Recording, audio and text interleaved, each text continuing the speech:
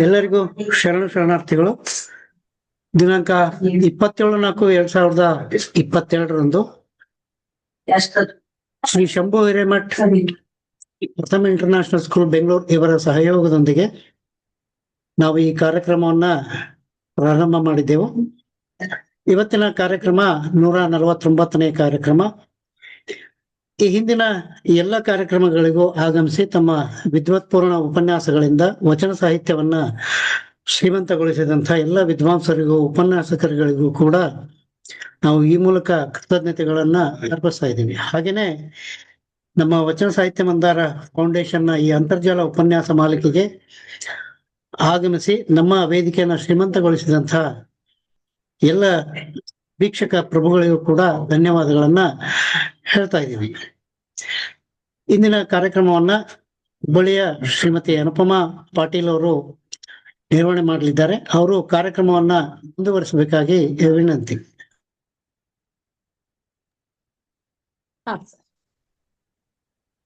ಓಂ ಶ್ರೀ ಗುರು ಬಸವಲಿಂಗಾಯ ನಮಃ. ಇಂದು 149ನೆಯ ಅಂತರ್ಜಾಲ ವಚನ ಸಾಹಿತ್ಯ ಉಪನ್ಯಾಸ ಮಾಲಿಕೆ ನಡೆಯುತ್ತಿದೆ. ಕಾರ್ಯಕ್ರಮಕ್ಕೆ ಆಗಮಿಸಿದಂತಹ ಎಲ್ಲ ವಚನ ಸಾಹಿತ್ಯಾಸಕ್ತ ಶರಣ ಬಂಧುಗಳಿಗೆ, ಶರಣ ಸಹೋದರ ಸಹೋದರಿಯರಿಗೆ ನನ್ನ ಭಕ್ತಿಪೂರ್ವಕ ಶರಣಾರ್ಥಿಗಳು. ಅಂಗವೆಂದರೆ ಲಿಂಗದೊಳಗಿತ್ತು, ಲಿಂಗವೆಂದರೆ ಅಂಗದೊಳಗಿತ್ತು, ಅಂಗದೊಳಗಿದ ಲಿಂಗವನ್ನೇ ಕಂಗಳಲ್ಲಿ ಹೆರೆಹಿಂಗದೆ ನೋಡಿದಡೆ ಮಂಗಳದ ಮಹಾಬೆಳಗು ಕಾಣಿಸಿತ್ತು. ಇಂತಪ್ಪ ಮಂಗಳದ ಮಹಾಬೆಳಗ ತೋರಿದ ಶರಣರಂಗ್ರಿಗೆರಗಿ ಸುಖಿಯಾದನೆಯ ಅಪ್ಪಣ್ಣ ಪ್ರಿಯ ಚೆನ್ನ ಬಸವಣ್ಣ. ಹಡಪದ ಲಿಂಗಮ್ಮನವರ ಈ ವಚನದೊಂದಿಗೆ ಇಂದಿನ ವಚನ ಸಾಹಿತ್ಯ ಉಪನ್ಯಾಸ ಮಾಲಿಕೆಯನ್ನ ಪ್ರಾರಂಭ ಮಾಡೋಣ. ಶ್ರೀ ಶಂಭು ಹಿರೇಮಠ್ ಅಧ್ಯಕ್ಷರು, ಪ್ರಥಮ ಇಂಟರ್ನ್ಯಾಷನಲ್ ಸ್ಕೂಲ್ ಬೆಂಗಳೂರು ಇವರ ಸಹಯೋಗದೊಂದಿಗೆ ನಮ್ಮ ವಚನ ಸಾಹಿತ್ಯ ಮಂದಾರ ಫೌಂಡೇಶನ್ ವತಿಯಿಂದ ಇಂದು 149ನೆಯ ಅಂತರ್ಜಾಲ ವಚನ ಸಾಹಿತ್ಯ ಉಪನ್ಯಾಸ ಮಾಲಿಕೆ ನಡೆಯುತ್ತಿದೆ. ಇವತ್ತಿನ ಕಾರ್ಯಕ್ರಮಗಳ ವಿವರಗಳನ್ನ ನೋಡೋದಾದ್ರೆ, ಮೊದಲಿಗೆ ಕುಮಾರಿ ಸಾಹಿತಿ ಪೂಜಾರಿಯವರಿಂದ ಪ್ರಾರ್ಥನೆ, ನಂತರ ಸ್ವಾಗತ, ನಂತರ ಸಂಪನ್ಮೂಲ ವ್ಯಕ್ತಿಗಳಾಗಿ ಆಗಮಿಸಿದ ಡಾಕ್ಟರ್ ದಯಾನಂದ್ ನೂಲಿ ಶಸ್ತ್ರಚಿಕಿತ್ಸಕರು, ಕಮಲಾ ಹಾಸ್ಪಿಟಲ್ ಚಿಕ್ಕೋಡಿ ಅವರಿಂದ ಶರಣರ ಶಿವಯೋಗ ವ್ಯಾಖ್ಯಾನ ಮಾಲಿಕೆಯಡಿ ಇಷ್ಟಲಿಂಗದ ನಿಜ ಸ್ವರೂಪ ಭಾಗ 2 ಇದರ ಬಗ್ಗೆ ಉಪನ್ಯಾಸ. ಅದಕ್ಕೂ ಮೊದಲು ಶ್ರೀಮತಿ ಅಮರವಾಣಿ ಐದ್ನಾಡ್ ಲಿಂಗಸೂರಿ ಅವರಿಂದ ಅತಿಥಿಗಳ ಪರಿಚಯ, ಕೊನೆಗೆ ಡಾಕ್ಟರ್ ವಿಜಯಕುಮಾರ್ ಕಮ್ಮಾರ್ ಅವರು ಶರಣ ಸಮರ್ಪಣೆಯನ್ನ ಮತ್ತು ಸಂವಾದ ನಿರ್ವಹಣೆಯನ್ನ ಮಾಡಿಕೊಡಲಿದ್ದಾರೆ. ಈಗ ಕುಮಾರಿ ಸಾಹಿತಿ ಪೂಜಾರ್ ಅವರು ಪ್ರಾರ್ಥನೆಯನ್ನ ನಡೆಸಿಕೊಡ್ಬೇಕಂತ ಕೇಳ್ಕೊಳ್ತಿದ್ದೀನಿ. ಸಾಹಿತಿ ಪೂಜಾರ್ ಅವರು ಬೆಂಗಳೂರಿನ ಪ್ರಥಮ ಇಂಟರ್ನ್ಯಾಷನಲ್ ಸ್ಕೂಲ್ನ 3ನೇ ತರಗತಿಯ ವಿದ್ಯಾರ್ಥಿನಿ.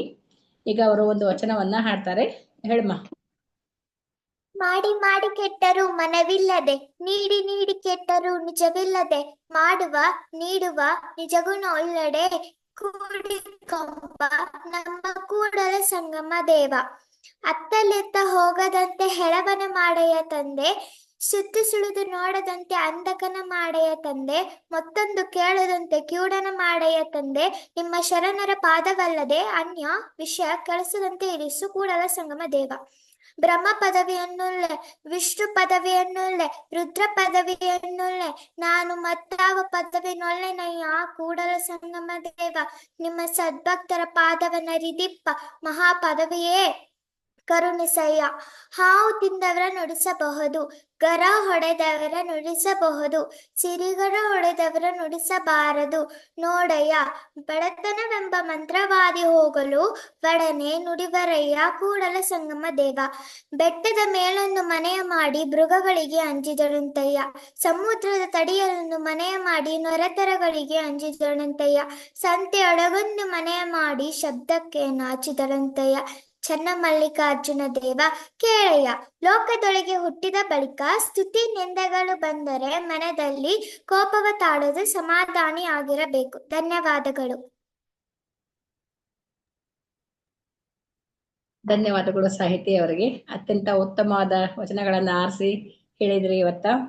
ಹೀಗೆ ವಚನಗಳ ಹಾಡುವುದನ್ನ ಕಲಿಯೋದನ್ನ ಮುಂದುವರ್ಸ್ಕೊಂಡು ಹೋಗ್ರಿ ಅಂತ ನಮ್ಮ ವೇದಿಕೆ ಪರವಾಗಿ ಆಶಿಸ್ತೇನೆ.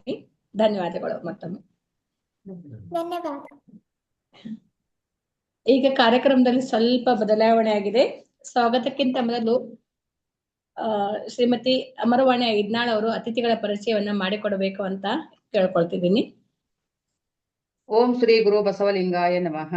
ಶರಣ ಶ್ರೀ ಶಂಭು ಹಿರೇಮಠ್ ಅಧ್ಯಕ್ಷರು, ಪ್ರಥಮ ಇಂಟರ್ನ್ಯಾಷನಲ್ ಸ್ಕೂಲ್ ಬೆಂಗಳೂರು ಇವರ ಸಹಯೋಗದಲ್ಲಿ 149ನೇ ಅಂತರ್ಜಾಲ ವಚನ ಸಾಹಿತ್ಯ ಉಪನ್ಯಾಸ ಮಾಲಿಕೆ, ಶರಣ ಶ್ರೀ ಶಂಕರ್ ದೇವನೂರ್ ಸಹೋದರರ ಸಹಯೋಗದೊಂದಿಗೆ ವಚನ ಸಾಹಿತ್ಯ ಮಂದಾರದ ರೂವಾರಿಗಳಾದ ಶರಣ ಶ್ರೀ ವಿಜಯಕುಮಾರ್ ಕಮ್ಮಾರ್ ಸಹೋದರರಿಗೆ, ಶರಣೆ ಶ್ರೀಮತಿ ಡಾಕ್ಟರ್ ಸರ್ವಮಂಗಳ ಸಕ್ರಿ ಅಕ್ಕನವರಿಗೆ ಹಾಗೂ ಶರಣೆ ಡಾಕ್ಟರ್ ಪುಷ್ಪಾವತಿ ಶಲ್ವಾಜ್ಮಠ ಸಹೋದರಿಗೆ ಮತ್ತು ಈ ಆನ್ಲೈನ್ ಕಾರ್ಯಕ್ರಮದಲ್ಲಿ ಉಪಸ್ಥಿತರಿರುವ ಎಲ್ಲ ನನ್ನ ಶರಣ ಬಂಧುಗಳಿಗೆ ನನ್ನ ಬಾಗಿದ ತಲೆ ಮುಗಿದ ಕೈಯಿಂದ ನನ್ನ ಭಕ್ತಿಯ ಶರಣಾರ್ಥಿಗಳು.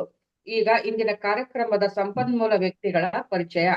ಈ ಸಹೋದರರ ಹೆಸರು ಶರಣ ಶ್ರೀ ಡಾಕ್ಟರ್ ದಯಾನಂದ್ ಈರಪ್ಪ ನೂಲಿ, ಕಮಲ್ ಆಸ್ಪತ್ರೆ, ಬಸವೇಶ್ವರ ನಗರ, ನಿಮಾ ರಸ್ತೆ, ಚಿಕ್ಕೋಡಿ. ಇವರ ಪ್ರಕಟಿತ ಕೃತಿಗಳು ನೆಹಲ್ ಕಥಾ ಸಂಕಲನ, ವಚನಗಾಲಿ ಆರೋಗ್ಯದ ಪರಿಕಲ್ಪನೆ ವಿಚಾರ ಗ್ರಂಥ, ಮರಳಶಂಕರ ದೇವರ ಅನುಭವ ಯಾತ್ರೆ ಕಾದಂಬರಿ, ಕನ್ನಡ ಪರ ಸಂಘಟನೆಗಳ ಸದಸ್ಯತ್ವ ಅಧಿಕಾರ ಚಟುವಟಿಕೆಗಳು, ಕನ್ನಡ ಸಾಹಿತ್ಯ ಪರಿಷತ್ತಿನ ಅಜೀವ ಸದಸ್ಯರು, ಚಿಕ್ಕೋಡಿ ತಾಲೂಕಾ ಘಟಕದ ಅಧ್ಯಕ್ಷರಾಗಿ ಕಾರ್ಯನಿರ್ವಹಣೆ, ಸಿರಿಗನ್ನಡ ಬಳಗ ಚಿಕ್ಕೋಡಿ ಸಂಚಾಲಕರು, ವಿವಿಧ ಸಾಹಿತ್ಯ ಪರ ಚಟುವಟಿಕೆಗಳು ಮತ್ತು 10 ಕನ್ನಡ ಪುಸ್ತಕಗಳ ಪ್ರಕಟಣೆ ಮಾಡಿದ್ದಾರೆ. ಇವರ ಚಟುವಟಿಕೆಗಳು ತಾಲೂಕಾ ಸಾಹಿತ್ಯ ಸಮ್ಮೇಳನ ಅಂಕಲಿ ಮತ್ತು ಚಿಕ್ಕೋಡಿ, ಜಿಲ್ಲಾ ಸಾಹಿತ್ಯ ಸಮ್ಮೇಳನ ನಿಪ್ಪಾಣಿ, ಭಾರತೀಯ ವೈದ್ಯಕೀಯ ಸಂಘಕ್ಕೆ ಇವರ ಕೊಡುಗೆಗಳು, ಚಿಕ್ಕೋಡಿ ಶಾಖೆಯ ಕಾರ್ಯದರ್ಶಿಯಾಗಿ ಹಾಗೂ ಅಧ್ಯಕ್ಷರಾಗಿ ಕಾರ್ಯನಿರ್ವಹಣೆ, ಚಿಕ್ಕೋಡಿಯಲ್ಲಿ ಅನೇಕ ವೈದ್ಯಕೀಯ ಮುಂದುವರೆದ ಪ್ರತಿಕ್ಷಣದ ಸಮ್ಮೇಳನಗಳು ಮತ್ತು ಕಾರ್ಯಾಗಾರಗಳು, ಕರ್ನಾಟಕದ ಶಸ್ತ್ರಚಿಕಿತ್ಸಕರ ಅಧ್ಯಕ್ಷರಾಗಿ ಕಾರ್ಯನಿರ್ವಹಣೆ. ಇವರಿಗೆ ಬಂದಿರತಕ್ಕಂತ ಪ್ರಶಸ್ತಿಗಳು ನೆಹಲ್ ಕಥಾ ಸಂಕಲನಕ್ಕೆ ಜಿಲ್ಲಾ ಸಾಹಿತ್ಯ ಪರಿಷತ್ತಿನಿಂದ ಅತ್ಯುತ್ತಮ ಕೃತಿ ಪ್ರಶಸ್ತಿ, ಕೆಎಲ್ಇ ವಿಶ್ವವಿದ್ಯಾನಿಲಯದಿಂದ ಸಮಾಜ ಸೇವೆಗಾಗಿ ಸನ್ಮಾನ ಪ್ರಶಸ್ತಿ ಕೂಡ ಬಂದಿದೆ. ಅಖಿಲ ಭಾರತ ಶಸ್ತ್ರಚಿಕಿತ್ಸಕರ ಸಂಘದಿಂದ ಉಚಿತ ಶಸ್ತ್ರಚಿಕಿತ್ಸಾ ಶಿಬಿರಗಳು ಮತ್ತು ಸಮಾಜ ಸೇವೆಗಾಗಿ ಪ್ರಶಸ್ತಿಗಳು ಲಭಿಸಿವೆ. ಇಂತಿಷ್ಟು ಇವರ ಪರಿಚಯ. ಇವರ ಪರಿಚಯ ಮಾಡಲು ನನಗೆ ಅನುವು ಮಾಡಿಕೊಟ್ಟ ಮತ್ತು ಈ ಕಾರ್ಯಕ್ರಮದ ಕೇಂದ್ರ ಬಿಂದುಗಳಾದ ಶರಣ ಶ್ರೀ ವಿಜಯಕುಮಾರ್ ಕಮ್ಮಾರ್ ಸಹೋದರರಿಗೆ ಗೌರವಪೂರ್ವಕ ಅಭಿನಂದನೆಗಳನ್ನು ತಿಳಿಸುತ್ತಾ, ಶರಣ ಶ್ರೀ ದಯಾನಂದ್ ನೂಲಿ ಸಹೋದರರಿಗೂ ನನ್ನ ಭಕ್ತಿಯ ಶರಣಾರ್ಥಿಗಳು. ಈ ಕಾರ್ಯಕ್ರಮದಲ್ಲಿ ಮೊದಲೇ ಸ್ವಾಗತ ಆಗ್ಬೇಕಾಗಿತ್ತು, ಆದ್ರೆ ನಾನು ಒಂದು ಕಾರ್ಯಕ್ರಮದಕ್ಕಾಗಿ ಬೇರೆ ಕಡೆ ಹೋಗ್ಬೇಕಾಗಿತ್ತು. ಆ ಮಾತಿಗೆ ಕಮ್ಮಾರ್ ಅಣ್ಣನವರು ಒಪ್ಪಿಗೆ ಕೊಟ್ಟು ನನಗೆ ಮೊದಲ ಪರಿಚಯ ಮಾಡಿಕೊಟ್ಟದಕ್ಕೆ ಅವರಿಗೆ ಮತ್ತೊಮ್ಮೆ ಹೃತ್ಪೂರ್ವಕ ಅಭಿನಂದನೆಗಳನ್ನು ಹೇಳುತ್ತಾ, ಅನ್ನಪೂರ್ಣ ಪಾಟೀಲ್ ಈ ಸಹೋದರಿಗೂ ಕೂಡ ನನ್ನ ಭಕ್ತಿಯ ಶರಣಾರ್ಥಿಗಳನ್ನು ಹೇಳುತ್ತಾ ಮುಂದಿನ ಕಾರ್ಯಕ್ರಮಕ್ಕೆ ಅನುವು ಮಾಡಿಕೊಡುತ್ತೇನೆ. ಎಲ್ಲರಿಗೂ ನನ್ನ ಭಕ್ತಿಯ ಶರಣಾರ್ಥಿಗಳು. ಅಕ್ಕ ಶರಣಾರ್ಥಿರೇ. ಅತ್ಯಂತ ಚಿಕ್ಕದಾದ್ರೂ ಚೊಕ್ಕವಾಗಿ ನಡೆಸಿಕೊಟ್ರಿ. ಮತ್ತೊಮ್ಮೆ ತಮಗೆಲ್ಲ ಧನ್ಯವಾದಗಳು. ಈಗ ಸ್ವಾಗತ ಕಾರ್ಯಕ್ರಮ.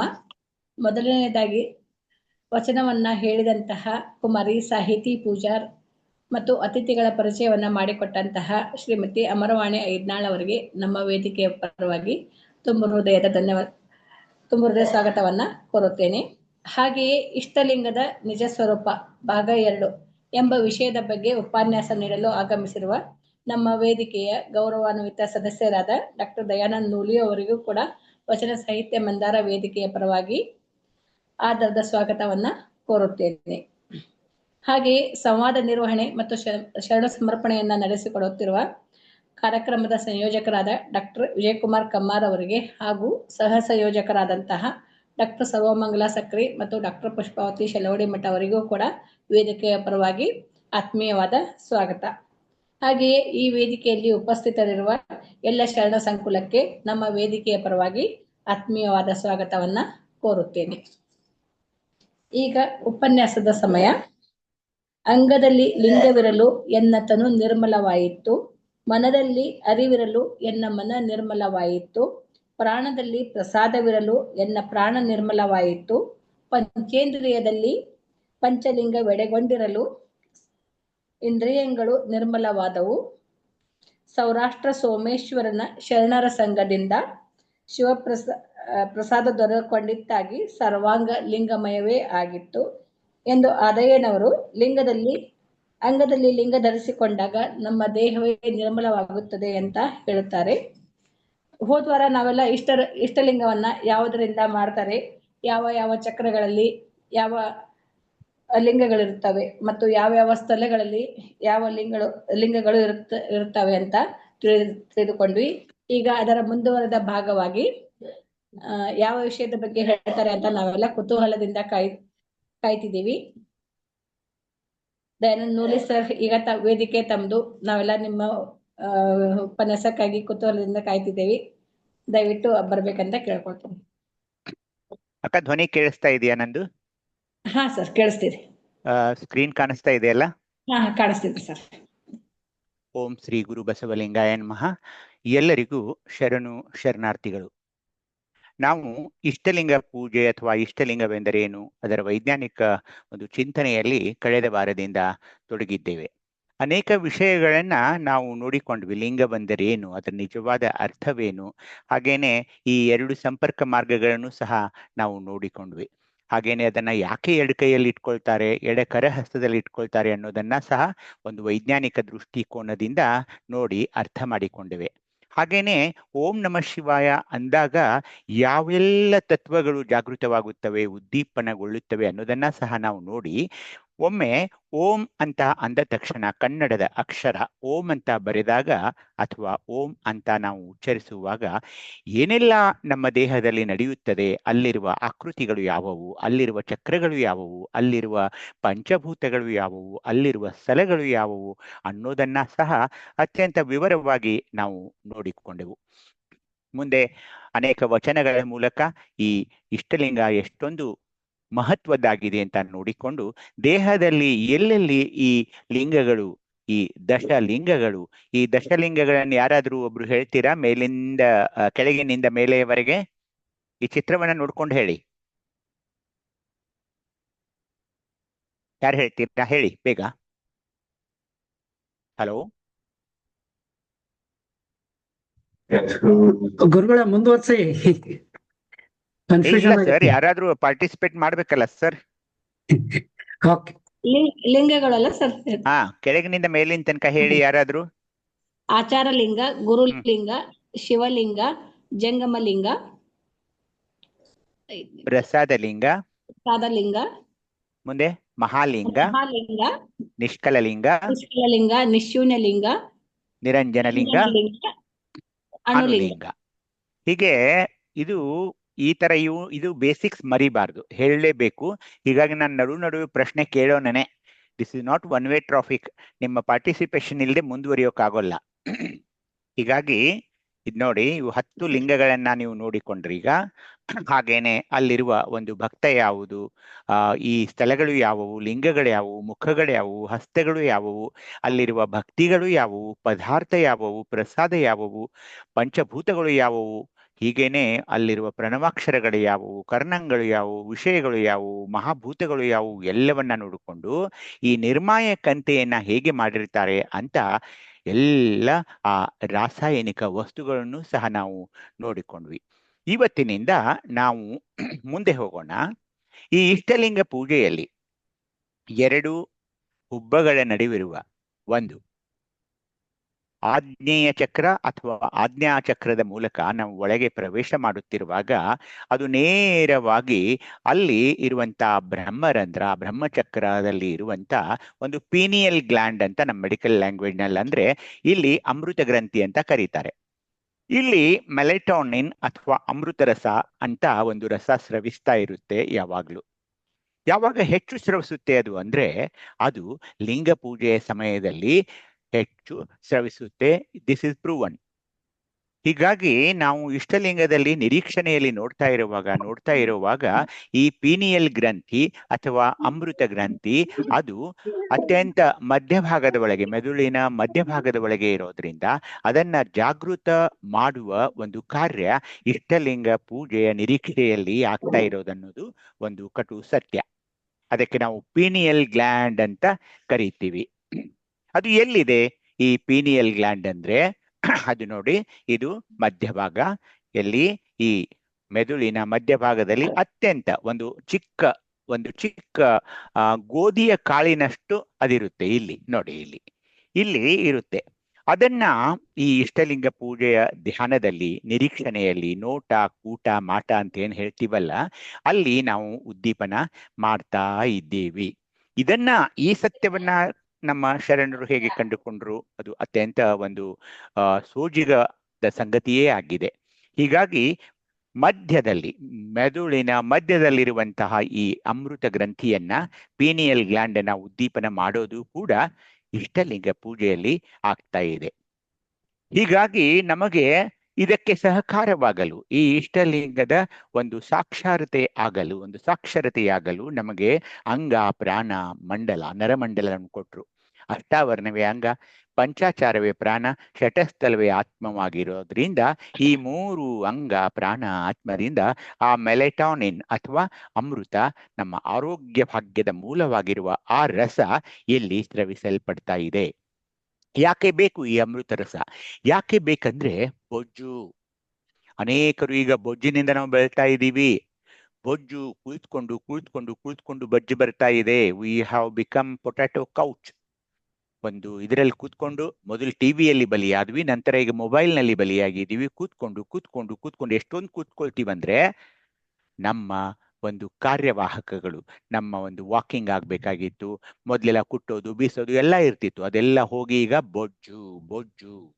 ಬೊಜ್ಜು ಆಗದಂತೆ ತಡೆಯೋ ಶಕ್ತಿ ಈ ಒಂದು ಕಾರ್ಟಿಸೋಲ್ ಅಂತ ಒಂದು ಹಾರ್ಮೋನ್ ಇರುತ್ತದೆ. ಆ ಕಾರ್ಟಿಸೋಲ್ ಹಾರ್ಮೋನದ ನಿಯಂತ್ರಣವನ್ನ ಈ ಮೆಲೆಟಾನಿನ್ ಅಂತ ಹಾರ್ಮೋನ್ ಮಾಡೋದಿದೆ. ಹಾಗೇನೆ ನಾವು ಹೆಚ್ಚು ಸಿಹಿಗಳನ್ನೇ ತಿಂತೀವಿ. ಜಿಲೇಬಿ, ಗುಲಾಬ್ ಜಾಮೂನು, ಶಿರಾ, ಹುಗ್ಗಿ, ಏನ್ ತಗೊಳ್ತೀರಾ ತಗೊಳ್ಳಿ. ಯಾವತ್ತು ಹಬ್ಬ ಹರಿದಿನ ಅಷ್ಟೇ ಅಲ್ಲ, ತಿಂಗಳಿಗೊಮ್ಮೆ ಬರುವ ಅಮಾವಾಸ್ಯ ದಿವಸ ನಾವು ಅತ್ಯಂತ ಸಿಹಿ ಪದಾರ್ಥಗಳನ್ನ, ಸ್ನಿಗ್ಧ ಪದಾರ್ಥಗಳನ್ನ ಸೇವಿಸ್ತಾ ಇರ್ತೀವಿ. ಈ ಸಸಾರಜನಕಗಳು, carbohydrates are not good for health. ಹೀಗಾಗಿ ನಾವು ಅದನ್ನ ಸಹ ನಿಯಂತ್ರಣ ಮಾಡ್ಕೋಬೇಕಲ್ಲ, ಅದು ಕೂಡ ಈ ಒಂದು ಹಾರ್ಮೋನ್ದಿಂದ ಅದು ನಿಯಂತ್ರಿಸಲ್ಪಡ್ತಾ ಇದೆ. ಹಾಗೇನೆ ದೇಹದಲ್ಲಿ ಕೊಬ್ಬುಗಳು ಸೇಕರಣೆಯಾಗಬಾರದು. ಯಾಕೆಂದ್ರೆ ಅದು ಹಾರ್ಟ್ ಅಟ್ಯಾಕ್ ಅನ್ನಿ ಅಥವಾ ನಮ್ಮ ಪಾರ್ಶ್ವವಾಯು ಆಗೋದನ್ನಿ, ಇದು ಬೇಡವಾದ ಕೊಬ್ಬುಗಳು ಆ ರಕ್ತ ನಾಳಗಳ ಒಳಗಿನ ಗೋಡೆಯಲ್ಲಿ ಸಂಗ್ರಹವಾಗಿ ಯಾವ ಒಂದು ಆರ್ಗನ್ಗೆ, ಯಾವುದು ಲಿವರ್ ಇರಬಹುದು, ಅಥವಾ ಕಿಡ್ನಿ ಇರಬಹುದು, ಅಥವಾ ಬ್ರೇನ್ ಇರಬಹುದು, ಅಥವಾ ಪುಪ್ಪುಸ ಇರಬಹುದು, ಶ್ವಾಸಕೋಶ ಅಂತೀರಿ, ಅಥವಾ ಮೆದುಳು ಇರಬಹುದು, ಯಾವ ಒಂದು ನಾಳವನ್ನ ಅದು ಪೆಡುಸುಗಟ್ಟಿ ಅದನ್ನ ಮುದ್ದೆ ಮಾಡಿ ಅಥವಾ ಅದನ್ನ ಬಂಧಿಸಿ ಪೂರ್ತಿ ಬ್ಲಾಕ್ ಮಾಡಿದಾಗ ಹಾರ್ಟ್ ಅಟ್ಯಾಕ್ ಆಗೋದು, ಪಾರ್ಶ್ವವಾಯು ಆಗೋದು, ಕಿಡ್ನಿ ಫೇಲ್ಯೂರ್ ಆಗೋದು, ಇದೆಲ್ಲ ಈ ಟ್ರೈಗ್ಲಿಸರೈಡ್ಸ್ ನಿಂದ ಆಗ್ತಾ ಇದೆ. ಲಿಪಿಡ್ಸ್, ಕೊಬ್ಬುಗಳಿಂದ. ಆ ಕೊಬ್ಬುಗಳ ನಿರ್ಮೂಲನೆ ಕೂಡ ಈ ಮೆಲೆಟಾನಿನ್ ಹಾರ್ಮೋನ್ ಮಾಡ್ತಾ ಇದೆ. ರಕ್ತನಾಳುಗಳು ಗಟ್ಟಿಯಾಗೋದನ್ನ ಅದು ನಿಲ್ಲಿಸ್ತಾ ಇದೆ. ಹಾಗೇನೆ ರೋಗ ನಿರೋಧಕ ಶಕ್ತಿಯನ್ನ ಕೂಡ ಅದು ಬೆಳೆಸ್ತಾ ಇದೆ ನಮ್ಮ ದೇಹದಲ್ಲಿ. ಕ್ಯಾನ್ಸರ್ ಗಡ್ಡೆಯ ಬೆಳವಣಿಗೆ ಸಹ ನಿಯಂತ್ರಣ ಆಗ್ತಾ ಇದೆ. ಹೇಗಂದ್ರೆ ಈಗ ಫಸ್ಟ್ ಸ್ಟೇಜ್ ದಿಂದ ಸೆಕೆಂಡ್ ಸ್ಟೇಜ್ಗೆ ಹೋಗ್ತಿರ್ತಾರಲ್ಲ, ಅದು ಕೂಡ ನಿಯಂತ್ರಣ ಆಗುತ್ತೆ ಈ ಮೆಲೆಟಾನಿನ್ ಎಂಬ ಹಾರ್ಮೋನ್ ದಿಂದ. ಇವೆಲ್ಲ ಅಭ್ಯಸನ ಮಾಡಿ ಕಂಡು ಹಿಡ್ಕೊಂಡಿದ್ದಾರೆ. ದೀರ್ಘಾಯುಷ್ಯವು ಬರ್ತಾ ಇದೆ. ಯಾಕೆ? ತುಮಕೂರಿನ ಸಿದ್ಧಗಂಗಾ ಮಹಾಶ್ರೀಗಳು, ಮುರುಗೋಡದ ಮಹಾಂತ ಶಿವಯೋಗಿಗಳು, ಮೃತ್ಯುಂಜಯಪ್ಪಗಳು, ಧಾರವಾಡದ ಮೃತ್ಯುಂಜಯಪ್ಪಗಳು, ಅಥಣಿಯ ಮದತನಿಯ ಮುರುಗೇಂದ್ರ, ಇವರೆಲ್ಲ ಯಾಕೆ ಶತಾಯುಷಿಗಳಾದ್ರಂದ್ರೆ ದೀರ್ಘಾಯುಷ್ಯ ಕೂಡ ಸಿಗ್ತಾ ಇದೆ ತ್ರಿಕಾಲ ಇಷ್ಟಲಿಂಗ ಪೂಜೆಯನ್ನು ಅವರು ಮಾಡ್ಕೊಳ್ತಾ ಇದ್ರಿಂದ. ಹಾಗೇನೆ ನರಗಳ ರಕ್ಷಣೆ ಮಾಡ್ತಾ ಇದೆ. ಇದು ನಿದ್ರೆಯ ನಿಯಂತ್ರಣ ಮಾಡುತ್ತೆ. ರಾತ್ರಿ ನಿದ್ರೆ ಬರೋಲ್ಲ, ಇದೊಂದು ದೊಡ್ಡ ಸಮಸ್ಯೆಯಾಗಿ ಕೂತಿದೆ ಇವಾಗ, ಇನ್ಸಾಮ್ನಿಯಾ. ಅದನ್ನು ಸಹ ಇದು ಮಾಡ್ತಾ ಇದೆ. ಹೀಗೆ ಅನೇಕ ಪ್ರಯೋಜನಗಳು ಈ ಒಂದು ಅಮೃತ ರಸದಿಂದ ಇದೆ ಅನ್ನೋದನ್ನ ತಾವು ಗಮನಿಸಬೇಕು. ಹೀಗೆ ನಾವು ಇಷ್ಟಲಿಂಗ ಪೂಜೆಯನ್ನು ಮಾಡುವಾಗ ಕೆಳಗಿನ ಆಚಾರ ಲಿಂಗದಿಂದ ಹಿಡಿದು ಗುರುಲಿಂಗ, ಜಂಗಮಲಿಂಗ, ಹಾಗೇನೆ ಶಿವಲಿಂಗ, ಜಂಗಮಲಿಂಗ, ಪ್ರಸಾದ ಲಿಂಗ, ಮಹಾಲಿಂಗದವರೆಗೆ ಅದು ನಮ್ಮ ಜರ್ನಿ, ಪಯಣ ಸಾಗಿದಾಗ ನಮ್ಮ ಮೆದುಳಿನ ಮಧ್ಯಭಾಗದಲ್ಲಿರುವ ಪೀನಿಯಲ್ ಗ್ಲ್ಯಾಂಡ್ ಅಥವಾ ಅಮೃತ ಗ್ರಂಥಿ ಆಕ್ಟಿವೇಟ್ ಆಗ್ತಾ ಇದೆ. ಅದು ಎಲ್ಲಿದೆ ಅನ್ನೋದನ್ನ ಇನ್ನೊಮ್ಮೆ ನೀವು ನೋಡೋದಾದ್ರೆ ತಲೆಬುರುಡೆಯನ್ನ ನೋಡಿ, ಅಲ್ಲಿ ಸೆಂಟ್ರಲ್ ಪಾಯಿಂಟ್ ಒಂದು ಕೆಂಪು ಇದು ಕಾಣಿಸ್ತಾ ಇದೆ, ಚುಕ್ಕೆ. ಆ ಕೆಂಪು ಚುಕ್ಕೆಯಲ್ಲಿ ಆ ಒಂದು ಗ್ರಂಥಿ ಇರ್ತಾ ಇದೆ ಅನ್ನೋದನ್ನ ತಾವು ಗಮನಿಸ್ಬೇಕು. ಹಾಗೇನೆ ನಾವು ಲಿಂಗ ಪೂಜೆಯಲ್ಲಿ, ಇಷ್ಟಲಿಂಗ ಪೂಜೆಯಲ್ಲೂ ಕೂಡ ಈ ತ್ರಿಕೋನಾಕಾರದ ಒಂದು ದೃಷ್ಟಿಕೋನದಿಂದ ಆ ಲಿಂಗ ನಿರೀಕ್ಷೆಯಿಂದ ಆ ಮೆಲೆಟಾನಿನ್ ರಸ ಸ್ರವಿಸ್ತಾ ಇದೆ. ನೀವು ಇಷ್ಟಲಿಂಗವನ್ನ ನೋಡೋದಾದ್ರೆ ಇದು ಲಿಂಗ ಅಂಡಾಕಾರವಾಗಿದೆ. ಮೇಲ್ಮೈ ಉಬ್ಬಾಗಿದೆ. ಈ ಕೆಳಗಡೆ ನೋಡಿ ಹೇಗೆ ಮಾಡಿದ್ದಾರೆ ಅಂದ್ರೆ ಅದೊಂದು ವಕ್ರವಾಗಿದೆ. ಅದು ಹೀಗೆ ಸ್ಟ್ರೇಟ್ ಇಲ್ಲ, ಹೀಗೆ ವಕ್ರವಾಗಿದೆ. ಮೇಲ್ಮೈ ಉಬ್ಬಾಗಿದೆ, ತಳ ವಕ್ರವಾಗಿದೆ. ಯಾವುದೇ ಕಪ್ಪು ವಸ್ತುವಿಗೆ ಉಷ್ಣತೆ ಕೊಟ್ಟಾಗ ಅದು ತನ್ನ ಮೇಲೆ ಬಿದ್ದ ಶಕ್ತಿ ಕಣಗಳನ್ನ ಹೀರಿಕೊಳ್ಳುತ್ತದೆ ಮತ್ತು ಹಾಗೇನೆ ಹೊರಹಾಕುತ್ತದೆ. ನಮ್ಮಲ್ಲಿರುವ ಆಜ್ಞಾಚಕ್ರದ ವರ್ಣವು ಕಪ್ಪಾಗಿಯೇ ಇದೆ. ಈ ಇಷ್ಟಲಿಂಗಕ್ಕೆ ಅದರೊಳಗೆ ಅಳವಡಲ್ಪಟ್ಟಿರುವ ರಾಸಾಯನಗಳನ್ನ ಅವನ್ನೆಲ್ಲ ನೋಡಿದ್ರಿ ನೀವು, ರಾಳ ಅದು ಇದು ಎಲ್ಲ ನೋಡಿದ್ರಿ. ಆ ಒಂದು ರಾಸಾಯನ ವಸ್ತುಗಳಿಂದ ಈ ಇಷ್ಟಲಿಂಗಕ್ಕೆ ಕಾಂತೀಯ ಗುಣಗಳಿವೆ. ಇಷ್ಟಲಿಂಗವನ್ನ ಕರಹಸ್ತದಲ್ಲಿ ಇಟ್ಟುಕೊಂಡಾಗ ನಮ್ಮ ದೇಹದಲ್ಲಿರುವ ಉಷ್ಣತೆ ಆ ಅಂಗೈಯಿಂದ ಲಿಂಗಕ್ಕೆ ವರ್ಗಾಯಿಸಲ್ಪಡ್ತಾ ಇದೆ. ಒಂದು ಸತ್ಯ ಏನಂದ್ರೆ ಕಾರ್ಲ್ ಸೆಗನ್ ಅಂತ ಒಬ್ಬ ಅತ್ಯಂತ ಮೇಧಾವಿ ಮತ್ತು ಜಗತ್ ಪ್ರಸಿದ್ಧ ಫಿಸಿಸಿಸ್ಟ್, ಭೌತಶಾಸ್ತ್ರಜ್ಞ, ಮೊನ್ನೆ ಅವರು ತೀರ್ ಹೋದ್ರು. ಅವರ ಪ್ರಕಾರ ಈ ಶಕ್ತಿ ಕಣಗಳು ಭೂಮಿಯನ್ನ ಯಾವಾಗ್ಲೂ ಸುತ್ತುತ್ತಾ ಒಳಗೆ ಬರ್ತಾ ಇವೆ. ಸೌರಮಂಡಲದ ಕೊನೆಯಲ್ಲಿ ಈ ಕಾಂತೀಯ ಕಣಗಳು ಅಲ್ಲಿ ಹೀಲಿಯೋಪಾಸ್ ಅಂತ ಒಂದಿರುತ್ತೆ, ಅಲ್ಲಿರ್ತಾ ಇವೆ. ಹೀಗಾಗಿ ನಾವು ಇಷ್ಟಲಿಂಗದ ಆ ಸರ್ಫೇಸ್, ಕೆಳಗಡೆ ಸರ್ಫೇಸ್ ಹೀಗೆ ಯಾಕೆ ಮಾಡಿದ್ರೆ ಅಂದ್ರೆ ಅದು ಬೊಗಸೆ ಆಗ್ಬೇಕು, ಅಂಜಲಿ ಆಗಬೇಕು. ಬೊಗಸೆ, ಇಲ್ಲೊಂದು ಸ್ಪೇಸ್ ಕ್ರಿಯೇಟ್ ಮಾಡ್ತಾರೆ. ಎಡ ಕರಹಸ್ತದಲ್ಲಿ ಈ ಬೊಗಸೆ ಅಥವಾ ಅಂಜಲಿ ನಿರ್ಮಾಣವಾಗ್ತಾ ಇದೆ. ಮೇಲೆ ಇಲ್ಲಿ ಇಷ್ಟಲಿಂಗವಿದೆ. ಆ ಶಕ್ತಿ ಕಣಗಳು ಅಥವಾ ವಿದ್ಯುರ್ಲತೆಯ ಕಣಗಳು ಹೀಗೆ ನಮಗೆ ಕಣ್ಣಿಗೆ ಕಾಣಿಸೋಲ್ಲ ಅವು, ಆದರೆ ಯಾವಾಗಲೂ ನಿಸರ್ಗದಲ್ಲಿ ಅದು ಹರಿದಾಡ್ತಾ ಇರ್ತವೆ. ಹೀಗಾಗಿ ಆ ಕಿರಣಗಳು ಈ ಲಿಂಗದಿಂದ ಹೀರಲ್ಪಡ್ತಾ ಇವೆ. ಈ ಒಂದು ಚಹಾ ಸೋಸುವ ಚಾಣಿಗೆ ನೋಡಿ, ಹೀಗೆ ಹಿಡಿದ್ರೆ ನೀವು ಅವೆಲ್ಲ ಮೇಲೆ ಚರಟ ಉಳಿಯುತ್ತೆ, ಕೆಳಗಿನ ಚಹಾ ಬೀಳುತ್ತೆ. ಹಾಗೇನೆ ಇಲ್ಲಿ ನೋಡಿ, ಇದು ಒಂದು ಒಂದು ಇದರ ಕೆಲಸವನ್ನೇ ಈ ಬೊಗಸೆ ಮಾಡ್ತಾ ಇದೆ. ಅಂದ್ರೆ ಈ ಸ್ಪೇಸ್ನಲ್ಲಿ ಆ ಶಕ್ತಿ ಕಣಗಳು ಸಂಗ್ರಹವಾಗಿ ನಮ್ಮ ದೇಹವನ್ನ ಸೇರಿಕೊಳ್ಳಲ್ಪಡ್ತಾ ಇವೆ. ಹಾಗೇನೆ ಅವು ಚದುರದಂತೆ ಇಡೀ ಇಷ್ಟಲಿಂಗದ ಸುತ್ತ ಒಂದು ಚಿಕ್ಕ ರುದ್ರಾಕ್ಷಿ ಮಾಲೆಯನ್ನು ಸಹ ತಾವು ಪೂಜೆಯ ವೇಳೆಯಲ್ಲಿ ಹಾಕಬಹುದು. ಈ ಹಿಲಿಯೋಪಾಸ್ ಅಥವಾ ಸೂರ್ಯನ ಒಂದು ಅತ್ಯಂತ ಶಾಖ, ಅತ್ಯಂತ ಸುಡು. ಎಷ್ಟಂದ್ರೆ ಆ ಸೂರ್ಯ ಏನಾದ್ರೂ ಭೂಮಿಗೆ ಅತ್ಯಂತ ಸಮೀಪವಾಗಿದ್ರೆ ಭೂಮಿಯನ್ನು ಸುಡಲ್ಪಡ್ತಿತ್ತೇನೋ, ಅಷ್ಟು ಶಾಖ ಸೂರ್ಯನಲ್ಲಿ ಇರ್ತಾ ಇರೋದ್ರಿಂದ ಏನಾಗ್ತಾ ಇದೆ, ಒಂದು ಆ ಸೂರ್ಯನ ಶಾಖದಿಂದ ಈ ಭೂಮಿ ರಕ್ಷಿಸಲ್ಪಡ್ತಾ ಇದೆ. ಅದಕ್ಕೆ ಹೀಲಿಯೋಪಾಸ್, ಇದು ಸೂರ್ಯ ಇಲ್ಲಿದೆಯಲ್ಲ, ಇದು ಹೀಲಿಯೋಸ್ಪಿಯರ್ ಅಂತ ಇರ್ತಾರೆ. ಸ್ಪಿಯರ್ ಅಂತ ಏನಿದೆಯಲ್ಲ, ಈ ಗುಂಡಾದ ಒಂದು ವಸ್ತುವಿಗೆ ಒಂದು ಪದರ ಇರ್ತಾ ಇದೆ, ಅದಕ್ಕೆ ಇದು ಹೀಲಿಯೋಸ್ಪಿಯರ್ ಆದ್ರೆ ಅದಕ್ಕೆ ಹೀಲಿಯೋಪಾಸ್ ಅಂತ ಅಂತಾರೆ. ಹೀಗಾಗಿ ನೋಡಿ, ಇಲ್ಲಿ ಸೂರ್ಯ ಇದ್ದಾರೆ, ಇದು ಪೃಥ್ವಿ, ನಡುವೆ ಹೀಲಿಯೋಸ್ಪಿಯರ್, ಅದರ ನಡುವೆ ಒಂದು ಹೀಲಿಯೋಪಾಸ್ ಇದೆ. ಈ ಹೀಲಿಯೋಸ್ಪಿಯರ್ಗೆ ಒಂದು ಶೀತ್ ಇದೆ, ಒಂದು ಕವಚ ಇದೆ, ಅದು ಹೀಲಿಯೋ ಶೀತ್. ಹೀಗಾಗಿ ಸೂರ್ಯನ ಶಕ್ತಿ ಕಣಗಳು ನೇರವಾಗಿ ಭೂಮಿಗೆ ಬಂದ್ರೆ ತುಂಬಾ ಅಪಾಯಕಾರಿಯಾಗೋದ್ರಿಂದ ಇಲ್ಲಿ ಹೀಲಿಯೋಪಾಸ್ ಒಂದಿದೆ, ಹೀಲಿಯೋಸ್ಪಿಯರ್ ಇದೆ. ಹೀಗಾಗಿ ಈ ಹೀಲಿಯೋಸ್ಪಿಯರ್ ಈ ಸೂರ್ಯನಿಂದ ಪೃಥ್ವಿಯನ್ನ ಅದು ರಕ್ಷಿಸಲ್ಪಡುತ್ತದೆ. ಸೌರ ಮಾರುತದಿಂದ ನಿರ್ಮಾಣವಾದ ಒಂದು ದೊಡ್ಡ ಗಾತ್ರದ ಗುಳ್ಳೆ ಅದು, ಯಾವುದು ಹೀಲಿಯೋಸ್ಪಿಯರ್. ಇದು ಪೃಥ್ವಿಯನ್ನ ಸೂರ್ಯನ ಅಪಾಯಕಾರಿ ವಿಕಿರಣತೆಯಿಂದ ರಕ್ಷಿಸುತ್ತದೆ. ಇದರ ಕವಚಕ್ಕೆ ಹೀಲಿಯೋಶೀತ್ ಅಂತಾರೆ. ಹೀಲಿಯೋಪಾಸ್ ಅಂದ್ರೆ ಆ ಹೀಲಿಯೋಶೀತದ ಹೊರಭಾಗದ ವಲಯ. ಇಲ್ಲಿ ನೋಡಿ, ಈ ವಿಡಿಯೋನಲ್ಲಿ ನಿಮ್ಗೆ ಕಾಣಿಸ್ತಾ ಇದೆ ಆ ಸೂರ್ಯನ ಶಕ್ತಿ ಕಣಗಳು ಹೇಗೆ ಪ್ರವಹಿಸುತ್ತಾ ನಿಧಾನವಾಗಿ ಯಾವಾಗಲೂ ಭೂಮಿಯ ಕಡೆ ಅವು ಚಲಿಸ್ತಾ ಇರ್ತಾವೆ ಅಂತ ಕಾರ್ಲ್ ಸೆಗನ್ ಅಂತ ಭೌತಶಾಸ್ತ್ರಜ್ಞ ನಮಗೆ ಹೇಳಿದ್ದಾನೆ. ಹಾಗೇನೆ ಈ ವಿಡಿಯೋದಲ್ಲಿ ನೀವು ನೋಡೋದಾದ್ರೆ ಇಲ್ಲಿ ಅದು ನಿಮ್ಗೆ ಹೇಳ್ಬೇಕಂದ್ರೆ, ಒಮ್ಮೆ ನಮ್ಮ ಇದು ಹೋದಾಗ ಸೌರ ನೌಕೆ ನಾಸಾದಿಂದ ಹೋದಾಗ ಅದು ಹೇಗೆ ಭೂಮಿಯ ಕಡೆಗೆ ಈ ಸೂರ್ಯನ ಕಿರಣಗಳು ಹೇಗೆ ಬರ್ತವೆ, ಹಾಗೇನೆ ಈ ನಮ್ಮ ಭೂಮಿ ಸೂರ್ಯನ ಆ ವಿಕಿರಣತೆಯಿಂದ ಈ ಹೀಲಿಯೋಸ್ಪಿಯರ್ನಿಂದಾಗಿ ಹೇಗೆ ಸಂರಕ್ಷಿಸಲ್ಪಡ್ತದೆ ಅನ್ನೋದನ್ನ ಆ ಒಂದು ಸೌರನೌಕೆ, ನಾಸಾದಿಂದ ಬಿಟ್ಟಲ್ಪಡಂತ ಸೌರನೌಕೆ ಅದನ್ನೆಲ್ಲ ಫೋಟೋಗಳನ್ನ, ಪಿಕ್ಚರ್ಗಳನ್ನ ತೆಗೆದು ನಮಗೆ ಕಳಿಸಿದ್ದು ಕೂಡ ಅಷ್ಟೇ ಸತ್ಯವಾಗಿದೆ. ಆದ್ರೆ ಆಶ್ಚರ್ಯದ ಒಂದು ವಿಷಯ ಏನಂದ್ರೆ, ತೋಂಟದ ಸಿದ್ಧಲಿಂಗ ಶಿವಯೋಗಿಗಳು ಇದನ್ನ ಹೇಗೆ ಕಂಡುಹಿಡಿದ್ರು ನೋಡಿ, ಎಷ್ಟು ಚೆನ್ನಾಗಿ. ಯಾರಾದ್ರೂ ಓದ್ತೀರಾ ಈ ವಚನವನ್ನ? ಅದ್ಭುತದ ಆಕಾಶದಲ್ಲಿ ಓದಿ ನೋಡೋಣ. ಅದ್ಭುತದ ಆಕಾಶದಲ್ಲಿ ಶುಭ್ರ ವರ್ಣದ ಅಂಗನೆ, ವಿದ್ಯುರ್ಲತೆಯ ಹೆಡೆದಳು ನೋಡ. ವಿದ್ಯುರ್ಲತೆಯ ಬೆಳಗಿನಿಂದ ಶುದ್ಧ ಪ್ರಸಾದವ ಕಂಡು, ಶುದ್ಧಾಶುದ್ಧವ ನಡೆದು ನೀನೆಂಬುದ ಹೊದ್ದಡೆ. ಎರಡಳೆದ ನಿರಾಳ ನೀನೆ, ಮಹಾಲಿಂಗ ಗುರು ಶಿವಸಿದ್ಧ ಪ್ರಭುವೆ. ಸಮಗ್ರ ವಚನ ಸಂಪುಟ 11 ವಚನ ಸಂಖ್ಯೆ 332. ಶರಣು ಅಕ್ಕ. ತೋಂಟದ ಸಿದ್ಧಲಿಂಗ ಶಿವಯೋಗಿಗಳು ಅಂದಿನ 15ನೇ ಶತಮಾನದಲ್ಲಿ ಈ ವಚನವನ್ನ ಬರೆದ್ರು. ಕಾರ್ಲ್ ಸೆಗನ್ ಹೇಳಿದ್ದು ಮೊನ್ನೆ. ಆದ್ರೆ ಶಿವಯೋಗಿಗಳು ನೋಡಿ, ಅದ್ಭುತದ ಆಕಾಶದಲ್ಲಿ ಶುದ್ಧವರ್ಣದ ಅಂಗನೆ, ಅದ್ಭುತದ ಆಕಾಶ ಅಂದ್ರೇನೆ ಹಿಲಿಯೋಪಾಸ್, ವಿದ್ಯುರ್ಲತೆಯ ಹಡೆದಳು ನೋಡ ಆ ವಿದ್ಯುತ್ ಕಾಂತಿಯ ಕಣಗಳು, ಶುಭ್ರವರ್ಣದ ಅಂಗನೆ ಅಲ್ಲಿಂದ ಬರುವ ಶಕ್ತಿ ಕಣಗಳು ವಿದ್ಯುರ್ಲತೆಗಳು, ಶುದ್ಧ ಪ್ರಸಾದ ಅಂದ್ರೆ ಪರಮಾತ್ಮನ ಚೈತನ್ಯ ಪರಂಜ್ಯೋತಿ. ನೋಡಿ ನೋಡಿ ನೋಡಿ ನಮ್ಮ ಶರಣರ ಮಹಿಮೆಯನ್ನ ನೋಡಿ. ವಿದ್ಯುರ್ಲತೆಯ ಹಡೆದಳು ನೋಡ ವಿದ್ಯುರ್ಲತೆಯ ಬೆಳಗಿನಿಂದ ಶುದ್ಧ ಪ್ರಸಾದವ ಕಂಡು ಶುದ್ಧಾಶುದ್ಧವನಳಿದು ನೀನು ಎಂಬುದ ಹೊದ್ದದೆ ಎರಡಳಿದ ನಿರಾಳ ನೀನೇ ಅಂತ ಎಷ್ಟು ಸೊಗಸಾಗಿ ಈ ಶಕ್ತಿ ಕಣಗಳ ಬಗ್ಗೆ ಹೇಳಿದರು. ಹಾಗೇನೆ ಇನ್ನೊಂದು ವಚನ ಬರ್ತಾ ಇದೆ, ಬೇರೆ ಯಾರಾದ್ರೂ ಒಬ್ರು ಓದಿ. ಪಶ್ಚಿಮ ಚಕ್ರದಲ್ಲಿ ಯಾರು ಓದ್ತೀರಾ? ಓದಿ. ಶರಣು ಶರಣಾರ್ಥಿಗಳು. ಓದಿ ಅಕ್ಕ.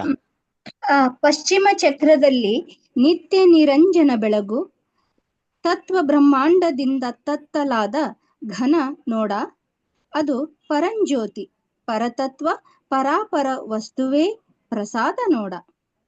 ಪ್ರತಿ ಇಲ್ಲದ ಅಪ್ರತಿಮ ಪ್ರಸಾದದಲ್ಲಿ ನಿಪ್ಪತಿಯಾಗಿ ಮಹಾಪ್ರಸಾದಿಯಾದೆನು ನೋಡ, ಮಹಾಲಿಂಗ ಗುರು ಶಿವಸಿದ್ದೇಶ್ವರ ಪ್ರಭುವೆ. ಸಮಗ್ರ ವಚನ ಸಂಪುಟ 11, ವಚನದ ಸಂಖ್ಯೆ 538. ಶರಣು ಶರಣಾರ್ಥಿಗಳು. ನಾಗರತ್ನ ಅಕ್ಕ. ಪಶ್ಚಿಮ ಚಕ್ರದಲ್ಲಿ ಯಾವ ಲಿಂಗ ಇದೆ? ಪೀನಿಯಲ್ ಗ್ರಂಥಿ, ಶಂಕು. ಅದು ಪೀನಿಯಲ್ ಗ್ರಂಥಿ ಇರ್ಲಿ, ಲಿಂಗ ಯಾವ್ದಿದೆ ಪಶ್ಚಿಮ ಚಕ್ರದಲ್ಲಿ? ನೋಡಿ, ನಾನು ಹೇಳ್ತೀನಿ, ಇನ್ನೊಮ್ಮೆ ನೆನಪಿಟ್ಕೊಳ್ಳಿ. 1ನೆಯ ಚಕ್ರ ಬ್ರಹ್ಮಚಕ್ರದಲ್ಲಿ ನಿಷ್ಕಲ ಲಿಂಗ, ಶಿಖಾ ಚಕ್ರದಲ್ಲಿ ನಿಶೂನ್ಯ ಲಿಂಗ, ಪಶ್ಚಿಮ ಚಕ್ರದಲ್ಲಿ ನಿರಂಜನ ಲಿಂಗ. ಹೇಳಿ, ಯಾರಾದ್ರೂ ನಾಗರತ್ನ ಹೇಳಿ 3 ಇವನ್ನ. ನಂಗೆ ಸ್ವಲ್ಪ ಮರೋಣ, ದಯವಿಟ್ಟು ಕ್ಷಮಿಸಿ. ನಾನು ಹೇಳ್ತೀನಿ, ನೀವು ಹೇಳಿ. ಈಗ ನಾನು ಅಂದಂಗಣ್ಣಿ, 1ನೇಯದ ಚಕ್ರ ಬ್ರಹ್ಮಚಕ್ರದಲ್ಲಿ ನಿಷ್ಕಲ ಲಿಂಗ, ಬ್ರಹ್ಮಚಕ್ರದಲ್ಲಿ ನಿಷ್ಕಲ ಲಿಂಗ, ಶಿಖಾ ಚಕ್ರದಲ್ಲಿ ನಿಶೂನ್ಯ ಲಿಂಗ, ಶಿಖಾ ಚಕ್ರದಲ್ಲಿ ನಿಶೂನ್ಯ ಲಿಂಗ, ಪಶ್ಚಿಮ ಚಕ್ರದಲ್ಲಿ ನಿರಂಜನ ಲಿಂಗ, ಪಶ್ಚಿಮ ಚಕ್ರದಲ್ಲಿ ನಿರಂಜನ ಲಿಂಗ. ಮುಂದಿನ ಸಾರಿ ಹೇಳ್ತಿರ್ತಾನೆ, ಇದನ್ನ ಬರ್ಕೊಂಡು. ಆಯ್ತಕ್ಕ. ಈಗ ಅದನ್ನೇ ಹೇಳ್ತಿದ್ದಾರೆ, ಪಶ್ಚಿಮ ಚಕ್ರದಲ್ಲಿ ನಿತ್ಯ ನಿರಂಜನನ ಬೆಳಗು ಅಂದ್ರೆ ಆ ನಿರಂಜನ ಲಿಂಗದ ಬೆಳಗು. ಹೀಗಾಗಿ ಆ ಪಶ್ಚಿಮ ಚಕ್ರದ ತನಕ ನಮ್ಮ ಶಿವಯೋಗ ಸಾಗಿ ಆ ಪಶ್ಚಿಮ ಚಕ್ರಕ್ಕೆ ಅತ್ಯಂತ ಸಮೀಪವಾಗಿರುವ ಈ ಶಂಕು ಗ್ರಂಥಿ ಅಥವಾ ಪೀನಿಯಲ್ ಗ್ಲ್ಯಾಂಡ್ ದಿಂದ ಅದನ್ನ 3ನೇ ಕಣ್ಣು ಅಂತ ಡೆಕಾಲ್ಟ್ ಅನ್ನ ಒಬ್ಬ ವಿಜ್ಞಾನಿ ಕರೆದ, ಅಲ್ಲಿ ಮೆಲೆಟಾನಿನ್ ರಥ ಒಂದು ಅಮೃತ ರಸ ಸ್ರವಿಸುತ್ತೆ. ಇದಲ್ಲದೆ ಫೆರಡೆ ಅಂತ ಒಬ್ಬ ಫಿಸಿಕ್ಸ್, ಅವನು ಏನ್ ಹೇಳಿದ, ಇಂಡಕ್ಷನ್ ಮೂಲಕ ವಿದ್ಯುತ್ ಮತ್ತು ವಹನದಿಂದ ಅದು ಋಣಾತ್ಮಕವಾಗಿರುತ್ತದೆ ಮತ್ತು ಇಂಡಕ್ಷನ್ ಮೂಲಕ ಧನಾತ್ಮಕವಾಗಿರುತ್ತದೆ ಅಂತ ಹೇಳಿದ. ಈ ನಮ್ಮ ಇಷ್ಟಲಿಂಗ ಎಲ್ಲದಲ್ಲಿ ಕೂಡ ಇದಾಗ್ತಾ ಇದೆ. ಶಿವಯೋಗದಲ್ಲಿ ಏನಾಗ್ತಾ ಇದೆ ಅಂದ್ರೆ ಘರ್ಷಣೆ, ಸಂಪರ್ಕ ಮತ್ತು ಇಂಡಕ್ಷನ್ ಹೇಗೆ ಆಗ್ತಾ ಇದೆ, ಇಲ್ಲಿ ವಿದ್ಯುತ್ ಉತ್ಪಾದನೆ ಹೇಗೆ ಆಗ್ತಾ ಇದೆ ಅನ್ನೋದನ್ನ ತಾವು ಅರಿಬೇಕು. ಈಗ ನೋಡಿ, ಇಷ್ಟಲಿಂಗದ ಮೇಲೆ ನೀವೇನ್ ಮಾಡ್ತೀರಾ, ಮೊದಲು ನೀರನ್ನ ಹಾಕ್ತೀರಿ, ಸಜ್ಜನಳಾಗಿ ಮಜ್ಜನ ಕೆರಿವೆ, ಶಾಂತಳಾಗಿ ಪೂಜೆ ಮಾಡುವೆ, ಸಮರತಿಯಿಂದ ನಿಮ್ಮ ಹಾಡುವೆ, ಚನ್ನಮಲ್ಲಿಕಾರ್ಜುನಯ್ಯ ನಿಮ್ಮ ನಗಲದ ಅನುವಾಯಿತೆನೆಗೆ ಅಂತ ತಾಯಿಯವರ ವಚನವನ್ನ ಹೇಳ್ತಾ ಲಿಂಗದ ಮೇಲೆ ನೀವು ಮಜ್ಜನ ಮಾಡ್ತೀರಾ, ನೀರನ್ನ ಸುರಿತೀರಿ. ನಂತರ ಅದನ್ನ ಏನ್ ಮಾಡ್ತೀರಾ, ಒಂದು ಸ್ವಚ್ಛವಾದ ಬಟ್ಟೆಯಲ್ಲಿ ಉಜ್ತೀರಾ. ಅದೇ ಘರ್ಷಣೆ. ಮತ್ತೆ ನೀವು ಅದನ್ನ ಎಡ ಅಂಗೈಯಲ್ಲಿ ಇರಿಸಿ, ಅವಾಗ ಏನಾಗುತ್ತೆ, ನಮ್ಮ ಮೈಯಲ್ಲಿರುವ ಉಷ್ಣತೆ ಆ ಲಿಂಗಕ್ಕೆ ತಾಗ್ತಾ ಇವೆ. ಹೀಗಾಗಿ ಇಲ್ಲಿ ಲಿಂಗ ಮಜ್ಜನ, ಲಿಂಗ ಮರ್ದನ, ಲಿಂಗ ನಿರೀಕ್ಷಣ ಇವೆಲ್ಲದರಿಂದ ಅಥವಾ ಲಿಂಗ ಸ್ಥಾಪನ ಇವೆಲ್ಲದರಿಂದ ಅಲ್ಲಿ ವಿದ್ಯುತ್ ಕಾಂತಿ ಅಲೆಗಳು ಉತ್ಪತ್ತಿಯಾಗಿ ಅವು ನೇರವಾಗಿ ನಮ್ಮ ಪೀನಿಯಲ್ ಗ್ಲ್ಯಾಂಡಕ್ಕೆ ಅಥವಾ ಅಮೃತ ಗ್ರಂಥಿಗೆ ಅಪ್ಪಳಿಸ್ತಾ ಇವೆ ಮತ್ತು ಅದನ್ನ ಚಟುವಟಿಕೆಗೆ ಪ್ರೇರೇಪಿಸ್ತಾ ಇವೆ. ಆಗ ಏನಾಗುತ್ತೆ, ಮೆದುಳಿನಲ್ಲಿರುವಂತಹ ಪೀನಲ್ ಗ್ರಂಥಿ ಕಂಪಿಸಲು ಆರಂಭಿಸ್ತಾ ಇದೆ. ಅದು ಕಂಪಿಸಲು ಪ್ರಾರಂಭಿಸಿದಾಗ ಅದು ಬೆಳಕನ್ನ ಬಿಡುಗಡೆ ಮಾಡ್ತದೆ, ಏಕೆಂದ್ರೆ ಅದು 3ನೇ ಕಣ್ಣಿನ ಅವಶೇಷವಾಗಿದೆ. ಆ ಬೆಳಕು ನಿಮ್ಮ ಅಂಗೈಯಲ್ಲಿ ನೋಡಲು ಕಾಣಿಸ್ತಾ ಇದೆ. ಹೀಗಾಗಿ 3 ಕೆಲಸ ನಾವು ಮಾಡಬೇಕು, ನಿಧಾನವಾಗಿ ಮಾಡಬೇಕು. ಯಾವುದು, ಈ ಇಷ್ಟಲಿಂಗ ಪೂಜೆಯನ್ನ ಘರ್ಷಣೆ, ಸಂಪರ್ಕ, ಇಂಡಕ್ಷನ್. ಹೇಗೆ ಮಾಡಬೇಕು? ಲಿಂಗವನ್ನ ನೀರಿನ ನಂತರ ಮಜ್ಜನದ ನಂತರ ನಿಧಾನವಾಗಿ ಉಜ್ಜಿಕೊಳ್ಳಬೇಕು, ಅದು ಘರ್ಷಣೆ. ನಂತರ ನೀವು ಅದನ್ನ ನಿಮ್ಮ ಎಡ ಅಂಗೈಯಲ್ಲಿ ಇರಿಸಿ ಸಂಪರ್ಕ ರೂಪಿಸಿಕೊಳ್ತಾ ಇದೆ. ನಂತರ ಅದನ್ನ ಅರ್ಧ ಮುಚ್ಚಿದ ಕಣ್ಣುಗಳಿಂದ ನೋಡ್ತೀರಾ. ಈಗೆಲ್ಲ ಈ ಇಂಡಕ್ಷನ್ ಮತ್ತೆ ಘರ್ಷಣೆ ಮತ್ತು ಸಂಪರ್ಕ ಇವೆಲ್ಲದರಿಂದ ಅಲ್ಲಿ ವಿದ್ಯುತ್ ಕಾಂತಿ ಅಲೆಗಳು ಸಹ ಉತ್ಪಾದನೆ ಆಗ್ತಾ ಇವೆ. ಹೀಗಾಗಿ ಏನ್ ಹೇಳ್ಬೇಕಾಗಿದೆ ಅಂದ್ರೆ, ನೀವು ಶಿವಯೋಗವನ್ನ ನಿರಂತರವಾಗಿ ಅಭ್ಯಾಸ ಮಾಡ್ತಾ ಹೋದ್ರೆ ನಿಮ್ಮ ಇಡೀ ದೇಹವು ಬೆಳಕಿನಿಂದ ತುಂಬುತ್ತಾ ಹೋಗ್ತಾ ಇದೆ. ಬಸವಣ್ಣನವರ ಒಂದು ವಚನ ಬರ್ತಾ ಇದೆ, ಓದಿ ನೋಡೋಣ ಯಾರಾದ್ರೂ. ಆಡಿ ಕಾಲು ದನಿಯವು. ಆಡಿ ಕಾಲು ದಣಿಯವು, ನೋಡಿ ಕಣ್ಣು ದಣಿಯವು, ಹಾಡಿ ನಾಲಿಗೆ ದಣಿಯದು, ಇನ್ನೇವೆ ನಾ ನಿಮ್ಮ ಕೈಯಾರೆ ಪೂಜಿಸಿ ಮನ ದಣಿಯಲೊಲ್ಲದಿನ್ನೇವೆ ಕೂಡಲ ಸಂಗಮ ದೇವ ಕೇಳಯ್ಯ, ನಿಮ್ಮ ಉದರವ ಬಗಿದಾನು ಹೋಗುವ ಭರವೆನಗೆ. ಸಮಗ್ರ ವಚನ ಸಂಪುಟ 1, ವಚನದ ಸಂಖ್ಯೆ 487. ಶರಣು ತಾಯಿ. ಬಸವಣ್ಣನವರ ಒಂದು ವಚನ ಏನಂದ್ರೆ, ಈ ಲಿಂಗ ಲಿಂಗಾಂಗಿಯಾದ ನಾನು ಆ ಲಿಂಗದ ಜೊತೆ ಆಡಿ ಆಡಿ ಕಾಲು ದನಿತಾ ಇಲ್ಲ. ಆತನನ್ನ ನೋಡಿ ನೋಡಿ ಕಣ್ಣು ಕೂಡ ದನಿತಾ ಇಲ್ಲ. ಆತನ ವಚನಗಳನ್ನು ಹಾಡಿ ಆತನ ಪ್ರಾರ್ಥನೆ ಮಾಡಿ ಮಾಡಿ ನನ್ನ ನಾಲಿಗೆ ಕೂಡ ದನಿತಾ ಇಲ್ಲ. ಇನ್ನೇನನ್ಲಿ ನಾನು? ನಾ ನಿಮ್ಮ ಕೈಯಾರೆ ಪೂಜಿಸಿ ಮನದನಿಯಲೊಲ್ಲದಿನ್ನೇವೆ ನಿನ್ನೇವೆ. ಎಷ್ಟು ನನ್ನ ಮನನೇ ತನಿತಾ ಇಲ್ಲ. ಅಷ್ಟೊಂದು ನನಗೆ ಆನಂದ, ಸಂಭ್ರಮ, ಸಂತೋಷ ಆಗ್ತಾ ಇದೆ ಈ ಇಷ್ಟಲಿಂಗ ಒಂದು ಪೂಜೆಯಲ್ಲಿ. ಈಗ ನನಗೇನಾಗ್ತಾ ಇದೆ ಅಂದ್ರೆ, ನನಗೊಂದು ಪ್ರಶ್ನೆ ಬರ್ತಾ ಇದೆ. ಲಿಂಗಯ್ಯ, ನಿನ್ನ ಹೊಟ್ಟೆಯೊಳಗೆ ಏನಿದೆ? ನಿಮ್ಮ ಉದರವ ಬಗಿದಾನು ಹೊಗುವ ಬರವೆನಗೆ. ಹಾಗಾಗಿ ಬಂಧುಗಳೇ, ಈಗ ಇಷ್ಟಲಿಂಗದ ಒಳಗಡೆ ಏನಿದೆ ಅನ್ನೋದನ್ನ ಈ ವಚನದ ಮೂಲಕ ನಾವು ಒಳಗೆ ಹೋಗೋಣ. ಇಲ್ಲಿ ನೋಡಿ, ಒಳಗೆ ಒಂದು ಚಿಕ್ಕದಾದ ಪೀಠಕಲಿಂಗ ಇರ್ತಾ ಇದೆ.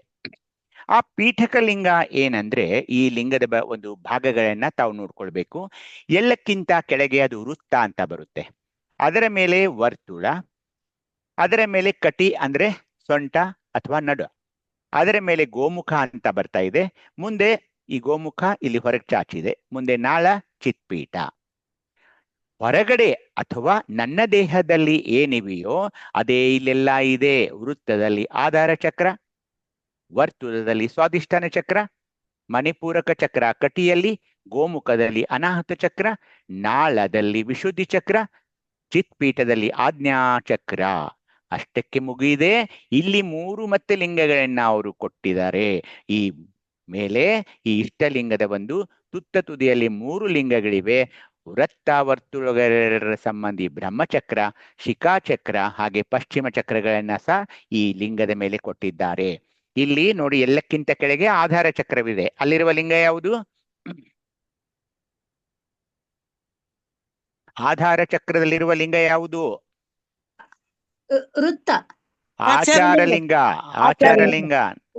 ಸ್ವಾಧಿಷ್ಠಾನ ಚಕ್ರದಲ್ಲಿ ಗುರುಲಿಂಗ. ಮಣಿಪುರ ಚಕ್ರ ಶಿವಲಿಂಗ.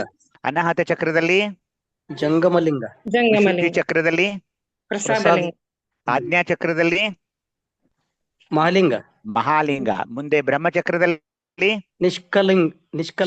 ಶಿಖಾಚಕ್ರದಲ್ಲಿ ಪಶ್ಚಿಮ ಚಕ್ರದಲ್ಲಿ ನಿರಂಜನ ಲಿಂಗ. ನೋಡಿ ಎಷ್ಟು ಚೆನ್ನಾಗಿದೆ ಇದು. ಸೊ ಒಳಗಿರುವ ಲಿಂಗಗಳು, ಈ ಲಿಂಗದಲ್ಲಿ ಒಳಗಿರುವ ಲಿಂಗಗಳೇ ನನ್ನ ದೇಹದಲ್ಲಿ ಇರುತ್ತಿರುವಾಗ, ನಾನು ಇಷ್ಟಲಿಂಗವನ್ನು ನೋಡುತ್ತಿರುವಾಗ, ನಿರೀಕ್ಷಣೆ ಮಾಡುತ್ತಿರುವಾಗ, ಅದರ ಪೂಜೆಯನ್ನು ಮಾಡುತ್ತಿರುವಾಗ ಏನು ನಾನು ನನ್ನ ಒಳಗಿರುವ ಲಿಂಗಗಳನ್ನು ಪೂಜೆ ಮಾಡುತ್ತಿದ್ದೇನೋ, ಅಥವಾ ನನ್ನ ಕರಹಸ್ತದಲ್ಲಿರುವ ಇಷ್ಟಲಿಂಗವನ್ನ ಪೂಜೆ ಮಾಡ್ತಾ ಇದ್ದೀನಿಯೋ? ನನ್ನ ಕರಹಸ್ತದಲ್ಲಿರುವ ಇಷ್ಟಲಿಂಗ ಬೇರೇನು ಮತ್ತು ನನ್ನ ಒಳಗಿರುವ ಲಿಂಗಗಳು ಬೇರೆ ಬೇರೆ ಏನು? ಇಲ್ಲ.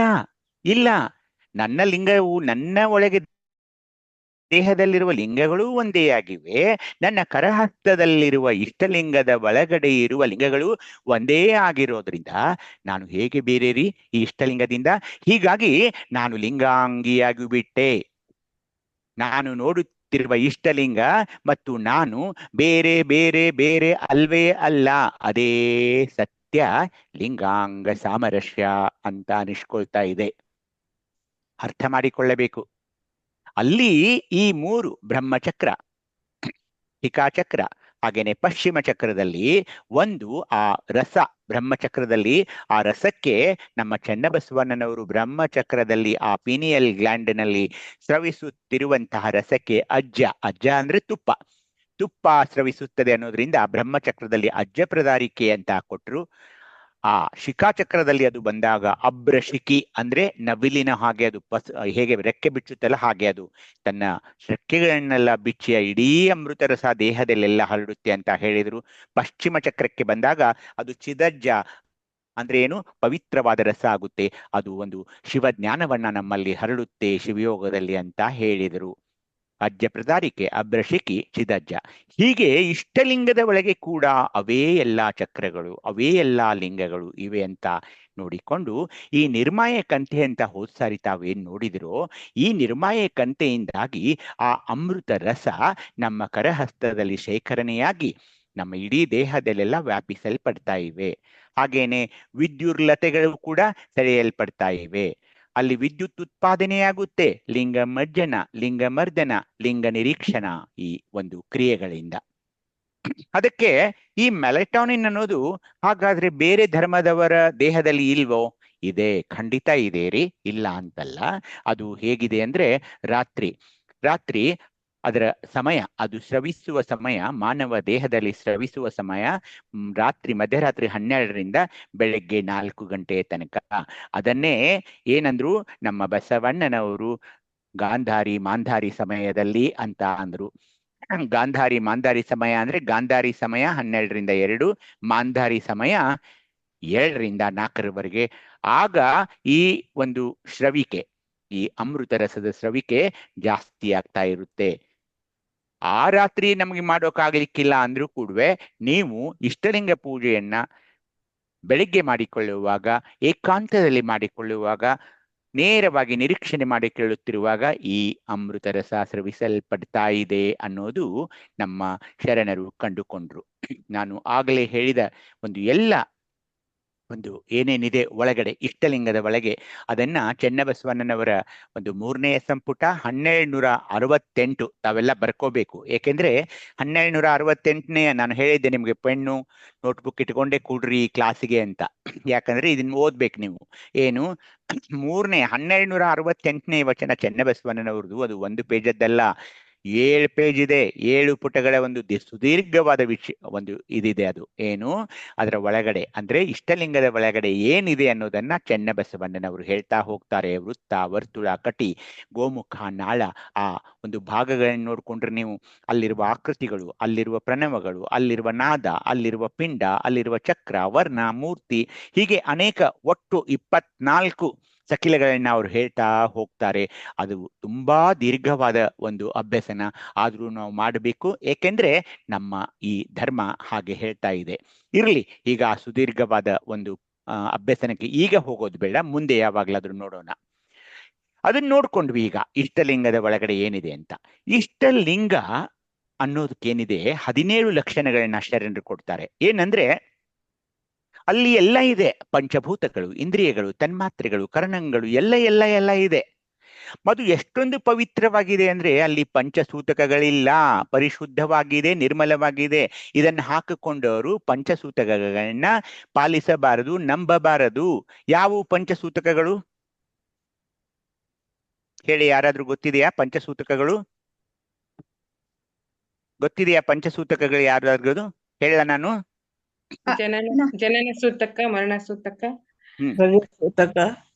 ಜನನ ಸೂತಕ, ಮರಣ ಸೂತಕ, ಕುಲಸೂತಕ, ರಜೋಸೂತಕ, ಉಚ್ಚಿಷ್ಟ ಸೂತಕ, ಹಾ ನೋಡಿ ನಾನು ಹೇಳ್ತೀನಿ. ಈಗ ಜನನ ಸೂತಕ ಅಂದ್ರೆ ಮಗು ಹುಟ್ಟಿದ ತಕ್ಷಣ ಮುಹೂರ್ತ ಕೇಳಕ್ ಹೋಗ್ತಾರೆ. ಎಷ್ಟೋ ಹುಡುಗಿಯರ ಒಂದು ಇದರಲ್ಲಿ ಏನ್ ಹೇಳಿದ್ರು, ಮಂಗಳ ಇದೆ ಅಂತ ಹೇಳಿ ಅವರ ಬಾಳ್ವೆಯನ್ನ ಹಾಳು ಮಾಡಿದ ಧೂರ್ತರಿವರು. ಮಂಗಳ ಇದೆ, ಅವಳ ಗ್ರಹ ಇದೆ, ಮಂಗಳ ಇದೆ ಅವಳ ಜಾತಕದಲ್ಲಿ, ಅವಳ ಮದುವೆ ಆಗೋದು ತುಂಬಾ ಕಷ್ಟ ಅಂತ ಈ ಮೂಢನಂಬಿಕೆಯನ್ನ ಬಣ್ಣಿಸಿ ಆ ಹುಡುಗಿಯ ಬಾಳನ್ನು ಹಾಳು ಮಾಡಿದ ಧೂರ್ತರಿವರು. ಅದು ಯಾವುದು? ಜನನ ಸೂತಕ. ಮರಣ ಸೂತಕ ಅಂದ ತಕ್ಷಣ ಸತ್ತ ಒಬ್ಬ 90 ವರ್ಷದ 80 ವರ್ಷದ ಮುದುಕ ಸತ್ತಾಗ ಇವ್ರು ಏನ್ ಹೇಳಿದ್ರು? ಒಳ ಪಂಚಕ ಹೊರ ಪಂಚಕ, ಅವನು ಸತ್ತ ಮುಹೂರ್ತ ಸರಿ ಇಲ್ಲ, ನೀವು ಮನೆ ಬಿಡಿ, ಶಾಂತಿ ಮಾಡಿ, ಹಾಗೆ ಹೀಗೆ ಅದೊಂದು ತಲೆ ಕೆಡಿಸಿದ್ರು. ಕುಲಸೂತಕ ಅಂದ್ರೆ ನಾವೆಲ್ಲ ಮುಖದಿಂದ ಹುಟ್ಟಿದೀವಿ, ನೀವೆಲ್ಲ ಶೂದ್ರರು ಪಾದದಿಂದ ಹುಟ್ಟಿದಿರಿ ಅಂತ ಹೇಳಿ ಅದನ್ನ ತಲೆ ಕೆಡಿಸಿದ್ರು. ತಮ್ಮ ಕುಲವೇ ಶ್ರೇಷ್ಠ ಅಂದ್ರು. ಹಾಗೇನೆ ಎಂಜಲು ಎಂಜಲು ಎಂಜಲು ಮಡಿ ಮೈಲಿಗೆ ಅಂತ ಇದನ್ನೆಲ್ಲ ಕಲ್ಪಿಸಿ ನಮ್ಮ ತಲೆ ಕೆಡಿಸಿ ಬಿಟ್ರು. ರಜೋಸೂತಕ ಅಂದ್ರೆ ಒಂದು ವೈಜ್ಞಾನಿಕವಾದ ಪ್ರಕ್ರಿಯೆ. ಏನು?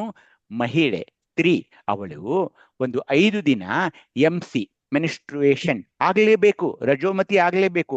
ಯಾವ ಹೆಣ್ಣು ಮಗಳು ರಜೋಮತಿ ಆಗೋಲ್ವೋ ಅವಳಿಗೆ ಹೇಗೆ ಮಕ್ಕಳಾಗ್ತವೆ ಹೇಳಿ? ಅದೊಂದು ವೈದ್ಯಕೀಯ ಪ್ರಕ್ರಿಯೆ, ಅದಿಲ್ಲದೆ ಹೇಗಾಗುತ್ತೆ ಹೇಳಿ? ಅಂತಹ ಮಹಿಳೆಯನ್ನ ಇವರು ಒಂದು ಮೂಲೆಯಲ್ಲಿ ಕೂಡಿಸಿಬಿಟ್ರು, ಅವಳನ್ನು ಮುಟ್ಟಬಾರದು, ಏನೇನೋ ಕಥೆಗಳನ್ನು ಹೇಳಿದ್ರು. ಆದ್ರೆ ಇಷ್ಟಲಿಂಗಧಾರಿಗಳು, ಈ ಲಿಂಗಾಯತ ಧರ್ಮದಲ್ಲಿ ಹುಟ್ಟಿದವರು ಪಂಚಸೂತಕಗಳನ್ನು ನಂಬಬಾರದು. ಏಕೆಂದರೆ ನೀವು ಆ ಇಷ್ಟಲಿಂಗವನ್ನ ಧರಿಸಿಕೊಂಡು ಪರಿಶುದ್ಧವಾಗಿದ್ದೀರಾ, ನಿರ್ಮಲವಾಗಿದ್ದೀರಾ. ಒಂದು ವೇಳೆ ನೀವು ಈ ಪಂಚಸೂತಕಗಳನ್ನ ನಂಬುತ್ತಿದ್ರೆ ನಿಮಗೆ ನಿಮ್ಮ ಎದೆಯ ಮೇಲಿರುವ ಇಷ್ಟಲಿಂಗದ ಮೇಲೆ ವಿಶ್ವಾಸವಿಲ್ಲ, ನಿಷ್ಠೆ ಇಲ್ಲ, ಶ್ರದ್ಧೆ ಇಲ್ಲ ಅಂತ ಹೇಳ್ಬೇಕಾಗ್ತಾ ಇದೆ ಅತ್ಯಂತ ಖಂಡಿತವಾಗಿ. ಇದಕ್ಕೆ ಅನೇಕ ವಚನಗಳು ಸಾಕ್ಷಿಯಾಗಿವೆ. ಹಾಗೇನೆ ಇಲ್ಲಿ ಮಲತ್ರಯಗಳು ಇಲ್ಲ. ಯಾವ ಮಲತ್ರಯಗಳು? 3 ಮಲಗಳು ಯಾವುವು? ಅನವಮಲ, ಮಾಯಾಮಲ, ಕಾರ್ಮಿಕ ಮಲ. ಅನವಮಲ, ಮಾಯಾಮಲ, ಕಾರ್ಮಿಕ ಮಲ. ನೋಡಿ, ಆಚಾರಲಿಂಗವಿರುವ ಭಕ್ತ ಸ್ಥಳದಲ್ಲಿ ಕಾರ್ಮಿಕ ಮಲವಿದೆ. ಅದರ ಮೇಲೆ ಇರುವುದು ಇದು ಕಾರ್ಮಿಕ ಮಲ ಅಂದ್ರೆ ಏನನ್ನು ಹೇಳ್ಬೇಕಾಗಿತ್ತು? ಕ್ರಿಯಾಶಕ್ತಿ ಇದೆ. ಭಕ್ತ ಸ್ಥಳದಲ್ಲಿ ಕ್ರಿಯಾಶಕ್ತಿ ಕುಂಠಿತವಾದಾಗ ಅಲ್ಲಿ ಕಾರ್ಮಿಕ ಮಲ ಉಂಟಾಗುತ್ತದೆ. ನಂತರ ಬರುವ ಜ್ಞಾನಶಕ್ತಿ ಕುಂಠಿತವಾದಾಗ ಮಾಯಾಮಲ ಬರುತ್ತದೆ. ಅದರ ಮೇಲಿರುವ ಮತ್ಯಾವುದು? ಅದರ ಮೇಲಿರುವ ಯಾವುದು? ಕ್ರಿಯಾಶಕ್ತಿ, ಜ್ಞಾನಶಕ್ತಿ, ಮತ್ತೆ ಇಚ್ಛಾಶಕ್ತಿ. Very good. ಇಚ್ಛಾಶಕ್ತಿ ಕಡಿಮೆಯಾದಾಗ ಅದು ಅನವಮಲ. ಹೀಗಾಗಿ ಈ 3 ಮಲತ್ರಯಗಳು ಕೂಡ ಇಲ್ಲಿ ಇರೋಲ್ಲ. ಯಾಕೆ? ನಿಮ್ಮ ಎದೆಯ ಮೇಲೆ ಈಗ ಇಷ್ಟಲಿಂಗವಾಗಿದೆ. ನಿಮ್ಮ ಮೇಲೆ ಎದೆಯ ಮೇಲೆ ಇಷ್ಟಲಿಂಗವಿರೋದ್ರಿಂದ ಸೃಷ್ಟಿ ಸ್ಥಿತಿ ಲಯ ಇಲ್ಲ ನಿಮಗೆ. ಹಾಗೇನೆ ಈ ಲಿಂಗ ದೇಶ ಕಾಲ ವಸ್ತುಗಳಿಂದ ಅದು ಏನು ಬಂಧಿತವಾಗಿಲ್ಲ. ಅದೊಂದು ಅಖಂಡ ತತ್ವ, ವಿಶ್ವಾತ್ಮವಾಗಿದೆ, ವಿಶ್ವತೋಮುಖವಾಗಿದೆ. ಅದನ್ನೇ ಅಣ್ಣನವರು ಹೇಳಿದರು, ಸಕಲ ವಿಸ್ತಾರದ ರೂಹು ನೀನೇ, ವಿಶ್ವತೋ ಚಕ್ಷು ನೀನೆ, ವಿಶ್ವತೋ ಮುಖ ನೀನೆ, ವಿಶ್ವತೋ ಬಾಹು ನೀನೆ, ವಿಶ್ವತೋ ಪಾದ ನೀನೆ ಅಂತ ಹೇಳಿದರು. ಜಗದಗಲ ಮುಗಿಲಗಲ ಮಿಗೆಯಗಲ ನಿಮ್ಮ ಅಗಲ. ಅದು ಅಲ್ಲದೆ ಇಲ್ಲಿ ಶಾಶ್ವತ ಒಂದಿದೆ. ಏನಂದ್ರೆ ಇಲ್ಲಿ ಯಾರು ಲಿಂಗಧಾರಿಗಳು, ಲಿಂಗಾಯತ ಅನ್ಸ್ಕೊಳ್ತಾರೋ ಅವರಲ್ಲಿ ಅಭಾವಗಳಿರಲ್ಲ. ಯಾವ ಅಭಾವಗಳು? ಒಂದು ಪ್ರಾಗಭಾವ ಅಂದ್ರೆ ಏನು? ಅಸ್ತಿತ್ವಕ್ಕೆ ಬರುವುದಕ್ಕೆ ಮುಂಚೆ ಅದು ಇಲ್ಲದಿರುವುದು. ಪ್ರಾಗಭಾವ ಅಂದ್ರೆ ಏನು? ಬಟ್ಟೆ ಅಂತ ಇದೆ. ಈಗ ಬಟ್ಟೆನ ಹತ್ತಿ ತಗೊಂಡ್ಬರ್ತಾರೆ, ಅದನ್ನ ನೇಯ್ತಾರೆ, ಅದು ಬಟ್ಟೆ ಆಗುತ್ತೆ. ಬಟ್ಟೆ ಆಗೋಕ್ಕಿಂತ ಮೊದಲು ಅದು ಇರೋದಿಲ್ಲ. ನಂತರದು ಅದೇ ಬಟ್ಟೆನ ನೀವು ಕತ್ರಿ ತಗೊಂಡು ಚೂರ್ಚಾರಿ ಕಟ್ ಮಾಡಿ ಹೋಗಿದ್ರೆ ಅದು ಪ್ರಧ್ವಂಸ ಭಾವ ಅನ್ನುತ್ತೆ. ಅವಾಗ ಕೂಡ ಆ ಬಟ್ಟೆನ ಮತ್ತೆ ನಾವು ಕೂಡೋಕ್ಕೂ ಆಗೋಲ್ಲ, ಅದು ಪ್ರಧ್ವಂಸ ಭಾವ ಅಂತಾರೆ. ಅನ್ಯೋನ್ಯ ಭಾವ ಅಂದ್ರೆ ಕತ್ತೆ ಕುದುರೆ ಒಂದೇ ತರ ಕಾಣಿಸುತ್ತವೆ, ಆದ್ರೆ ಕುದುರೆ ಕತ್ತೆ ಅಲ್ಲ, ಕತ್ತೆ ಕುದುರೆ ಅಲ್ಲ. ಕುದುರೆ ಕತ್ತೆಯನ್ನು ಒಂದೇ ಕಡೆ ಕಟ್ಟೋಕ್ಕೂ ಆಗಲ್ಲ, ಒಂದನ್ನೊಂದು ತಿರಸ್ಕರಿಸುವುದು ಅನ್ಯೋನ್ಯ ಭಾವ. ಇದು ಅಲ್ಲದೆ ಅತ್ಯಂತ ಭಾವ ಅಂತ ಒಂದಿದೆ, ಅಭಾವ. ಇವೆಲ್ಲ 4 ಅಭಾವಗಳು. ಏನು ಇಲ್ಲದೆ ಇರೋದು ಅಂದ್ರೆ ಮನೆಯಲ್ಲಿ ಬಡತನ, ದಾರಿದ್ರ್ಯ ಇದೆಲ್ಲ ಇರೋದು. ಇದಕ್ಕೆ ಅತ್ಯಂತ ಭಾವ ಅಂತಾರೆ. ಈ ಯಾವ ಭಾವಗಳು ಇರೋದಿಲ್ಲ ಲಿಂಗವಂತರ ಮನೆಯಲ್ಲಿ. ಬಡವತನ ಅಂತೂ ಎಂದೂ ಇವರಲ್ಲಿ ಇರೋದಿಲ್ಲ ಅನ್ನೋದನ್ನ ಈ ಲಿಂಗ ಧಾರಣೆಯ ನಂತರ ನಾನು ಹೇಳಬೇಕಾಗಿದೆ. ಅದು ಒಂದು ಶಿವನ ರೂಪವಾಗಿದ್ದು ಮಂಗಲಮಯವಾಗಿದೆ, ಅನುಗ್ರಹ ಪರವಾಗಿದೆ, ಆಶೀರ್ವಾದ ರೂಪವಾಗಿದೆ. ಅದು ಚಿನ್ಮಾತ್ರ, ಬೇರೆ ತತ್ವಗಳಂತೆ ಅದಕ್ಕೆ ಯಾವ ಉಪಾಧಿಗಳಿರದೆ ಕೇವಲ ಶಿವಜ್ಞಾನ ರೂಪವಾಗಿದೆ.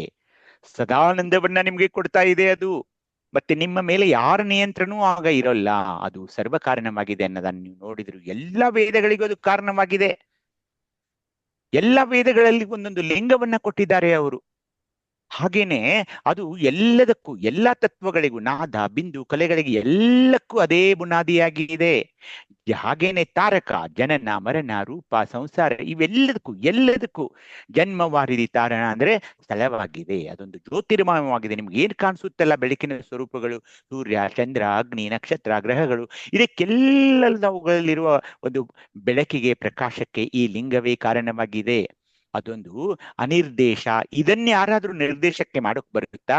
ಇವ್ರು ಹೇಳೋದ್ರಿಂದ ಆಗ್ತಾ ಇದೆ ಅನ್ನೋದಲ್ಲ. ಲಿಂಗವು ಮಾತು ಮನಗಳಿಗೆ ನಿಲುಕುವ ವಿಷಯವಲ್ಲ ರೀ. ಹಾಗೇನೆ ಅದು ಆ ಲಿಂಗವು ಸರ್ವಾಂತರ್ಯಾಮಿಯಾಗಿದೆ. ಶಿವಯೋಗಿಗಳ ಹೃದಯದಲ್ಲಿ ಮಾತ್ರ ವಿಶೇಷವಾಗಿ ವಿರಾಜಿಸ್ತಾ ಇರ್ತಾ ಇದೆ. ಈ ಮೂರನೇ ಕಣ್ಣು ನೋಡಿ ಹೇಗೆ, ನೀವು ಒಂದು ಕೇಳ್ತಾರೆ ಒಮ್ಮೊಮ್ಮೆ, ಮೂರನೇ ಕಣ್ಣು ನಿಜವಾಗಿಯೂ ಇದೆಯಾ? ನಾನು ಅದಕ್ಕೆ ಒಂದು ಗ್ಲೆಬಲಾರ್ ರಿಫ್ಲೆಕ್ಸ್ ಅಂತ ನಮ್ಮಲ್ಲಿ ಬರುತ್ತೆ. ನೀವು ಒಂದು ಮಗು ಮಲ್ಕೊಂಡಿದ್ದಾಗ ನೋಡಿ, ಅದ್ರ ಹಣೆ ಮೇಲೆ ಬಡೀರಿ, ಅದು ಕಣ್ಣು ತೆಗೆಯುತ್ತೆ. ಅದು ಮೂರನೇ ಕಣ್ಣು ಇರೋದು ನಿಜ, ಅದು ಸುಪ್ತವಾಗಿರುತ್ತದೆ ಅನ್ನೋದನ್ನ ತಾವು ನೋಡಿಕೊಳ್ಳಬೇಕು. ಆ ಮೂರನೆಯ ಕಣ್ಣಿಗೆ ಆಜ್ಞಾಚಕ್ರ ಅಥವಾ ಶಿವನೇತ್ರ ಅಂತ ಕರೆದ್ರು ನಮ್ಮ ಶರಣರು. ಅದನ್ನ ತೋರಿಸೋಕೆ ಕೆಲವೊಂದು ಚಿತ್ರಗಳನ್ನ ನಿಮಗೆ ತೋರಿಸ್ತಿದ್ದೀನಿ, ಅಂದ್ರೆ ಅದು ನಿಮಗೆ ಮನದಟ್ಟಾಗ್ಲಿ ಅಂತ ಅಷ್ಟೇ. ಹೇಗೆ ಇದನ್ನ ಮೂರನೇ ಕಣ್ಣನ್ನ ನಾವು ತೆಗಿಬೇಕು? ಸಾಕ್ಷಿ ಭಾವದ ಜಾಗೃತಿ, ದೃಷ್ಟಾಭಾವದ ಜಾಗೃತಿ ಅಂದ್ರೆ ಏನು? ಸಾಕ್ಷಿ ಭಾವದ ಜಾಗೃತಿ ಅಂದ್ರೆ ಏನು? ನನ್ನ ಎಡ ಕರಹಸ್ತದಲ್ಲಿರುವ ಇಷ್ಟಲಿಂಗ ನಾನೇ ಆಗಿದ್ದೇನೆ. ಆ ಸಾಕ್ಷಿ ಭಾವದಲ್ಲಿ ನಾವು ಇರಬೇಕು. ದೃಷ್ಟಾಭಾವದ ಜಾಗೃತಿ ಅಂದ್ರೆ ಏನು? ಆ ಇಷ್ಟಲಿಂಗವನ್ನ ನಿರಂತರವಾಗಿ ನೋಡೋದ್ರಿ, ಬರೀ ನೋಡೋದು.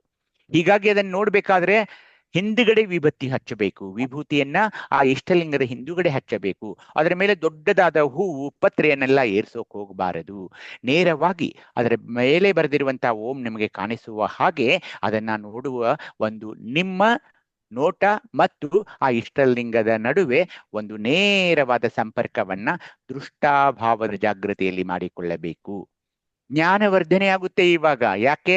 ಅಲ್ಲಿ ಶಂಕು ಗ್ರಂಥಿಯ ಮೂಲಕ. ಮತ್ತೆ ಈ ಇಷ್ಟಲಿಂಗದ ಪೂಜೆಯಲ್ಲಿ ಮಾತನಾಡಬಾರದು, ಶಿವ ಮೌನವನ್ನ ಪಾಲಿಸಬೇಕು. ಹಾಗೇನೆ ವರ್ತಮಾನದಲ್ಲಿರ್ಬೇಕು. ಏನೋ ಹಳೆ ಶುದ್ಧಿಗಳನ್ನ, ಹಳೆ ಒಂದು ವಿಚಾರಗಳನ್ನ ತಲೆಯಲ್ಲಿ ತೆಗೆದುಕೊಂಡು ಬರಬಾರ್ದು, ಮುಂದಿನ ಆಲೋಚನೆಗಳನ್ನ ಮಾಡಬಾರ್ದು. ಇದೇ ಆಗೋದ್ರಿಂದ ವರ್ತಮಾನದಲ್ಲಿರೋದ್ರಿಂದ ನಮ್ಮಲ್ಲಿರುವ ಸುಷುಮ್ನ ನಾಡಿ ಅಂದ್ರೆ ಏನಂದ್ರೆ, ನಮ್ಮ ಸ್ಪೈನಲ್ ಕಾರ್ಡ್ನಲ್ಲಿ ಪ್ಯಾರಾಸಿಂಪಥೆಟಿಕ್, ಸಿಂಪಥೆಟಿಕ್ ಅಂತ ಎರಡು ಇಡ ಪಿಂಗಳ ಅಂತ ನಾಡಿ ಇರ್ತಾ ಇದೆ. ಆ ಸ್ಪೈನಲ್ ಕಾರ್ಡ್ ಏನಿದೆಯಲ್ಲ ಅದಕ್ಕೆ ಸುಷುಮ್ನ ನಾಡಿ ಅಂತ ಅಂತಾರೆ. ಆ ವರ್ತಮಾನದಲ್ಲಿ ನಾವು ಇರಬೇಕು. ನಾನು ಈಗ ಇಷ್ಟಲಿಂಗ ಪೂಜೆಯನ್ನು ಮಾಡ್ಕೊಳ್ತಾ ಇದ್ದೀನಿ ಅನ್ನೋದು ಒಂದೇ ಸತ್ಯದಲ್ಲಿ ನಾವು ಇರಬೇಕು. ಬೇರೆ ಯಾವ ಆಲೋಚನೆಗಳನ್ನ ಮನದಲ್ಲಿ ತರಬಾರ್ದು. ಒಮ್ಮೊಮ್ಮೆ ಏನಾಗುತ್ತೆ, ಮೊದಲು ನೀವು ಇದಕ್ಕೆ ತೊಡಗಿದಾಗ ತಲೆನೋವು ಬರ್ಬೋದು, ಕತ್ನೋವು ಬರ್ಬೋದು, ಏನೋ ಚಕ್ರ ಬಂದಂಗೆ ಅನಿಸ್ಬೋದು, ತಲೆ ಸುತ್ತೋದಾಗಬಹುದು. ಇರ್ಲಿ, ಸ್ವಲ್ಪ ದಿನಗಳ ನಂತರ ಅದೆಲ್ಲ ಕಡಿಮೆ ಆಗ್ತಾ ಇದೆ. ಎಷ್ಟೊಂದು ಈ ಈ ಈ ಇಷ್ಟಲಿಂಗ ಪೂಜೆಯ ಮಹಿಮೆ ಇದೆ ಅಂದ್ರೆ, ದೇಹದ ಇತರ ಭಾಗಗಳಿಗೆ ನೀವು ಆಜ್ಞೆ ಕೊಡಬಹುದು. ನನ್ನ ಮಂಡೆನೂ, ನಮ್ಮ ನೀ ಜಾಯಿಂಟ್ ಪೇನ್ ಬಹಳ ಆಗ್ತಾ ಇದೆ, ಅದನ್ನ ನೀನು ಶಮನ ಮಾಡು, ಕಡಿಮೆ ಮಾಡು ಅಂತ ಹೇಳ್ತಾ ಇದೆ. ಈ ಇಷ್ಟಲಿಂಗದ ಮಹಿಮೆ ಅಷ್ಟೊಂದಿದೆ. ಯಾಕೆ? ಇಲ್ಲಿ 6ನೆಯ ಪ್ರಜ್ಞೆ ಜಾಗೃತಿ ಆಗ್ತಾ ಇದೆ. ಹಾಗೇನೆ ನೀವು ಅತ್ಯಂತ ಶಿವಯೋಗದಲ್ಲಿ ಮುಂದುವರೆದ್ರೆ ದೂರದೃಷ್ಟಿ, ಮುಂದೆ ಏನಾಗಬಹುದು, ಈ ತರ ಅನೇಕ ಶಕ್ತಿಗಳು ನಿಮ್ಮದು ಆಗಬಹುದು. ಆ 3ನೆಯ ಕಣ್ಣು ಇಷ್ಟಲಿಂಗದಲ್ಲಿರುವ ಕಾಂತೀಯ ಶಕ್ತಿಯಿಂದಾಗಿ, ಇಷ್ಟಲಿಂಗದ ನಿರೀಕ್ಷೆಯಿಂದ ಆ 3ನೆಯ ಕಣ್ಣು ಅಥವಾ ಶಂಕು ಗ್ರಂಥಿಯ ಉದ್ದೀಪನವಾಗ್ತಾ ಇದೆ. ಕರಹಸ್ತದಲ್ಲಿರುವ ಲಿಂಗ ನಿಮ್ಮ 2 ಕಣ್ಣುಗಳ ಮೂಲಕ ಒಳಸೇರಿ ಅದು ಪ್ರಾಣಲಿಂಗವಾಗಿ, ಮುಂದೆ ಭಾವಲಿಂಗವಾಗಿ ಸ್ವರೂಪ ಪಡಿತಾ ಇದೆ. ಯಾವಾಗ ಅದು ಪ್ರಾಣಲಿಂಗವಾಗುತ್ತದೋ ಅದೇ ನಿಶುಣ್ಯಲಿಂಗ, ಶಿಖಾಚಕ್ರ. ಯಾವಾಗ ಅದು ಭಾವಲಿಂಗ ಸ್ವರೂಪವಾಗುತ್ತದೆ ಅದುವೇ ನಮ್ಮ ನಿರಂಜನಲಿಂಗ, ಪಶ್ಚಿಮ ಚಕ್ರದಲ್ಲಿ ಇರ್ತಾ ಇದೆ. ಅದು ಸೇರಿದಾಗ ಲಿಂಗ ನೇತ್ರ ಜ್ಯೋತಿಗಳ ಮೂಲಕ ಒಳ ಸೇರಿದಾಗ ಇಷ್ಟಲಿಂಗವೇ ನಮ್ಮ ಬ್ರಹ್ಮಚಕ್ರದಲ್ಲಿರುವ ನಿಷ್ಕಲಲಿಂಗವಾಗ್ತಾ ಇದೆ ಬಂಧುಗಳೇ. ಹೀಗಾಗಿ ನಿಮ್ಮ ಇಷ್ಟಲಿಂಗ ಬೇರೆಯಲ್ಲ, ನಿಷ್ಕಲಲಿಂಗ ಬೇರೆಯಲ್ಲ ಬ್ರಹ್ಮಚಕ್ರದಲ್ಲಿರೋದು. ಪ್ರಾಣಲಿಂಗ ಬೇರೆಯಲ್ಲ, ನಿಶೂನ್ಯಲಿಂಗ ಬೇರೆಯಲ್ಲ ಶಿಖಾಚಕ್ರದಲ್ಲಿರೋದು. ಭಾವಲಿಂಗ ಬೇರೆಯಲ್ಲ, ಹಾಗೇನೆ ಪಶ್ಚಿಮ ಚಕ್ರದಲ್ಲಿರುವ ನಿರಂಜನ ಲಿಂಗ ಬೇರೆಯಲ್ಲ ಎಂಬ ಸತ್ಯವನ್ನು ಕೂಡ ತಾವು ಅರಿಯಬೇಕು. ಬರೆದುಕೊಳ್ಳಿ ಇದನ್ನ ನಿಮ್ಮ ನೋಟ್ಸ್ನಲ್ಲಿ.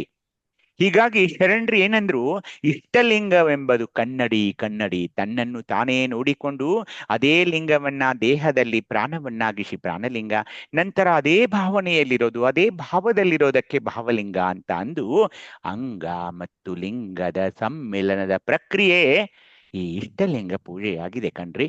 ನಾವು ಅರ್ಥ ಮಾಡಿಕೊಳ್ಳಬೇಕು.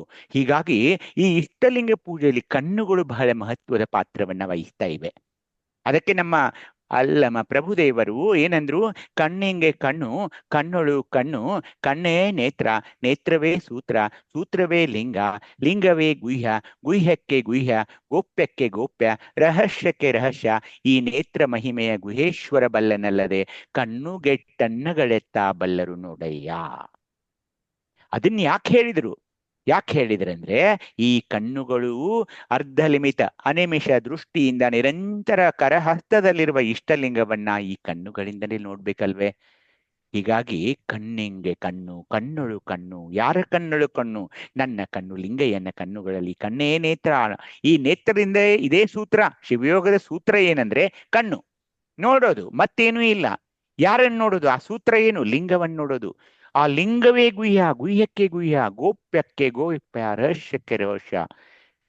ಈ ನಿರಾಕಾರದ ಒಂದು ವಸ್ತು ಸಾಕಾರವಾಗಿ ನನ್ನ ಕರಹಸ್ತಲಕ್ಕೆ ಬಂದಿದ್ದೇ ಒಂದು ಸೋಜಿಗ ಅಂತ ಇನ್ನೊಂದು ವಚನದಲ್ಲಿ ಕೂಡ ನಮ್ಮ ಅಲ್ಲಮರು ಹೇಳಿದರು. ಹೀಗಾಗಿ ಕಣ್ಣಿಗೆ ಅಪಾರವಾದ ಒಂದು ಮಹತ್ವವಿದೆ. ಇಲ್ಲಿ ನೋಡಿ, ಈ ಯಾವುದೇ ವಸ್ತುವನ್ನ ನೀವು ನೋಡ್ತಾ ಇರುವಾಗ ಅದು ಈ ಕಣ್ಣಿಗೆ ಹೋಗಿ ನೇರವಾಗಿ ಅದು ಕಣ್ಣಿನ ಹಿಂಭಾಗದಲ್ಲಿರುವ ಅಂದ್ರೆ ನಮ್ಮ ಪಶ್ಚಿಮ ಚಕ್ರ ನಿರಂಜನ ಲಿಂಗವಿರುವ ಸ್ಥಳಕ್ಕೆ ಅದು ನೇರವಾಗಿ ಹೋಗ್ತಾ ಇದೆ ಅನ್ನೋದನ್ನ ತಾವು ಗಮನಿಸಬೇಕು. ಕಣ್ಣು ಅತ್ಯಂತ ಒಂದು ಸುಂದರವಾದ, ಅದು ನೋಡಿ ಈ ತರ ಈ ಕಣ್ಣಿನ ಗುಡ್ಡೆಯಿಂದ ನೇರವಾಗಿ ಅದು ಮೇಲೆ ಮೆದುಳಿಗೆ ಸೇರ್ಕೊಳ್ತಾ ಇದೆ. ಹೀಗೆ ಕಣ್ಣು ನೀವು ನೋಡ್ತೀರಿ, ಆ ಒಳಗೆ ಮೆದುಳಿನ ಒಳಗೆ ಎಲ್ಲಿ ಅದು ಕೊನೆಗೆ ಹೋಗುತ್ತೆ ನೋಡಿ. ಇಲ್ಲಿ ಬ್ರಹ್ಮಚಕ್ರ ನಿಷ್ಕಲಲಿಂಗ ಬರ್ತಾ ಇದೆ. ಇಲ್ಲಿ ನಾವು ನಂತರ ನೋಡೋರಿದ್ದೀವಿ. ಇಲ್ಲಿ ಶಿಖಾಚಕ್ರ, ಈ ಜಾಗದಲ್ಲಿ ಏನ್ ಬರ್ತಾ ಇದೆ? ನಿಶೂನ್ಯ ಲಿಂಗ. ಈ ಹಸಿರು ಬಣ್ಣ ಇದೆಯಲ್ಲ, ಇಲ್ಲಿ ಏನ್ ಬರ್ತಾ ಇದೆ ಅಂದ್ರೆ ನಿರಂಜನ ಲಿಂಗ, ಪಶ್ಚಿಮ ಚಕ್ರ ಬರ್ತಾ ಇದೆ. ಹೀಗಾಗಿ ಈ ಇಷ್ಟಲಿಂಗ ಪೂಜೆಯಲ್ಲಿ ನಾವು ನಿರಂಜನ ಲಿಂಗದ ತನಕ ಸಾಕ್ತಾ ಇದ್ದೀವಿ. ಹೀಗಾಗಿ ಒಂದು ಸುಂದರ ವಚನ ಬಸವಣ್ಣನವರು ಬರ್ತಾ ಇದೆ, ಓದಿ ನೋಡೋಣ ಯಾರಾದ್ರೂ. ವೇದಾಂತಗಳಿಗೆ ಅಸಾಧ್ಯವಾದ ಅನುಪಮ ಲಿಂಗವ ತಂದುಕೊಟ್ಟನಯ್ಯ ಸದ್ಗುರು ಎನ್ನ ಕರಸ್ಥಳಕ್ಕೆ, ನಾದ ಬಿಂದು ಕೆಳಗೆ ಅಭೇದ್ಯವಾದ ಅಚಲಿತ ಲಿಂಗವ ತಂದುಕೊಟ್ಟನಯ್ಯ ಸದ್ಗುರು ಎನ್ನ ಕರಸ್ಥಳಕ್ಕೆ, ಪ್ರಾಜ್ಞನಕ್ಕೆ ಗೋಚರವಾದ ಅಖಂಡಿತ ಲಿಂಗವ ತಂದುಕೊಟ್ಟನಯ್ಯ ಸದ್ಗುರು ಎನ್ನ ಕರಸ್ಥಳಕ್ಕೆ, ಇನ್ನು ನಾನು ಬದುಕಿದೆನು ನಾ ಬಯಸುವ ಬಯಕೆ, ಕೈ ಸಾರಿತ್ತಿಂದು ಕೂಡಲ ಸಂಗಮ ದೇವ. ವಚನ ಸಂಪುಟ 1, ವಚನ ಸಂಖ್ಯೆ 1355. ಶರಣು ಅಕ್ಕ. ನೋಡಿ, ಅನೇಕ ವೇದಗಳನ್ನ ನಾವು ಕೇಳ್ತೀವಿ, ಎಷ್ಟೋ ವೇದಗಳಿವೆ. ಆದರೆ ವೇದಾಂತಗಳಿಗೆ ಅಸಾಧ್ಯವಾದ ಒಂದು ಅನುಪಮ ಲಿಂಗವ ತಂದುಕೊಟ್ರು. ನೀವು ನೋಡಿಬೇಕಾದ್ರೆ 4 ವೇದಗಳನ್ನು ಓದೋಕೆ ಎಷ್ಟೊಂದು ಸಮಯ ಹಿಡಿತಿರ್ಬೋದು, ವಿಚಾರ ಮಾಡಿ. ಆದ್ರೆ ಇವುಗಳನ್ನ ಮೀರಿದ ಒಂದು ತತ್ವವನ್ನ ನನ್ನ ಕರಸ್ಥಲಕ್ಕೆ ತಂದುಕೊಟ್ರಲ್ಲ. ನಾದ ಬಿಂದು ಕಡೆಗೆ ಅಭೇದ್ಯವಾದ ಅಚಲಿತ ಲಿಂಗವ ತಂದುಕೊಟ್ರು. ಯಾಕೆ ಅಚಲಿತ? ನನ್ನನ್ನು ಬಿಟ್ಟು ಅದು ಅಲಗಾಡೋದೇ ಇಲ್ಲ. ಎನ್ನ ಕರಸ್ಥಲಕ್ಕೆ ವಾಗ್ಮನಕ್ಕ ಗೋಚರವಾದ ಅಂದ್ರೆ ಮಾತು, ಮನಸ್ಸು, ಕಾಯ, ವಾಚ, ಮನಸ್ಸಕ್ಕೆ ಅಗೋಚರವಾದ ಅಖಂಡಿತ ಲಿಂಗವ ತಂದುಕೊಟ್ಟನ ಅಂದ್ರೆ ನಾವು ಎಷ್ಟೊಂದು ಉಪಕೃತರಾಗಿರಬೇಕು ನಮ್ಮ ಗುರುದೇವರಿಗೆ. ಯಾಕೆಂದ್ರೆ ಇನ್ನು ನಾನು ಬದುಕಿದೇನು ಅಂತ ಹೇಳ್ತಿದ್ದಾರೆ ನೋಡಿ. ನಾ ಬಯಸುವ ಬಯಕೆ ಕೈ ಸಾರಿತ್ತು, ಅದು ಕೈಗೂಡಿತ್ತು ಅಂತ ಹೇಳೋದು ಎಷ್ಟು ಚೆನ್ನಾಗಿದೆ ನೋಡಿ. ಹಾಗೇನೆ ಈ ಲಿಂಗ ಧರಿಸಿದ ನಂತರ ಏನಾಗುತ್ತೆ ಅನ್ನೋದನ್ನ ಸ್ವಲ್ಪ ಓದಿ. ಬೇರೆ ಯಾರಾದ್ರೂ ಓದಿ, ಎಷ್ಟು ಜನ ಇದ್ದೀರಾ? ಯಾರಾದ್ರೂ ಓದಿ ನೋಡೋಣ. ಬೇರೆಯವರು ಸ್ವಲ್ಪ ಓದಿ ಪ್ಲೀಸ್. ಇಷ್ಟಲಿಂಗ ಸಂಬಂಧವಾದ ಬಳಿಕ ಕಾಯಗುಣ ಕೆಟ್ಟು ಲಿಂಗವಾಯಿತು. ಪ್ರಾಣಲಿಂಗ ಸಂಬಂಧವಾದ ಬಳಿಕ ಕರ್ಣಗುಣ ಕೆಟ್ಟು ಲಿಂಗ ಕರ್ಣಗಳಾದವು. ಭಾವಲಿಂಗ ಸಂಬಂಧವಾದ ಬಳಿಕ ಇಂದ್ರಿಯ ಗುಣ ಕೆಟ್ಟು ಲಿಂಗೇಂದ್ರಿಯಗಳಾದವು. ಇದು ಕಾರಣ ಶರಣಂಗೆ ಬೇರೆ ಲಿಂಗವಿಲ್ಲ, ಬೇರೆ ಅಂಗವಿಲ್ಲ, ಅರ್ಪಿತ ಅನರ್ಪಿತವೆಂಬ ಉಭಯ ಶಂಕೆ ಹಿಂಗಿತ್ತು.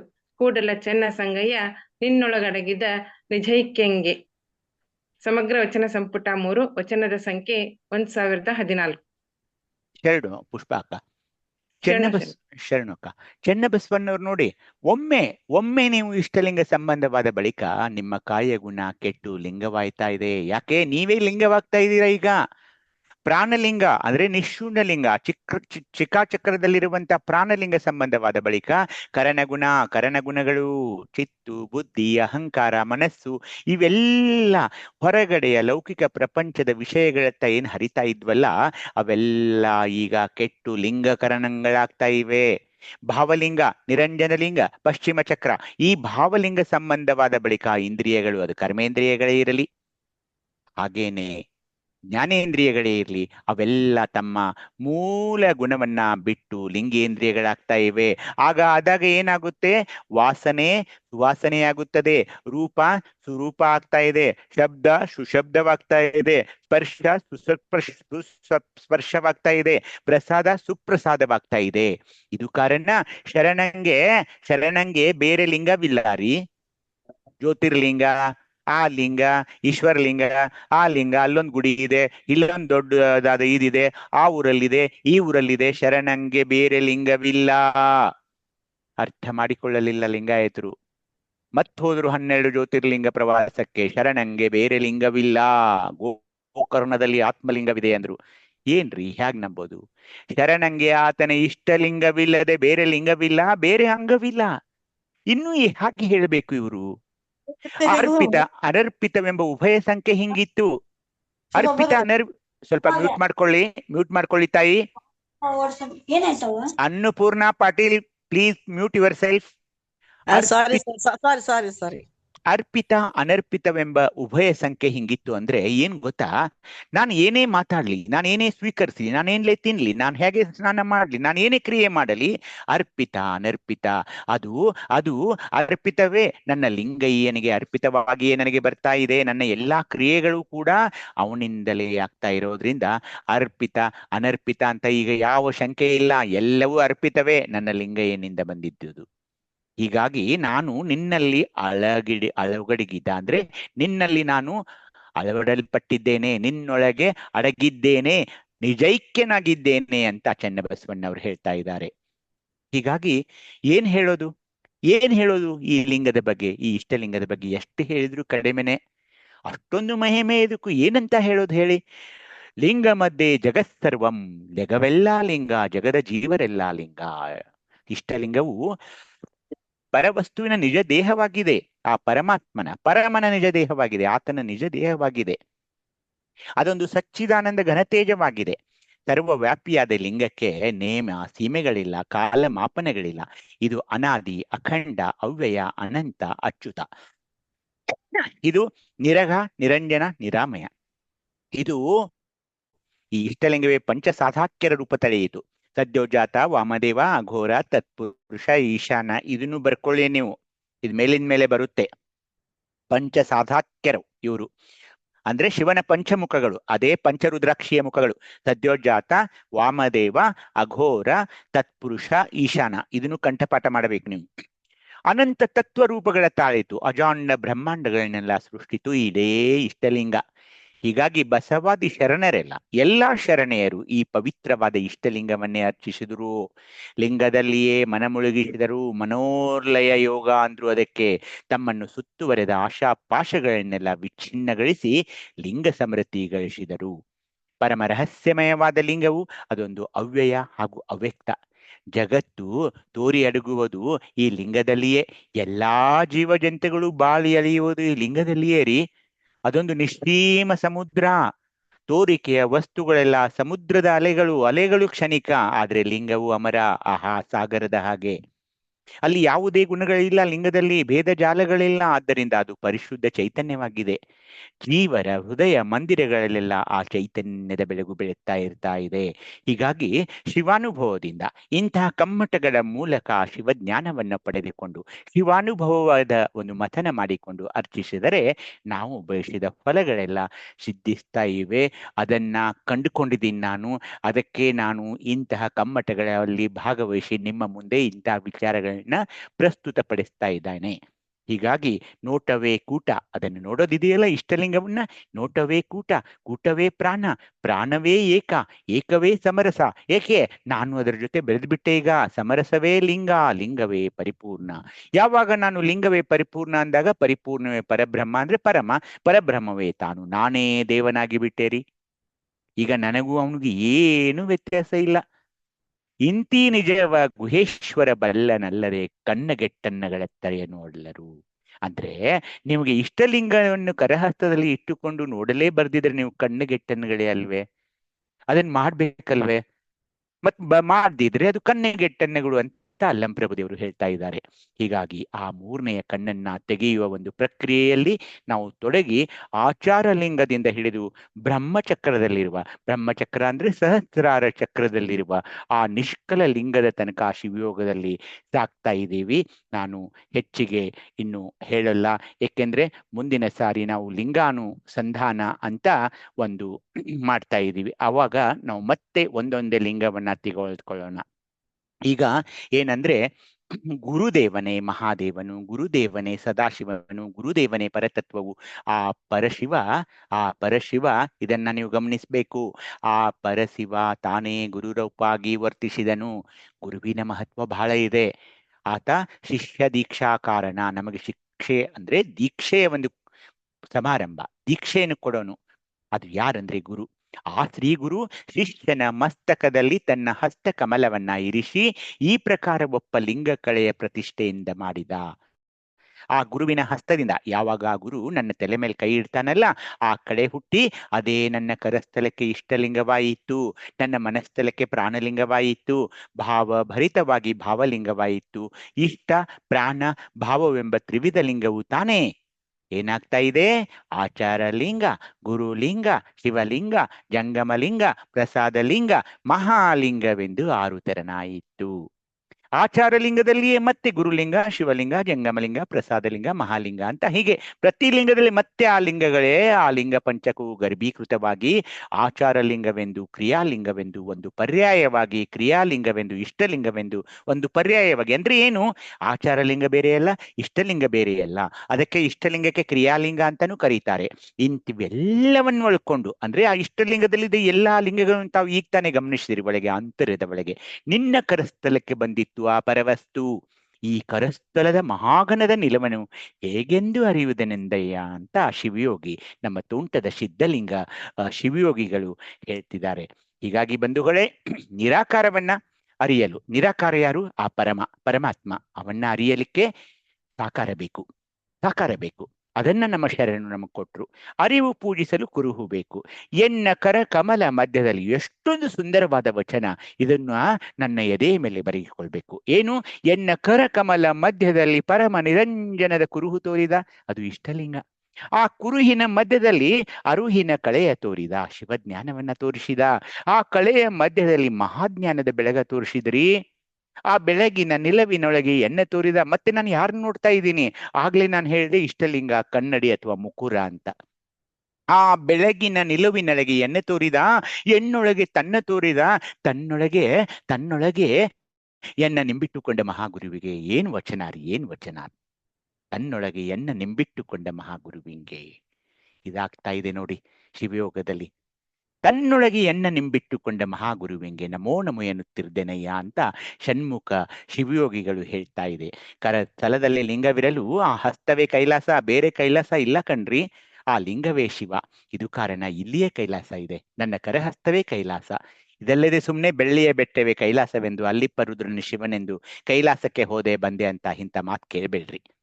ಕಾಯದ ಅನುಗ್ರಹ ಲಿಂಗದಲ್ಲಿ ಶ್ರದ್ಧೆ ಇಲ್ಲದೆ ಇರಲಿ ಇನ್ನೇನು ನಮ್ಮ ಮಾಡೋಕ್ಕಾಗುತ್ತೆ? ನಿಮ್ಗೆ ಅದರಲ್ಲಿ ವಿಶ್ವಾಸ ಇಲ್ಲರಿ ಏನ್ ಮಾಡೋಕ್ಕಾಗುತ್ತೆ ಅಂತ ಅದೇನವ್ರು ಕೇಳ್ತಾ ಇದ್ದಾರೆ. ಅಲ್ಲಲ್ಲಿಗೆ ಹರಿಹಂಚಾಗಿ ಕೆಡಬೇಡಿ ಕೇಳಿರನ್ನ. ಅದು ಕೇಳೋದು, ಇದು ಕೇಳೋದು, ಮುಹೂರ್ತ ಕೇಳೋದು, ಪಂಚಾಂಗ ಕೇಳೋದು, ಶಕುನ ಕೇಳೋದು, ಈ ತರದ ಹರಿಹಂಚಾಗಿ ಕೆಡಬೇಡ ಕೇಳಿರನ್ನ. ಅಂಗದೊಳಗೆ ಲಿಂಗಾಂಗ ಸಂಗವನರಿತು ಒಳಗು ಹೊರಗು ಒಂದೇಯಾಗಿ ಶಿಖಿ ಕರ್ಪೂರ ಸಂಘದಲ್ಲಿ ಕರ್ಪೂರ ಉರಿಯಾಗುಪ್ಪಂತೆ. ನಮ್ಮ ತಾಯಿ ಕದರಿ ಕರ್ಪೂರ ಅಂತ ಯಾಕಂತೀವಿ ನೀವು? ಅಕ್ಕ ಮಹಾದೇವಿ ತಾಯಿಯವ್ರಿಗೆ ಸಿಖಿ ಕರ್ಪೂರ ಸಂಘದಲ್ಲಿ ಕರ್ಪೂರ ಉರಿಯಾಗುಪ್ಪಂತೆ. ಸರ್ವಾಂಗದಲ್ಲಿ ಲಿಂಗ ಸೋಂಕಿ ಅಂಗ ಭಾವವನ್ನ ಅಳಿದು ದೇಹಾಭಿಮಾನದ ಒಂದು ಅಹಂಕಾರವನ್ನ ಕಳೆದು ಲಿಂಗ ಭಾವ ತನ್ಮಯವಾಗಬೇಕು ನಾವು. ತದ್ಗತ ಸುಖ ಉಪಮಾತೀತವಯ್ಯ. ಆ ಸುಖ ಬಣ್ಣಿಸಲಿಕ್ಕೆ ಉದಾಹರಣೆಗಳ ಮೂಲಕ ಹೇಳಕ್ಕೆ ಆಗೋಲ್ಲ ಅಂತ ಆದಯ್ಯನವರು ಹೇಳ್ತಿದ್ದಾರೆ.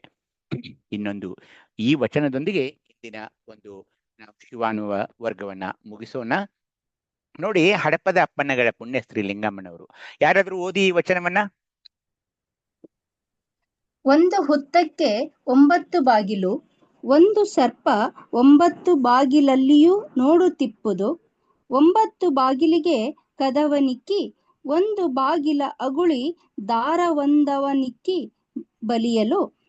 ತಿರುಗುವುದಕ್ಕೆ ಠಾವ ಕಾಣದೆ, ಇರುವುದಕ್ಕೆ ಇಂಬ ಕಾಣದೆ, ನಿಲ್ಲುವುದಕ್ಕೆ ಎಡೆಯ ಕಾಣದೆ, ಉರಿ ಎದ್ದು ಊರ್ಧ್ವಕ್ಕೇರಲು ಶರಧಿ ಬತ್ತಿತ್ತು. ಅಲ್ಲಿದ್ದ ಖಗಮೃಗವೆಲ್ಲ ದಹನವಾದುವು, ಸರೋವರವೆಲ್ಲ ಉರಿದು ಹೋದವು. ಕತ್ತಲೆ ಹರಿಯಿತ್ತು. ಮುಂದೆ ದಿಟ್ಟಿಸಿ ನೋಡುವನ್ನಕ್ಕ ಇಟ್ಟೆಡೆಯ ಬಾಗಿಲು ಸಿಕ್ಕಿತ್ತು. ಆ ಇಟ್ಟೆಡೆಯ ಬಾಗಿಲ ಹೊಕ್ಕು ಹೊಡೆಕರಸಿ ಪಶ್ಚಿಮದ ಕದವ ತೆಗೆದು ಬಟ್ಟ ಬಯಲಲ್ಲಿ ನಿಂದು ನಾನೆತ್ತೆ ಹೋದೆ ಹೇನೆಂದರಿಯೇನಯ್ಯ. ಅಪ್ಪಣ್ಣ ಪ್ರಿಯ ಚನ್ನಬಸವಣ್ಣ. ಸಮಗ್ರ ವಚನ ಸಂಪುಟ 5, ವಚನದ ಸಂಖ್ಯೆ 1307. ಶರಣು ನಾಗರತ್ನಾಕ. ಶರಣು. ಲಿಂಗಮ್ನವ್ರು ನೋಡಿ, ಇವಳೇನು PhD ಮಾಡಿಲ್ಲ, ಯಾವ ಯೂನಿವರ್ಸಿಟಿಗೆ ಹೋಗಿಲ್ಲ, ಏನು ಇಲ್ಲ. ಏನ್ ಬರಿತಾ ಇದ್ದಾರೆ ನೋಡಿ ವಚನ. ಒಂದು ಹುತ್ತಕ್ಕೆ 9 ಬಾಗಿಲು ಅಂದ್ರೆ ನಮ್ಮಲ್ಲಿರುವ ನವದ್ವಾರಗಳು. ಯಾವ ನವದ್ವಾರಗಳು? ಬಾಯಿ, ಮೂಗು, 2 ಮೂಗಿನ ಹೊರಳೆಗಳು, 2 ಕಣ್ಣುಗಳು, 2 ಕಿವಿಗಳು, ಗುಹ್ಯ, ಗುದ, ಇವಕ್ಕೆಲ್ಲ ಮೂತ್ರನಾಳ, ಇವೆಲ್ಲ 9 ಬಾಗಿಲು ಇವೆ. ನಮಗೆ ಅರ್ಥ ಆಯ್ತಾ? ನೋಡಿ, ಒಳಗೆ ಒಂದು ಈ ಕುಂಡಲಿನಿ ಶಕ್ತಿ ಏನಿದೆ ಅಲ್ಲ ನಮ್ಮೊಳಗೆ, ಎಲ್ಲರಲ್ಲೂ ಅದು ಸುಪ್ತವಾಗಿರುತ್ತೆ. ಒಂದು ಸರ್ಪದ ಒಂದು ಆಕೃತಿ ಕೊಡ್ತಾರೆ ಈ ಕುಂಡಲಿನಿ ಶಕ್ತಿಗೆ. ಅದು ಒಂದು ಸರ್ಪದ ತರ ಸುಪ್ತವಾಗಿ ಆಧಾರ ಚಕ್ರದಲ್ಲಿ ಮಲಗಿಕೊಂಡಿರ್ತಾ ಇದೆ. ಶಿವಯೋಗದಲ್ಲಿ ಅದನ್ನ ಮೇಲೆ ಎಬ್ಬಿಸ್ಬೇಕು ನಾವು. ಮೇಲೆ ಎಬ್ಬಿಸಿದಾಗ ಏನಾಗುತ್ತೆ ನೋಡಿ, ಆ ಸರ್ಪ 9 ಬಾಗಿಲಲ್ಲಿಯೂ ನೋಡ್ತಾ ಇದೆ ಹೊರಗೆ ಬರಲು. ಹೇಗೆ? ಬಾಯಿಯಿಂದ ಹೊರಗೆ ಬರ್ಬೇಕನ್ಸುತ್ತೆ, ಅದಕ್ಕೆ ಗುದ ದ್ವಾರದಿಂದ ಹೊರಗೆ ಬರ್ಬೇಕನ್ಸುತ್ತೆ, ಕಣ್ಣಿನಿಂದ ಹೊರಬೇಕನ್ಸುತ್ತೆ, ಕಿವಿಯಿಂದ ಹೊರ ಬರ್ಬೇಕನ್ಸುತ್ತೆ. ಆದ್ರೆ ನಾನೇನ್ ಮಾಡಿದ್ದೀನಿ, 9 ಬಾಗಿಲಿಗೆ ಕದವನ್ನಿಟ್ಬಿಟ್ಟಿದ್ದೀನಿ. I have close the doors. 9 ಬಾಗಿಲಿಗೆ ಕದವನಿಕ್ಕಿ, ಅಗಳಿ ಅಂತ ನಾವು ಚಿಕ್ಕವರಿರುವಾಗ ದೊಡ್ಡ ಇದಕ್ಕೆ ಅಗುಳಿ ಅಂತಿದ್ ನೋಡಿ. 1 ಬಾಗಿಲ ಅಗುಳಿ ದ್ವಾರವೊಂದವನಿಕ್ಕಿ ಬಲಿಯಲು ಅಂದ್ರೆ ಎಲ್ಲಾ ದ್ವಾರಗಳನ್ನ ನಾನು ಭದ್ರವಾಗಿ ಮುಚ್ಚಿಬಿಟ್ಟಿದ್ದೀನಿ. ಈಗ ನೋಡಿ, ಒಂದು ಇಮ್ಯಾಜಿನ್ ಮಾಡ್ಕೊಳ್ಳಿ, ಅದಕ್ಕೆ ಎಲ್ಲಿ ಹೋಗ್ಬೇಕೀಗ? ಅದು ಮೇಲೆ ಬರ್ತಾ ಇದೆ. ನನ್ನ ದೇಹದಲ್ಲಿ ನಾನು ಶಿವಯೋಗ ಮಾಡ್ಕೊಳ್ತಾ ಇರೋದ್ರಿಂದ ಮೇಲೆ ಬರ್ತಾ ಇದೆ. ಎಲ್ಲಿ ಹೋಗ್ಬೇಕು ತಿಳಿತಾ ಇಲ್ಲ ಅದಕ್ಕೆ. ತಿರುಗುವುದಕ್ಕೆ, ಠಾವ ಕಾಣುವುದಕ್ಕೆ ಮೇಲೆ ಬರ್ತಾ ಇದೆ ಅದು. ಎಲ್ಲಿ ಹೋಗ್ಬೇಕೀಗ ನನಗೂ? ಎಲ್ಲಾ ಬಾಗಿಲ ಇವ್ನು ಬಂದ್ ಮಾಡಿದಾನಲ್ಲಪ್ಪ ಈ ಶಿವಯೋಗಿ. ಇರುವುದಕ್ಕೆ ಇಂಬ ಕಾಣದೆ, ಎಲ್ಲಾದ್ರೂ ನಾನು ನೆಲೆಸ್ಬೇಕಂದ್ರೆ ಎಲ್ಲೂ ಸ್ಥಳನೇ ಸಿಗ್ತಾ ಇಲ್ವೇ. ನಿಲ್ಲುವುದಕ್ಕೆ ಎಡೆಯ ಕಾಣದೆ, ಎಲ್ಲಾದ್ರೂ ನಿಂತ್ಕೋಬೇಕಂದ್ರೂ ಅಲ್ಲಿ ಜಾಗ ಕೊಡ್ತಾ ಇಲ್ವಲ್ಲ ಇವನು. ಶಿವಯೋಗದ ಉರಿ ಎದ್ದು ಊರ್ಧ್ವಕ್ಕೇರಲು, ಮೇಲೆ ಏರಲು ಏನಾಯ್ತು ಗೊತ್ತಾ? ಅಲ್ಲಿ ಆ ಸರ್ಪ ಮೇಲೆ ಬಂತು, ಕುಂಡಲಿನಿ ಶಕ್ತಿ. ಅಲ್ಲಿ ಬಂದಾಗ ಏನಾಯ್ತು? ಅಲ್ಲಿ ನೀರಿಲ್ಲ, ಶರದಿ ಬತ್ತಿತ್ತು. ಅಲ್ಲಿದ್ದ ಖಗಮೃಗವೆಲ್ಲ ದಹನವಾದವು. ಅಂದ್ರೆ ಶಿವಯೋಗದಲ್ಲಿ ನನ್ನ ಲೌಕಿಕ ವಿಷಯಗಳೆಲ್ಲ ದಹನವಾದವು. ನನ್ನ ಸಂಸಾರವೆಂಬ ಬಂಧನಗಳೆಲ್ಲ ದಹನವಾದವು. ಸರೋವರವೆಲ್ಲ ಉರಿದು ಹೋದವು. ಕತ್ತಲೆ ಹರಿಯಿತ್ತು, ಅಂಧಕಾರ, ಅಜ್ಞಾನದ ಕತ್ತಲೆ ಹರಿಯಿತ್ತು. ಮುಂದೆ ದಿಟ್ಟಿಸಿ ನೋಡುವನಕ್ಕ ಅದೇ ಮೇಲೆ ಏರಿ ಹೋಯ್ತದು. ಸರ್ಪದ ಜೊತೆ ನಾನು ಇದ್ದೀನಿ ಅಂತ ಇಟ್ಕೊಳ್ಳಿ. ಶಿವಯೋಗದಲ್ಲಿ ಆ ಸರ್ಪನು ನನ್ನ ಜೊತೆ ಬರ್ತಾ ಇದೆ. ಅದೇನು? ಕುಂಡಲಿನಿ ಶಕ್ತಿ. ಅದು ಮೇಲೆ ಬಂದು ಇಟ್ಟೆಡೆಯ ಬಾಗಿಲು ಸಿಕ್ಕಿತ್ತು. ಅದಕ್ಕೆ 2 ಬಾಗಿಲು ಬಂತಲ್ಲಿ. ಎಲ್ಲಿ? ಅದು ಮಹಾಲಿಂಗ ಇರುವಂತಹ ಆಗ್ನೇಯ ಚಕ್ರದ ಮೂಲಕ ಮುಂದೆ ಬ್ರಹ್ಮಚಕ್ರಕ್ಕೆ ಬಂತು, ನಿಶೂನ್ಯ ಚಕ್ರಕ್ಕೆ ಬಂತು. 2 ಬಾಗಿಲು. ಒಂದು ಬಾಗಿಲು ಬ್ರಹ್ಮಚಕ್ರದ್ದು, ಇನ್ನೊಂದು ಬಾಗಿಲು ನಿಶ್ಚಲವಿರುವಂತಹ ಬ್ರಹ್ಮಚಕ್ರ ಒಂದು, ಹಾಗೇನೆ ನಿಶೂನ್ಯ ಲಿಂಗವಿರುವ ನಮ್ಮ ಶಿಖಾಚಕ್ರದ ಈ 2 ಬಾಗಿಲು ಅದಕ್ಕೆ ಕಾಣಿಸ್ತಾ ಇದೆ. ಅವೆರಡೂ ಬಾಗಿಲನ್ನ ದಾಟಿ ಆ ಇಟ್ಟೆಡೆಯ ಬಾಗಿಲ ಹೊಕ್ಕು ಹೊಡೆಕರಿಸಿ ಅಂದ್ರೇನು?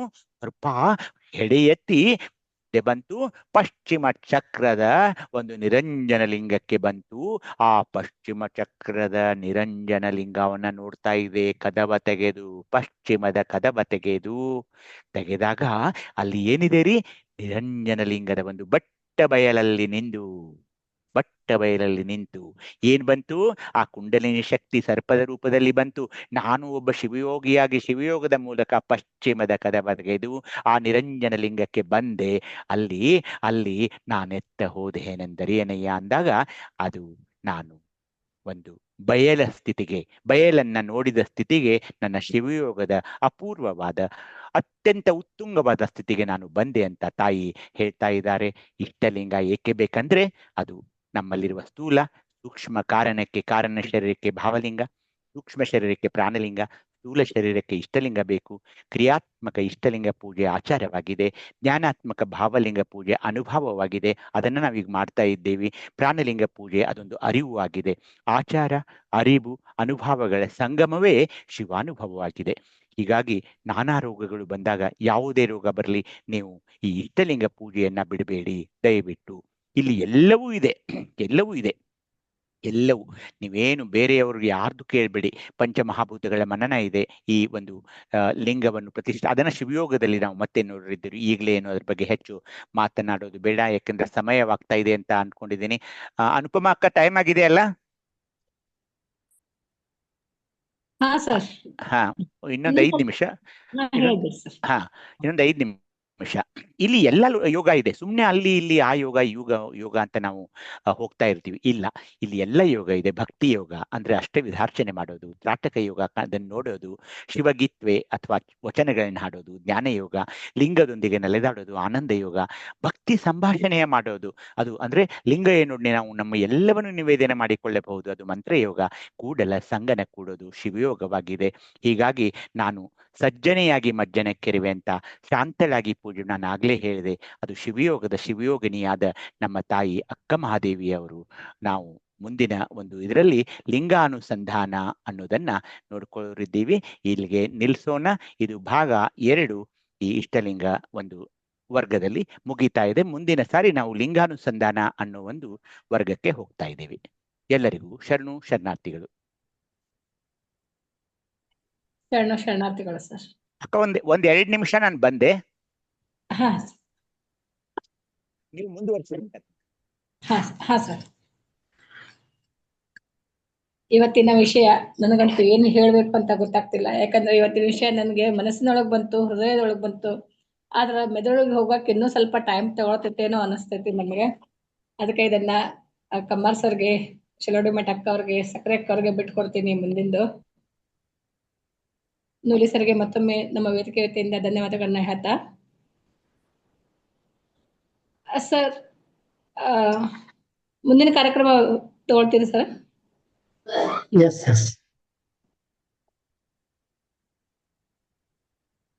ಆಮೇಲೆ ಸರ್ ಇನ್ನೊಂದು, ಈಗ ಲಿಂಗಮ್ಮನವರ ವಚನ 1 ಹೊತ್ತಕ್ಕೆ 9 ಬಾಗಿಲು ಇದನ್ನಂತೂ ಕೇಳಿದಂತೂ ಶರಣರ ಬಗೆಗಿನ ಗೌರವ ಮತ್ತು ಪೂಜನೀಯ ಭಾವನೆ ಇನ್ನೂ ಹೆಚ್ಚಾಯ್ತು ನಮ್ಮೆಲ್ಲರಲ್ಲಿ.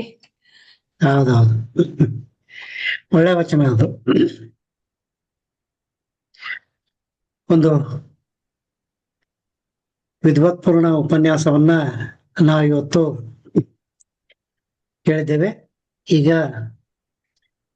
ಸಂವಾದದ ಸಮಯ.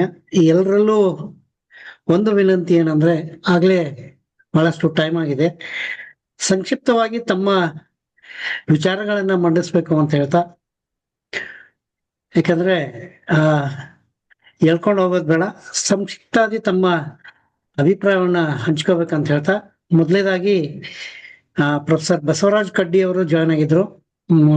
ಸರ್ ಕಡ್ಡಿ sir, I can give your comments please. Basavaraj ಕಡ್ಡಿ ಸರ್. ವಿಜಯಣ್ಣ, ನಾನು ಹರೀಶ್ ಇದ್ದೀನಿ. ಹಾ, ಹೇಳಿ ಸರ್. ಬಸವರಾಜ್ ಹೇಳಿ, ಅವ್ರು ಹೇಳಿದ್ಮೇಲೆ ನಾ ಹೇಳ್ತೀನಿ ಬೇಕಾದ್ರೆ. ಕಡ್ಡಿ ಸರ್, ಬಸವರಾಜ್ ಕಡ್ಡಿ sir. Okay, it takes time. ಸ್ವಲ್ಪ ಹರೀಶ್ ಹೇಳಿ. ನಮ್ಮ ಡಾಕ್ಟರ್ ದಯಾನಂದ ನೂಲಿ ಅಣ್ಣವರು ಬಹಳ ಅತ್ಯುತ್ತಮವಾಗಿ, ಬಹಳ ಒಂದ್ ರೀತಿ ಮನಸ್ಸಿಗೆ ಕರೆಕ್ಟ್ ಆಗಿ ನಮಗೆ ಅರ್ಥ ಆಗೋ ರೀತಿಯಲ್ಲಿ ಬಹಳ ಸಂಕೀರ್ಣವಾದ ವಿಷಯಗಳನ್ನ ತುಂಬಾ ಚೆನ್ನಾಗಿ ಹೇಳಿದ್ದಾರೆ. ಧನ್ಯವಾದಗಳು ಅಣ್ಣ. ನಿಮ್ಮ ಹತ್ರ ನಾನು ಇನ್ನೊಂದ್ಸಲ ಇದ್ರ ಬಗ್ಗೆ ಮಾತಾಡಬೇಕು. ಆದ್ರೆ ಒಂದು ಮುಖ್ಯವಾದ ಒಂದು ಅಂಶ ನಾನು ಅಬ್ಸರ್ವ್ ಮಾಡಿದೆ ವಿಜಯಣ್ಣ. ಈಗ ನಮ್ಮ ಇಷ್ಟಲಿಂಗದೊಳಗೆ ನಮ್ಮ ಡಾಕ್ಟರ್ ದಯಾನಂದ ಹೇಳಿ ತೋರಿಸ್ದಂಗೆ ಒಂದು ಪುಟ್ಟು ಲಿಂಗ ಇರುತ್ತೆ ಅಂತ ಇವ್ರು ನಮಗೆ ಅಣ್ಣ ಹೇಳಿದ್ರು. ಬಟ್ ಕೆಲವೊಬ್ಬರ ವಾದ ಆ ಪುಟ್ಟು ಲಿಂಗ ಇಲ್ಲ, ಬರೀ ಅದ್ರಲ್ಲಿರೋದು ಲಿಂಗ ಇಲ್ಲೇ ಇಲ್ಲ, ಬರೀ ಬೇರೆ ರೀತಿಯ ಮೆಟೀರಿಯಲ್ ಇದಾವೆ ಅನ್ನೋ ಒಂದು ಭಾವನೆ ಬಹಳ ಸಲ ಕೇಳಿದೀನಿ. ಅದ್ರ ಬಗ್ಗೆ ಅವ್ರದ್ದು ಏನು ಉತ್ತರ ಅಂತ ಅದು ಹೇಳಿದ್ರೆ ಬಹಳ ಸಂತೋಷ ಆಗುತ್ತಣ್ಣ. ಅದೇ 1268ನೇ ವಚನ, ಚೆನ್ನಬಸವಣ್ಣನವರ ವಚನ ಅದಕ್ಕೆ ಸಾಕ್ಷಿ.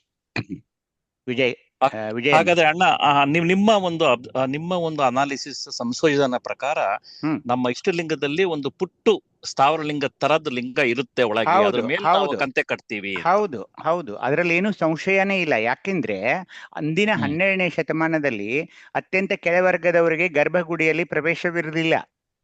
ಗರ್ಭಗುಡಿಯಲ್ಲಿ ಪ್ರವೇಶ ನಮಗೆ ಕೊಡ್ತಾ ಇಲ್ಲ. ಇಷ್ಟಲಿಂಗದ ಪರಿಕಲ್ಪನೆ ಗುರುದೇವರಿಗೆ ಬರೋಕೆ ಆಲೋಚನೆ ಏನಂದ್ರೆ, ಇದು ವೈ ಹಿ ಇನ್ವೆಂಟೆಡ್ ದಿಸ್ ಅಂದ್ರೆ, ಅಲ್ಲಿ ಗರ್ಭಗುಡಿಯಲ್ಲಿ ಕೇವಲ ಉಚ್ಚ ವರ್ಗದವರಿಗೆ ಮಾತ್ರ ಪ್ರವೇಶವಿತ್ತು, ಕೆಳಗಿನ ವರ್ಗದವರಿಗೆ ಪ್ರವೇಶವಿರಲಿಲ್ಲ. ಅವರೆಲ್ಲ ಬಂದು ಅಳೋಕ್ ಶುರು ಮಾಡಿದ್ರು. ನಿಮ್ನ ವರ್ಗದವರು ಬಂದು, ಕೆಳವರ್ಗದವರು ಬಂದು ಗುರುದೇವರ ಹತ್ರ ಬಂದು ನಮಗೆ ಒಳಗೆ ಬಿಡ್ತಾ ಇಲ್ಲ ಅಂದಾಗ, ಎನ್ನ ಕಾಲೆ ಕಂಬ ಶಿರವೆ ಅವೆಲ್ಲ ದೇಗುಲ ಇವೆಲ್ಲ ಹೇಳಿದ್ರು ಗುರುದೇವರು. ಹೇಳಿ, ನಾನ್ ನಿಮಗ್ ಕೊಡ್ತೀನಿ ಬಾ, ಅದೇ ಲಿಂಗವನ್ನ ನಿನ್ನ ಕರಹಸ್ತದಲ್ಲಿ ಚುಳುಕು ಅಥವಾ ಅರಿವಿನ ಒಂದು ಕುರು ಹಾಗೆ ನಿನ್ನ ಕರಸ್ಥಳಕ್ಕೆ ಕೊಡ್ತೀನಿ ಬಾ ಅಂತ ಹೇಳಿ ಇಷ್ಟಲಿಂಗವನ್ನ ಕೊಡುವಾಗ, ಹಾಗೇನೆ ಹೇಗ್ ಕೊಡಕ್ ಬರುತ್ತೆ? ಹಾಗಿದ್ರೆ ಒಂದು ಚಿಕ್ಕದಾದ ಒಂದು ವರ್ತುಳಾಕಾರದ ಒಂದು ಕಲ್ಲನ್ನು, ಸಾಲಿಗ್ರಾಮ ಕಲ್ಲು ಅಂತೀವಲ್ಲ, ಆ ತರದ್ದು ಕೊಡ್ಬೇಕಾಗಿತ್ತು. ಇಲ್ಲ, ಅದೇ ಸ್ಥಾವರ ಲಿಂಗ ಅಂತ ಏನ್ ನೀವು ಕರೀತೀರೋ ಅದೊಂದು ದೊಡ್ಡದಾದ ಲಿಂಗ. ಅದಕ್ಕೆ ನಾವು ಪ್ರತಿ ಸಾರಿ ಗುಡಿಗೆ ಹೋಗ್ಬೇಕು, ದೇವಾಲಯದ ಬಾಗಿಲ ಮುಚ್ಚಿರುತ್ತೆ, ದೇವರು ಮಲ್ಕೊಂಡಿದ್ದಾನೆ, ಇದಕ್ಕೆ ಆ ಅಭಿಷೇಕಕ್ಕೆ ಇಷ್ಟು ದುಡ್ಡು ಕೊಡಬೇಕು, ಇವೆಲ್ಲ ಇಟ್ಟಿದ್ರು. ಈಗಲೂ ಇದೆ ಅದು ಪುರೋಹಿತ ಶಾಹಿ. ಅದು ಬೇಡ ಅಂತಾನೆ ನಿನ್ನೆ ಎದೆ ಮೇಲೆ ನಿರಂತರವಾಗಿ 24/7 ಹಿ ಇಸ್ ವಿತ್ ಯು ಅಂತ ಹೇಳಿ ಈ ಇಷ್ಟಲಿಂಗವನ್ನ ನಮಗೆ ದಯಪಾಲಿಸಿದ್ರು. ಅದಕ್ಕಾಗಿ ನಾವು ಅತ್ಯಂತ ಉಪಕೃತರವಾಗಿರ್ಬೇಕು ನಮ್ಮ ಗುರುದೇವರಿಗೆ. ನಾನು ನಿಮಗೆ ಬಹಳ ಧನ್ಯವಾದ ಹೇಳ್ತೀನಿ ಅಣ್ಣ. ಇದರಲ್ಲಿ ನನಗೆ ಸಂಶಯ ತಲೆಯಲ್ಲಿ ಬಹಳ ದಿನದಿಂದ ಕಾಡ್ತಾ ಇತ್ತು ನನಗೆ. ಅದನ್ನ ನೀವು ಒಂದು ವೈಜ್ಞಾನಿಕವಾಗಿ ಸಂಶೋಧನೆ ಮುಖಾಂತರ, ವಚನದ ಮುಖಾಂತರ ನಿರೂಪಿಸಿಕೊಟ್ಟಿದ್ದಕ್ಕೆ ನಿಜವಾಗ್ಲೂ ಧನ್ಯವಾದಗಳು. ನಾನು ನಿಮ್ಮ ಹತ್ರ ಮತ್ತೆ ಮಾತಾಡ್ತೀನಿ ಅಣ್ಣ. ಆಯ್ತಣ್ಣ, ಥ್ಯಾಂಕ್ ಯು. ಪ್ರೊಫೆಸರ್ ಬಸವರಾಜ್ ಕಡ್ಡಿ ಅವ್ರು ಮಾತಾಡ್ತೀರಾ ಸರ್?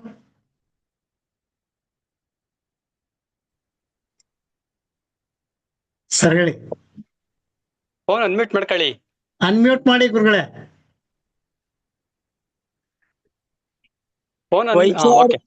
ವೈಚಾರಿಕ ಮತ್ತು ವೈಜ್ಞಾನಿಕ ಆಧಾರದ ಚಿಂತನೆ ಇವತ್ತಿನ ನಿಜವಾಗಿಯೂ ಇಷ್ಟಲಿಂಗದ ಅವಶ್ಯಕತೆ, ಲಿಂಗಾಂಗ ಸಾಮರಸ್ಯದ ಕುರಿತು ಮಹತ್ವ ಬಹಳ ನನಗೆ ಮಾತ್ರ ಬಹಳ ಹಿಡಿಸ್ತು. ಬಹಳ ವೈಜ್ಞಾನಿಕವಾಗಿ ನೂಲಿ ಸರ್ ಅನ್ಕ ಲಾಸ್ಟ್ ವಚನ ಅದು ಏನ್ ಹಡಪದ ಲಿಂಗಮ್ಮನ ವಚನ, ಅದು ಅದ್ಭುತ. ಆ ಕುಂಡಲಿನಿ ಯೋಗ ಅದನ್ನ ಅಲ್ಲಿ ಇಟ್ಟಾರ ಆ ವಚನದೊಳಗ. ಹಡಪದ ಲಿಂಗ ಅದನ್ನ ಬಹಳ ಚಂದ ವಿವರಣೆ ಮಾಡಿದ್ರು.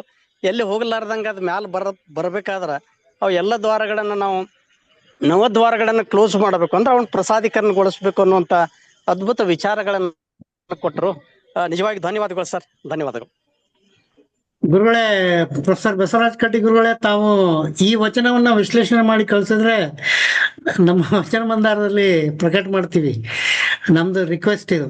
Take your own time. ಆದ್ರೆ ಇಲ್ಲ, ಬಹಳ ಚಂದ, ಇಲ್ಲ ವಿಶ್ಲೇಷಣೆ ಬಹಳ ಚಂದ ಮಾಡಿದ್ರು. ಅವರು ಅದನ್ನ ಕೊಟ್ರ ಬಹಳ ಬೆಸ್ಟ್ ಮಾಡಿದ್ರು ಅವ್ರು. ಅದ್ರ ಮುಂದೆ ಬೇರೆ ವಿಶ್ಲೇಷಣೆ ಇಲ್ಲ. ನೂಲಿ ಸರ್ ಏನ್ ಅದನ್ನ ಲಾಸ್ಟ್ ಹಡಪದ ಲಿಂಗಮ್ಮನವ್ರ ವಚನ ವಿಶ್ಲೇಷಣೆ ಮಾಡಿದ್ರಲ್ಲ, ಅದಕ್ಕಿಂತ ಹೆಚ್ಚು ವಿಶ್ಲೇಷಣೆ ಮಾಡ್ಲಿಕ್ಕೆ ಸಾಧ್ಯನೇ ಇಲ್ಲ. ಬಹಳ ಚಂದ ಐತಿ, ಬಹಳ ಚಂದ. ನೀವಾಗ್ಲಿ ಡಾಕ್ಟರ್ ದಯಾನಂದ್ ನೂಲಿ ಅವರಾಗ್ಲಿ ಇಬ್ಬರಲ್ಲಿ ಒಬ್ರು ಅದನ್ನ ವಿಶ್ಲೇಷಣೆ ಮಾಡಿ ಹಾಕ್ರಿ ಅಂತ ನನ್ನ ಕಳಕಳಿಯ ಮನವಿ. ಮಾಡೋಣ ಸರ್, ಮಾಡೋಣ sir. Thank you. Shivaraj Pattan Shetty ಅವರು ಮಾತಾಡ್ಬೋದಾ? ಶಿವರಾಜ್ ಪಟ್ಟಣ್ ಶೆಟ್ಟಿ ಸರ್.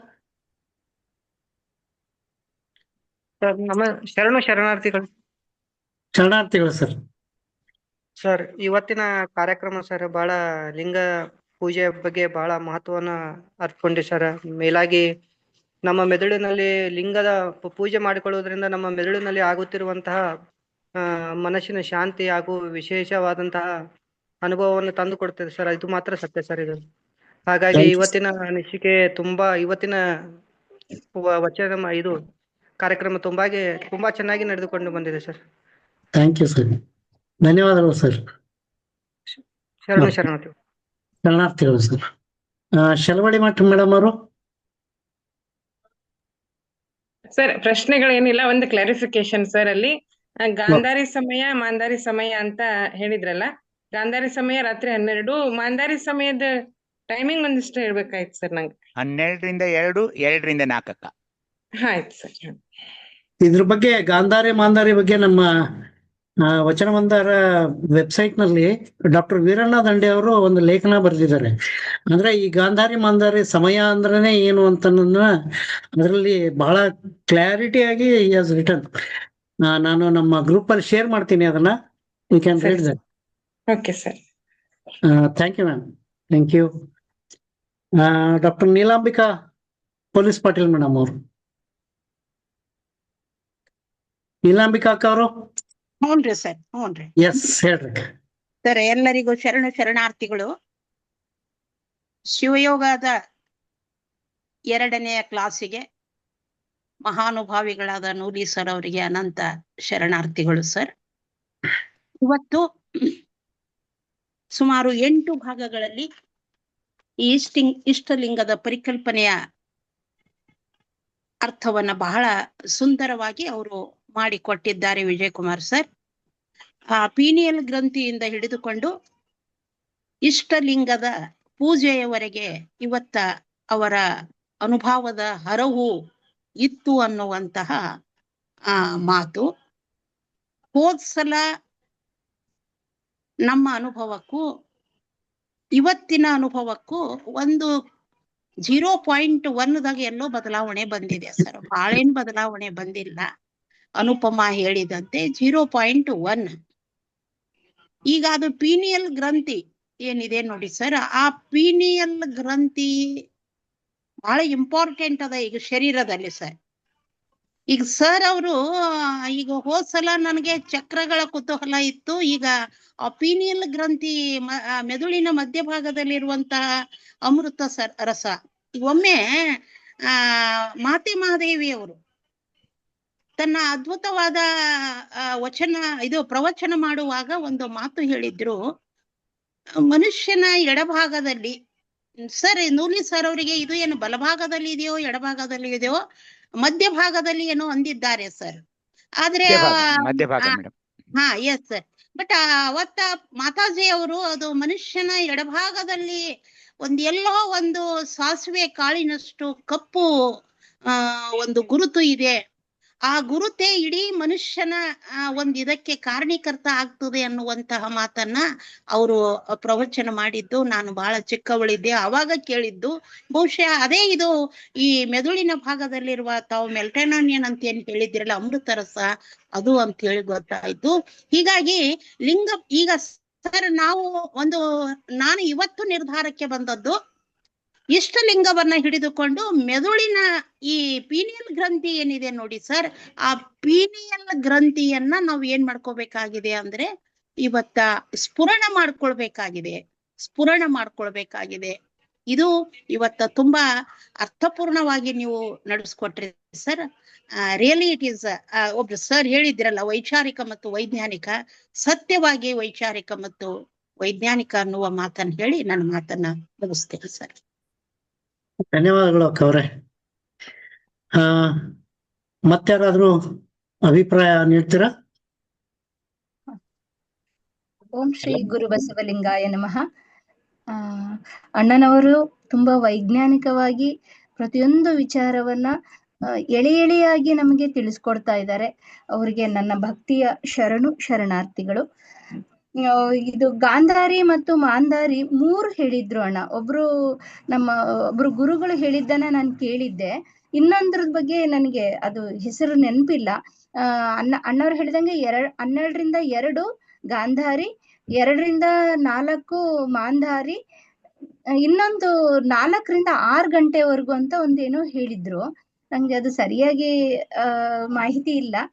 ನೆಕ್ಸ್ಟ್ ಅಣ್ಣವ್ರು ಅದನ್ನ ಹೇಳಿದ್ರೆ ಅನುಕೂಲ ಆಗುತ್ತೆ. ಆಮೇಲೆ ಇದು ಪೀಠಲಿಂಗ ಇರುತ್ತೆ, ಅದು ನನಗೆ ಡೌಟ್ ಅಂತ ಒಬ್ರು ಈಗ ಹರೀಶ್ ಅಣ್ಣವ್ರು ಹೇಳಿದ್ರಲ್ಲ, ಅದು ಇರೋದು ಸತ್ಯ ಅಣ್ಣ. ನಾನು ಅದನ್ನ ನನ್ ಮಗ ಸೈಕಲ್ ಅಲ್ಲಿ ಬರುವಾಗ ಬಿದ್ದು ಪೆಟ್ ಮಾಡ್ಕೊಂಡು ಅದು ಲಿಂಗ ಒಡೆದು ಹೋಗ್ಬಿಟ್ಟಿತ್ತು. ಅದನ್ನ ಅವನು ಕ್ಲೀನ್ ಆಗಿ ಮನೆಗೆ ತಗೊಂಬಂದು ತೋರಿಸಿದ. ಅಮ್ಮ ನೋಡಮ್ಮ ಇದ್ರೊಳಗಡೆ ಒಂದು ಲಿಂಗ ಇದೆ ನೋಡಮ್ಮ ಇದ್ರೊಳಗಡೆ ಅಂತ. ಸೊ ಅದನ್ನ ನಾನು ನೋಡಿದ್ದೆ ಕಣ್ಣಾರೆ, ಅದು ಇರೋದು ಸತ್ಯ. ಅದೊಂದು ನನ್ಗೆ ಗಮನಕ್ಕೆ ಬಂದಿದೆ. ಆಮೇಲೆ ಇನ್ನೊಂದು ಅಣ್ಣವ್ರನ್ನ, ನಾನು ದಯಾನಂದ ಅಣ್ಣವ್ರನ್ನ ನಾನೇನೋ ವಿನಂತಿಸ್ಕೊಳ್ತಾ ಇದ್ದೀನಿ, ಸ್ವಲ್ಪ ಪರ್ಸನಲ್ ಆಗಿ ಕೆಲವು ವಿಚಾರಗಳನ್ನ ಮಾತಾಡ್ಬೇಕಿತ್ತು. ಅಣ್ಣನವ್ರು ಯಾವ ಸಮಯ ಕೊಡ್ತಾರೋ ಆ ಸಮಯದಲ್ಲಿ ನಾನು ಅವ್ರ ಹತ್ತಿಗೆ ಮಾತಾಡಕ್ಕೆ ಬಯಸ್ತೀನಿ. ಯಾಕಂದ್ರೆ ಅವರು ಒಬ್ಬ ಡಾಕ್ಟರು, ಮತ್ತೆ ಮನೆ ಅದು ಎಲ್ಲವನ್ನೂ ಅವರು ನಿಭಾಯಿಸ್ತಾ ಇರೋದ್ರಿಂದ ಅವರ ಸಮಯಕ್ಕೆ ನಾನು ಮಾತಾಡ್ತೀನಿ. ಅಣ್ಣವ್ರು ನಂಗೆ ದಯವಿಟ್ಟು ಒಂದ್ ಸ್ವಲ್ಪ ಟೈಮ್ ಕೊಡ್ಬೇಕು, ಕೆಲವು ವಿಚಾರಗಳನ್ನ ಕೇಳೋದಿದೆ ಅವ್ರ ಹತ್ರ ಪರ್ಸನಲ್ ಆಗಿ. ಇನ್ನು ಈ ಒಂದು ಸಂಚಿಕೆನೂ ಬಹಳ ಅದ್ಭುತವಾಗಿ ಬಂದಿದೆ. ನನ್ಗೆ ಈಗ ಅನಿಸ್ತಾ ಇದೆ, ನಾವು ಇದನ್ನ ಬಹಳ ಎಷ್ಟು ನಾವು ಶ್ರದ್ಧಾ ಭಕ್ತಿಯಿಂದ ನಾವು ಇದನ್ನ ನಮ್ಮ ಲಿಂಗ ಪೂಜೆಯನ್ನ ಮಾಡ್ಕೊಳ್ತೀವೋ ಅಷ್ಟು ನಾವು ಜಾಗೃತರಾಗ್ತಾ ಹೋಗ್ತೀವಿ. ಹಾಗೆ ನನ್ನ ಸ್ವಂತ ಅನುಭವ, ನನ್ಗೆ ಇಷ್ಟೆಲ್ಲ ಮಾಹಿತಿ ಗೊತ್ತಿಲ್ಲ, ಸುಮ್ಮನೆ ಪೂಜೆ ಮಾಡ್ಕೊಳ್ತಾ ಇದ್ದಿದ್ದಂತೂ ನಿಜ. ನನ್ನ ಅನಾರೋಗ್ಯ ಸಮಸ್ಯೆ ಎಷ್ಟೋ ಬದಲಾಗಿದೆ ಇದರಿಂದ. ನಾನೀಗ ಮ್ಯಾಕ್ಸಿಮಮ್ ನನಗೆ ಆರೋಗ್ಯ ಬಂದಿದೆ ನನ್ನ ಈ ಲಿಂಗ ಪೂಜೆ ಮಾಡ್ಕೊಳ್ಳೋದ್ರಿಂದ. ಈ ಬೇರೆ ಏನ್ ಸಿಕ್ಕಿದೆಯೋ ಬಿಟ್ಟಿದೆಯೋ, ಆರೋಗ್ಯ ಅಂತೂ ಚೆನ್ನಾಗಿ ಬರ್ತಾ ಇದೆ ನನ್ಗೆ, ಅದು ಸತ್ಯ. ಇಷ್ಟೆಲ್ಲ ಮಾಹಿತಿನ ಅಣ್ಣವ್ರು ತಿಳಿಸ್ಕೊಟ್ರು. ಆಮೇಲೆ ಇನ್ನೊಂದು ಅಣ್ಣ, ನನ್ಗೆ ವೈಜ್ಞಾನಿಕವಾಗಿ ಷಣ್ಮುಖ ಶಿವಯೋಗಿಗಳಾಗಿರ್ಬೋದು ಅಥವಾ ನಮ್ಮ 12ನೇ ಶತಮಾನದ ವಚನಕಾರರು ಹೇಗೆ ವಚನಗಳನ್ನ ಬರೆದ್ರು. ಈಗ ನಾವು ವಿಜ್ಞಾನ ನಮ್ಗೆ ಅಲ್ಪ ಸ್ವಲ್ಪ ಗೊತ್ತಿದೆ, ಅದನ್ನ ನಾವು ಆಧಾರವಾಗಿ ಇಟ್ಕೊಂಡು ವಚನಗಳನ್ನ ನಾವು ಓದಿದಾಗ ಹೌದಲ್ವಾ ಇದು ಹೀಗೆ ಅಂತ ಈಗ ಅಣ್ಣವ್ರು ತೋರ್ಸೋ ಚಿತ್ರಗಳ ಮುಖಾಂತರ ಗೊತ್ತಾಗ್ತಾ ಇದೆ. ಆದ್ರೆ ಅವಾಗ ಇವ್ರಿಗೆ ಹೇಗೆ ಗೊತ್ತಾಯ್ತು? ಷಣ್ಮುಖ ಶಿವಯೋಗಿಗಳಾಗಿರ್ಬೋದು ಅಥವಾ ಇನ್ನುಳಿದ ಶರಣರಾಗಿರ್ಬೋದು, ನಮ್ಮ ಲಿಂಗಮ್ಮ ತಾಯಿಯವರಾಗಿರ್ಬೋದು, ಅವ್ರಿಗೆಲ್ಲ ಹೇಗೆ ಈ ವೈಜ್ಞಾನಿಕ ಚಿಂತನೆಗಳು ಅಥವಾ ಹೆಂಗೆ ಗೊತ್ತಾಯ್ತು ಅವ್ರಿಗೆ ಬರೆಯೋಕೆ? ಇದೊಂದು ಇಷ್ಟಲಿಂಗ ಪೂಜೆನೆ ಎಲ್ಲವನ್ನು ಅವರಿಗೆ ತಿಳಿಸ್ಕೊಡ್ತಾ, ವೈಜ್ಞಾನಿಕವಾಗಿ ಅವರು ಚಿಂತನೆ ಮಾಡೋ ಹಾಗೆ ಆಯ್ತಾ? ಸ್ವಲ್ಪ ಅಣ್ಣವರು ಹೇಳ್ಬೇಕು ಇದ್ರ ಬಗ್ಗೆ ನಮ್ಗೆ, ದಯಾನಂದ ಅಣ್ಣವರು. ಅಕ್ಕ ಈಗ ತುಂಬಾ ಸಮಯ ಆಗಿದೆ. ವಿಜಯ್ ಕುಮಾರನ್ನ ನೆಕ್ಸ್ಟ್ ಟೈಮ್ ಮಾಡೋಣಲ್ಲ ಅಣ್ಣ ಈ ಪ್ರಶ್ನೆಗೆ ಉತ್ತರ? ದಯವಿಟ್ಟು ಮುಂದಿನ ಸಾರಿ ಮಾಡೋಣ, ಯಾಕಂದ್ರೆ ಸ್ವಲ್ಪ ವಿಸ್ತೃತವಾದ ವಿಚಾರ ಅವೆಲ್ಲ ಹೇಳೋಣ. ನಾವ್ ಇದ್ದೀವಿ, ಇನ್ನೂ ಇದ್ದೀವಿ, ಮುಂದಿನ ವಾರ ಮಾಡೋಣ. ಅಣ್ಣ ದಯವಿಟ್ಟು ತಮ್ದೊಂದು ಸಮಯ ಹೇಳಿದ್ರೆ ನಾನು ಸಪರೇಟ್ ಆಗಿ ಒಂದ್ ಸ್ವಲ್ಪ ಮಾತಾಡೋದಿತ್ತು ಅಣ್ಣ. ಆಯ್ತಾಯ್ತು, ನಾನು ಹೇಳ್ತೀನಿ ಅಕ್ಕ ನಿಮಗೆ. ಧನ್ಯವಾದಗಳು ನಾಗರತ್ನ ಅವ್ರೆ. ಮತ್ತಾರು ತಮ್ಮ ಅಭಿಪ್ರಾಯ ಹಂಚ್ಕೋತೀರಾ? ಮಲ್ಲೇಶ್ ಶಿವಪ್ಪನವರು ಮಾತಾಡ್ತೀರಾ? ಎಲ್ಲರಿಗೂ ಶರಣಾರ್ಥಿ. ಸರ್ ಹೇಳಿ. ಕನಿಷ್ಠ ಈಗ ಏನು ಇವತ್ತು ನೋಡಿ ಡಾಕ್ಟ್ರು ಸ್ವಾನುಭವ ನೆಲೆಯಿಂದ ಬಂದು ಇವತ್ತು ವಚನ ಮಂದಿರದಲ್ಲಿ ಬಹಳ ಅದ್ಭುತವಾಗಿ ಎಲ್ಲರಿಗೂ ಜ್ಞಾನ ಜ್ಯೋತಿ ಕೊಡ್ತಾ ಇದಾರೆ. ಅಂತ ಜ್ಞಾನಕ್ಕೆ ನಾನು ಇವತ್ತು ಮನಸೋತು ಆ ನೋಡಿ ಡಾಕ್ಟರ್ಗೆ ಭಕ್ತಿಪೂರ್ವಕ ಶರಣಾರ್ಥಿ, ಮತ್ತೆ ಕುಮಾರ್ ಅಣ್ಣವ್ರಿಗೂ ಶರಣಾರ್ಥಿ. ಅದಕ್ಕೆ ಹಡಪದಪ್ಪಣ್ಣವ್ರ ಒಂದು ವಚನ ಹೇಳುತ್ತೆ, ಕನಿಷ್ಠದಲ್ಲಿ ಹುಟ್ಟಿ ಉತ್ತಮದಲ್ಲಿ ಬೆಳೆದೆ, ಸತ್ಯ ಶರಣರ ಪಾದವಿಡದೆ, ಆ ಶರಣರ ಪಾದವಿಡಿದು ಗುರುವ ಕಂಡೆ, ಲಿಂಗವ ಕಂಡೆ, ಜಂಗಮವ ಕಂಡೆ, ಪಾದೋದಕವ ಕಂಡೆ, ಪ್ರಸಾದವ ಕಂಡೆ, ಇಂತಿವರ ಕಂಡೆನ್ನ ಕಂಗಣ ಮುಂದಣ ಕತ್ತಲೆ ಅರಿಯಿತು, ಕಂಗಣ ಮುಂದಣ ಕತ್ತಲೆ ಅರಿಯಲೊಡನೆ ಮಂಗಳ ಬೆಳಕಿನಲ್ಲಿ ಓಲಾಡಿ ಸುಖಿಯಾದನಿ ಅಪ್ಪಣ್ಣ ಪ್ರಿಯ ಚನ್ನಬಸವಣ್ಣ. ಅಂದ್ರೆ ಈ 12ನೇ ಶತಮಾನದಲ್ಲಿ ಎಲ್ಲಾ ಕೆಳವರ್ಗದವರು ಬಂದು ಸುಯೋಗ ಸಾಧನೆ ಮೂಲಕ ತಮ್ಮ ಇಷ್ಟಾರ್ಥವನ್ನು ಹೇಳ್ಕೊಂಡಾಗ ಈ ನಿಂಗಮ್ಮತೆಯವರು ಕೂಡ ಒಬ್ಬ ಕನಿಷ್ಠ ವರ್ಗದ ಬಂದಿದ್ರು. ಆದ್ರೂ ಕೂಡ ಒಂದು ಹೆಣ್ಣು ಅಂದ್ರೆ ಇವತ್ತು ಕನಿಷ್ಠವಾಗಿತ್ತು. ಆ ಕನಿಷ್ಠವಾದಂತ ಹೆಣ್ಮಗಳು ಜಾತಿಯಲ್ಲೂ ಕನಿಷ್ಠನೇ, ಕೊನೆಗೆ ಹೆಣ್ಮಕ್ಳು ಕನಿಷ್ಠನೇ. ಅಂತ ಹೆಣ್ಮಗಳು ಬಂದು ಆ ಶರಣರ ಜೊತೆ ಒಡನಾಡಿ ಪಟ್ಟಿ ಅರುವಿನಿಂದ ಗುರು ಪಡ್ಕೊಂಡು, ಲಿಂಗ ಪಡ್ಕೊಂಡು, ಜಂಗುಮ ಎಲ್ಲವನ್ನು ನೋಡಿ ಅವ್ರಿಗೆ ಕತ್ತಲೆ ಅಂದ್ರೆ ಅಜ್ಞಾನವಾಗಿ ಜ್ಞಾನೋದಯವಾಗುತ್ತಲ್ಲ, ಆ ಸುಯೋಗ ಸಾಧನೆ ಮೂಲಕ ಅಂತ ಮಾರ್ಗದಲ್ಲಿ ಇವತ್ತು ನಾವು ಮಹಾ ಮಂಗಳ ಬೆಳಕಿನಲ್ಲಿ ಓಲಾಡ್ತಾ ಇವಿ. ಅಂದ್ರೆ ಇವತ್ತಿನ ಕಾನ್ಸೆಪ್ಟ್ ಬಸವಣ್ಣ ಕೊಟ್ಟಂತ ಇಷ್ಟಲಿಂಗ ಜೊತೆಗೆ ಶರಣರು ಕೊಟ್ಟ ಅನುಭವ. ಈ ಅನುಭವ ಜೊತೆಗೆ ಇದೇ ರೀತಿ ಮುಂದುವರಿದು ಇವತ್ತು ನಾಡ್ಯಾದ್ಯಂತ ಮತ್ತೆ ದೇಶಾದ್ಯಂತ ಹರಡ್ಲಿ, ಮತ್ತೆ ವೈಜ್ಞಾನಿಕವಾಗಿ ಆರೋಗ್ಯ ದೃಷ್ಟಿನಲ್ಲೂ ಕೂಡ ಇದು ಹೆಚ್ಚಿನ ಪ್ರಭಾವ ಬೀರದೆ. ಯಾಕೆಂದ್ರೆ ನನಗೂ ಕೂಡ ಕೆಲವೊಂದು ಆರೋಗ್ಯ ಸ್ಥಿತಿ ಏರ್ಪೇರಿದ್ದಾಗ ನಾನು ಇವ್ನು ಹೋಗೇ ಬಿಡ್ತಾನೆ, ಇವ್ನು ಬದುಕಲ್ಲ ಅನ್ನುವಂಥ ಸ್ಥಿತಿ ಇದ್ದಾಗ ನಾನು ಮಾಡಿದ ಸುಯೋಗನೆ ಇದಕ್ಕೆ ನಿದರ್ಶನ. ಯಾಕೆಂದ್ರೆ ನನಗಾಗಿರೋ ಅನುಭವ ಮತ್ತೆ ಕೆಲವೊಬ್ರು ಈಗ ನಮ್ಗೆ ಈ ಮಧ್ಯೆ ಸಿಕ್ಕಿದ್ರು, ಯಾರು ನೋಡಿ ಡಾಕ್ಟ್ರು, ಅದಕ್ಕಿಂತ ಮುಂದೆ ಒಬ್ರು ಡಾಕ್ಟರ್ ಸಿಕ್ಕಿದ್ರು, ಡಾಕ್ಟರ್ ಅಮರನಾಥ್ ಸೊಲಪುರ್. ಮತ್ತೆ ಇವರೆಲ್ಲ ಅನುಭವದಲ್ಲಿ ನನಗೆ ಬಹಳ ಜ್ಞಾನೋದಯ ಆಯ್ತು, ಮತ್ತೆ ಅನುಭವ ಆಯ್ತು. ಮತ್ತೆ ಈ ವಚನ ಮಂದಾರದಲ್ಲಿ ಕೂಡ ಅಣ್ಣವ್ರು ಸಿಕ್ಕಿದ್ರು. ಹಾಗಾಗಿ ನಾನು ಕೂಡ ಒಂದು ಮಹಾ ಬೆಳಕಿನಲ್ಲಿ ನಿಂತ್ಕೊಂಡು ಮಾತಾಡ್ಲಿಕ್ಕೆ ಅವಕಾಶ ಕೊಟ್ಟಂತ ತಮ್ಮೆಲ್ಲರಿಗೂ ಭಕ್ತಿಪೂರ್ವಕ ಶರಣಾರ್ಥಿ. ಧನ್ಯವಾದಗಳು ಮಲ್ಲೇಶ್ ಶಿವಪ್ಪನವ್ರಿಗೆ. ಬಹಳ ವಚನ ಸಾಹಿತ್ಯದಲ್ಲಿ ಬಹಳಷ್ಟು ಆಸಕ್ತಿ ಇರುವಂತ ಮಲ್ಲೇಶ್ ಶಿವಪ್ಪನವರು ರೆಗ್ಯುಲರ್ ಆಗಿ ನಮ್ಮ ಕಾರ್ಯಕ್ರಮವನ್ನು ಅಟೆಂಡ್ ಮಾಡ್ತಾರೆ. ಅವ್ರಿಗೆ ಧನ್ಯವಾದಗಳನ್ನ ಹೇಳ್ತಾ ಮುಂದೆ ಯಾರಾದ್ರೂ ಅಭಿಪ್ರಾಯ ಹೇಳ್ಬೋದಾ? ಇಲ್ಲಾಂದ್ರೆ will go to the next segment. Okay, ಯಾಕೆಂದ್ರೆ ಇದು ಅನುಭವ ಮಂಟಪ. ಹೌದು, ಎಲ್ಲರೂ ಅಭಿಪ್ರಾಯನ ಮಂಡಿಸ್ಬೇಕು. ಯಾಕೆಂದ್ರೆ 12ನೇ ಶತಮಾನದಲ್ಲಿ ಬಸವಣ್ಣವ್ರ ಮುಂದೆ ಬಂದು ಅಲ್ಲಮರು ಕುತ್ಕೊಂಡಾಗ ಎಲ್ಲರೂ ಕೂಡ ಅನುಭವ ಹಚ್ಕೊಂಡಾಗ ಅದು ವಿಶ್ವಾಲ ಬೆಳೀತು. ಈಗ ಬೆಳೀಲಿ.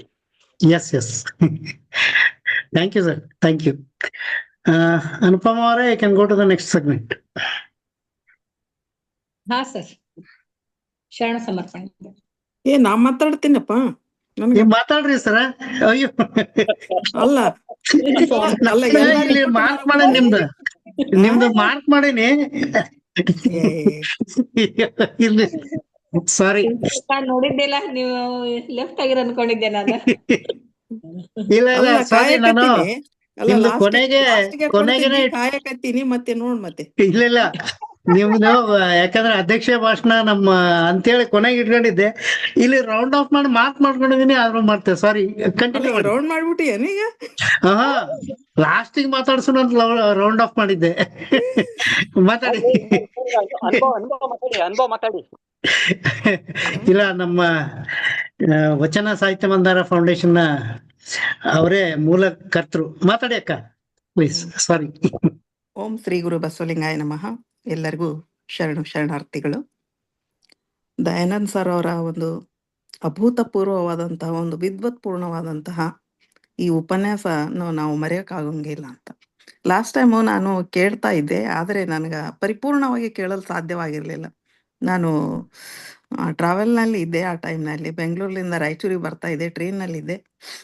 ಅಷ್ಟು ಒಂದು ಸ್ವಲ್ಪ ನೆಟ್ವರ್ಕ್ ಪ್ರಾಬ್ಲಮ್ ಆಗಿ ನನಗೆ ಸರಿಯಾಗಿ ಕೇಳ್ತಾ ಇರಲಿಲ್ಲ. ಅವರ ಒಂದು ಅಧ್ಯಾತ್ಮ ಒಂದು ಎತ್ತರವನ್ನು ಬಿಂಬಿಸ್ತಕ್ಕಂಥ ಉಪನ್ಯಾಸ ಇದು. ಸಾಮಾನ್ಯರಿಗೆ ಅರ್ಥನೇ ಆಗೋಂಗಿಲ್ಲ ಇದು ಅಂತ. ಅದ್ರ ಬಗ್ಗೆ ಒಂದು ಪರಿಚಯ ಇದ್ರೆ ಮಾತ್ರ ಒಂದು ಸಾಮಾನ್ಯರಿಗೆ ತಿಳಿಯಲು ಸಾಧ್ಯ ಆಗ್ತದ ಅಂತಂದು ಇಂತಹ ಒಂದು ಅಸಾಮಾನ್ಯವಾದಂತಹ ಉಪನ್ಯಾಸವನ್ನು ಒಂದು ಸರಳ ಭಾಷೆಯ ಮೂಲಕ ನಮ್ಗ ಕಟ್ಟಿಕೊಟ್ಟಿದ್ದಾರೆ ದಯಾನಂದ್ ನುಲಿ ಸರ್ ಅವರು. ಇವರಿಗೆ ಒಂದು ಶರಣಾರ್ಥಿಗಳು ಮತ್ತು ಅಭಿನಂದನೆಗಳು ಅಂತಂದು. ಸರ್ ಅವ್ರ ಒಂದ್ ಕಡೆ ಹೇಳಿದ್ರು, ಮೆಲೋಟೋನಿನ್ ಕುರಿತು ಒಂದು ಸುದೀರ್ಘವಾಗಿ ವಿವರಿಸಿದಂತ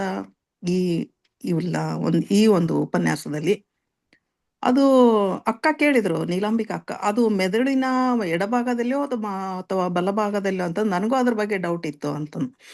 ಅದು ಮಧ್ಯಭಾಗದಲ್ಲಿ ಅಂತ ಹೇಳಿದ್ರಲ್ಲ, ಅದು ಬಹಳ ಒಂದು ಆ ಚಿತ್ರ ಹಾಕಿ ತೋರಿಸಿದ್ರಲ್ಲ, ಅದು ನನಗೆ ಬಹಳ ಒಂದು ಅಂದ್ರೆ ಮನಸ್ಸಿನೊಳಗೆ ಒಂದು ಕ್ಯಾಚ್ ಮಾಡ್ಕೊಳಕ್ ಬಹಳ ಸರಳ ಆಯ್ತು ಅದು ಅಂತಂದು. ಆದ್ರೆ ಮೆಲಾಟಿನ್ ಅನ್ನೋತಕ್ಕಂತ ಇದು ದೇಹದ ಒಂದು ಆತ್ಮ ಭಾಗ ಅನ್ನೋತಕ್ಕಂತ ಒಂದು ವಿಚಾರಗಳು ಸಹಿತ ಇದೆ. ಇದು ಆತ್ಮ ಭಾಗವೋ ಅಥವಾ ಪ್ರಾಣಲಿಂಗ ಸ್ಥಳವೋ ಅಥವಾ ಇಲ್ಲಿ ಬರತಕ್ಕಂತ ಆಜ್ಞಾ ಚಕ್ರದಲ್ಲಿ ಬರತಕ್ಕಂತ ಒಂದು ಸ್ಥಳವು, ಇದ್ರ ಬಗ್ಗೆ ಒಂದು ಕ್ಲಿಯಾರಿಟಿ ಅಲ್ಲಿ ಬೇಕಾಗ್ತದ ಅನ್ನತಕ್ಕಂಥದ್ದು ಅದನ್ನ ಅಣ್ಣವ್ರು ಹೇಳ್ತಾರೆ ಅಂತ. ಆಮೇಲೆ ಇದನ್ನ ಒಂದು ಬೇರೆ ತೆರನಾಗಿ ನೋಡಿದಾಗ ಇದು ಒಂದು ವಿಶ್ವ ಪ್ರಜ್ಞೆಯನ್ನು ಬಿಂಬಿಸತಕ್ಕಂತಹ ಒಂದು ಶಿವಯೋಗದ ಒಂದು ಸ್ಥಾನನೂ ಸಹಿತ ಹೌದು. ಮತ್ತು ಅಷ್ಟೇ ಅಲ್ಲ, ಇದನ್ನು ಮಹಾಲಿಂಗ ಅಂತಾನೂ ಕರೀತಾರೆ ಅನ್ನೋತಕ್ಕಂತ ಒಂದು ಅರ್ಥವು ಸಹಿತ ಇದೆ ಅಂತ. ಆಮೇಲೆ ಮೆಲಾಟಿನ್ ಅನ್ನು ಬೇರೆ ತೆರನಾಗಿ ಸಹಿತ ಇಲ್ಲಿ ಕಾಣಲು ಸಾಧ್ಯ ಅಂತಂದು ನಾನು ಒಂದು ಇದು ವೈಜ್ಞಾನಿಕವಾದಂತ ಕೆಲವು ಆರ್ಟಿಕಲ್ ಓದತಕ್ಕಂಥ ಸಂದರ್ಭದಲ್ಲಿ ಒಂದು ಆ, ದೇಹದಲ್ಲಿ ನಮ್ಮ ಹಾರ್ಮೋನ್ ಉತ್ಪತ್ತಿ ಆಗ್ತದ. ಹಾರ್ಮೋನ್ ರಾತ್ರಿ ಹೊತ್ತು ಮಲಗಿದಾಗ ಮಾತ್ರನೇ ಹಾರ್ಮೋನ್ ಉತ್ಪತ್ತಿಯಾಗಿ ನಮ್ಮ ದೇಹ ಇಡೀ ಚಟುವಟಿಕೆ ಆಗಿರಲು ಸಾಧ್ಯವಾಗ್ತದ ಅನ್ನೋದು ನಾನು ಓದಿದ್ದೆ. ಆದ್ರೆ ಇದೇ ಹಾರ್ಮೋನೇ ಮೆಲೋಟೋನಿನ್ ಇರ್ಬೋದಾ ಅಂತಂದು ನಾನು ನುಲಿಯಾರ್ಡ್ನವರಿಗೆ ನಾನು ಕೇಳ್ತಾ ಇದ್ದೀನಿ. ಯಾಕಂದ್ರೆ ಲಿಂಗ ಪೂಜೆಯ ಒಂದು ಸಂದರ್ಭದಲ್ಲಿ ಅಮೃತವನ್ನು ಸ್ರವಿಸತಕ್ಕಂತಹ ಇಂತಹ ಒಂದು ಮೆಲೋಟೋನಿನ್ ಹಾರ್ಮೋನು ಅದು ನಮ್ಮ ದೇಹಕ್ಕೆ ಎಷ್ಟು ಅವಶ್ಯಕತೆ ಇದೆಯೇ, ಒಂದು ಭಕ್ತಿಗೆ ಆಗಿರ್ಲಿ, ಆರೋಗ್ಯಕ್ಕಾಗಿರ್ಲಿ, ಮನಸ್ಸಿನ ಒಂದು ಆಳದ ಒಂದು ನಿದ್ರಾ ಸ್ಥಿತಿಯಲ್ಲಿಯೂ ಸಹಿತ ಇದು ಕಾರಣವಾಗಿರ್ಬೋದಲ್ಲ ಅಂತ. ಹೀಗಾಗಿ ಒಂದು ಶಿಖಾಚಕ್ರದ ಅಲ್ಲಿ ಏನಿದೆಯಲ್ಲ ಅದು ಪ್ರಾಣಲಿಂಗ ಸ್ಥಾನವೂ ಸಹಿತ ಆಗಿರ್ಬೋದು. ಅದರಲ್ಲಿ ಅರ್ಪಿತ ಅನರ್ಪಿತ ಅನ್ನತಕ್ಕಂಥ ಈ ಒಂದು ಸಾಕಷ್ಟು ರೀತಿಯಾದಂಥ ಒಂದು ಅಂಶಗಳು, ಅಂದ್ರೆ ಭಕ್ತಿಯ ಒಂದು ಮೂಲಕ ಅರ್ಪಿಸಿಕೊಳ್ಳುವುದು, ಅನರ್ಪಿಸಿಕೊಳ್ಳುವುದು, ಇವೆಲ್ಲವೂ ಸಹಿತ ನಮ್ಮ ದೇಹದ ಒಡನಾಟದಲ್ಲಿ ಬರತಕ್ಕಂತಹ ಶಿವಯೋಗದ ಒಂದು ರೂಪಕಗಳು ಸಹಿತ ಹೌದಲ್ಲ ಅಂತಂದು ನನ್ನ ಮಾತು. ಇದಕ್ಕೆ ಬಹಳ ಒಂದು ಸುಂದರವಾಗಿ ನಮ್ಮ ಜೊತೆಗೆ ತಮ್ಮ ಒಂದು ವೈಜ್ಞಾನಿಕ ತಿಳುವಳಿಕೆಯ ಮೂಲಕ ನಮ್ಗೆ ತಿಳಿಸಿಕೊಟ್ಟಿರ್ತಕ್ಕಂತಹ ದಯಾನಂದ್ ನೂಲಿ ಸರ್ ಅವರಿಗೆ ನನ್ನ ಹೃತ್ಪೂರ್ವಕ ಧನ್ಯವಾದಗಳು. ಮತ್ತು ಆ ವೇದಿಕೆಯಲ್ಲಿ ಎಲ್ಲರಿಗೂ ನನ್ನ ಒಂದು ಶರಣಾರ್ಥಿಗಳನ್ನು ಸಲ್ಲಿಸ್ತೇನೆ. ಶರಣು. ಧನ್ಯವಾದಗಳು ಅಕ್ಕವ್ರೆ. ನಿಮ್ದು ಅದನ್ನ ಲಾಸ್ಟ್ ಟೈಮ್ ಮಾತಾಡ್ಸೋ ರೌಂಡ್ ಆಫ್ ಮಾಡಿದ್ದೆ. ಎಲ್ಲರದು ಪ್ರತಿಕ್ರಿಯೆ ನೋಡಿ ನನಗೆ flabbergast. Sorry again. Thanks for your ಅಭಿಪ್ರಾಯಗಳಿಗೆ. ಮುಂದಿನ ಕಾರ್ಯಕ್ರಮ ಶರಣ ಸಮರ್ಪಣೆಗೆ ಹೋಗೋಣ ಅಲ್ವಾ? ಒಂದೇ ನಿಮಿಷ ಅಣ್ಣ. ಹೇಳಿ. ಮೆಲೆಟಾನಿನ್ ಅಥವಾ ಈ ಅಮೃತ ರಸದ ಬಗ್ಗೆ ಹಾರ್ಮೋನ್, ಅದು it is A hormone. Thyroid hormone ಇದೆ ನಮ್ಮ ದೇಹದಲ್ಲಿ. ಅನೇಕ ಹಾರ್ಮೋನ್ಗಳು ಇರ್ತಾ ಇವೆ. ಫಾರ್ ಎಕ್ಸಾಂಪಲ್, ನೀವು ಕಾಡಿನಲ್ಲಿ ಹೋಗ್ತಾ ಇರ್ತೀರಾ, ಒಂದು ಸಿಂಹ ಬರುತ್ತೆ ನಿಮ್ಮ ಎದುರಿಗೆ. ನಿಮ್ಗೆ ಒಳಗಡೆ ಕೆಲವೊಂದು ಧೈರ್ಯ ಬರೋಕೆ ನೀವು ಪಲಾಯನ ಮಾಡಬೇಕು, ಓಡಿ ಹೋಗ್ಬೇಕಂತ ಕೆಲವೊಂದು ಹಾರ್ಮೋನ್ಗಳು ಸ್ರವಿಸುತ್ತೆ. ಆ ಹಾರ್ಮೋನ್ ನಮ್ಗೆ ಕಾಣಿಸೋಲ್ಲ, ಅದಕ್ಕೆ ಕಾಣಿಸೋಲ್ಲ. ಹಾಗೇನೆ ಸರ್ವಮಂಗಳಕ್ಕ ಹೇಳಿದ ಹಾಗೆ ನಮ್ಮ ರಾತ್ರಿಯ ಹಾರ್ಮೋನ್, ಅದಕ್ಕೆ ಚೋದಕ ಅಂತಾರೆ ಕನ್ನಡದಲ್ಲಿ. ಈ ಹಾರ್ಮೋನ್ಗಳಿಗೆ ಚೋದಕ ಅಂತ ಅಂತಾರೆ. ಈ ಹಾರ್ಮೋನ್ಸ್ ಇದ್ದೇ ಇರುತ್ತೆ. ಸರ್ವಮಂಗಳಕ್ಕ ಅಕ್ಕ ಹೇಳಿದ ಹಾಗೆ ಇದು ರಾತ್ರಿಯ ಹಾರ್ಮೋನು, ನಿದ್ರೆಗೆ ಬೇಕಾದ ಹಾರ್ಮೋನು. ಮೆಲೆಟಾನಿನ್ ಟ್ಯಾಬ್ಲೆಟ್ ಕೂಡ ಇದೆ, ಆದರೆ ಆ ಟ್ಯಾಬ್ಲೆಟ್ ಹಾಕಿ ತಗೋಬಾರ್ದು. ಹಾಗೆ ಸ್ರವಿಸಲ್ಪಡುವಂತಹ ಈ ಹಾರ್ಮೋನ್ ಅಲ್ಲ ಇದು. ಇದು ಏನಂದ್ರೆ, ಈ ಹಾರ್ಮೋನು ಸ್ರವಿಸಿದಾಗ ನಿಮ್ಮ ನಿದ್ರೆ ನಿಯಂತ್ರಣ ಅಷ್ಟೇ ಅಲ್ಲ, ಈ ಷಡೂರ್ಮಿಗಳು ಬರ್ತವೆ ನೋಡಿ. ಷಡೂರ್ಮಿಗಳು ಅಂದ್ರೆ ನೀರಡಿಕೆ, ಹಸಿವು, ವೃದ್ಧಾಪ್ಯ, ಹೀಗೆ 6 ಭಾವನೆಗಳಿವೆ ಅಲ್ಲಿ. ಶೋಕ, ಕೋಪ, ಇವೆಲ್ಲ ಇವೆ.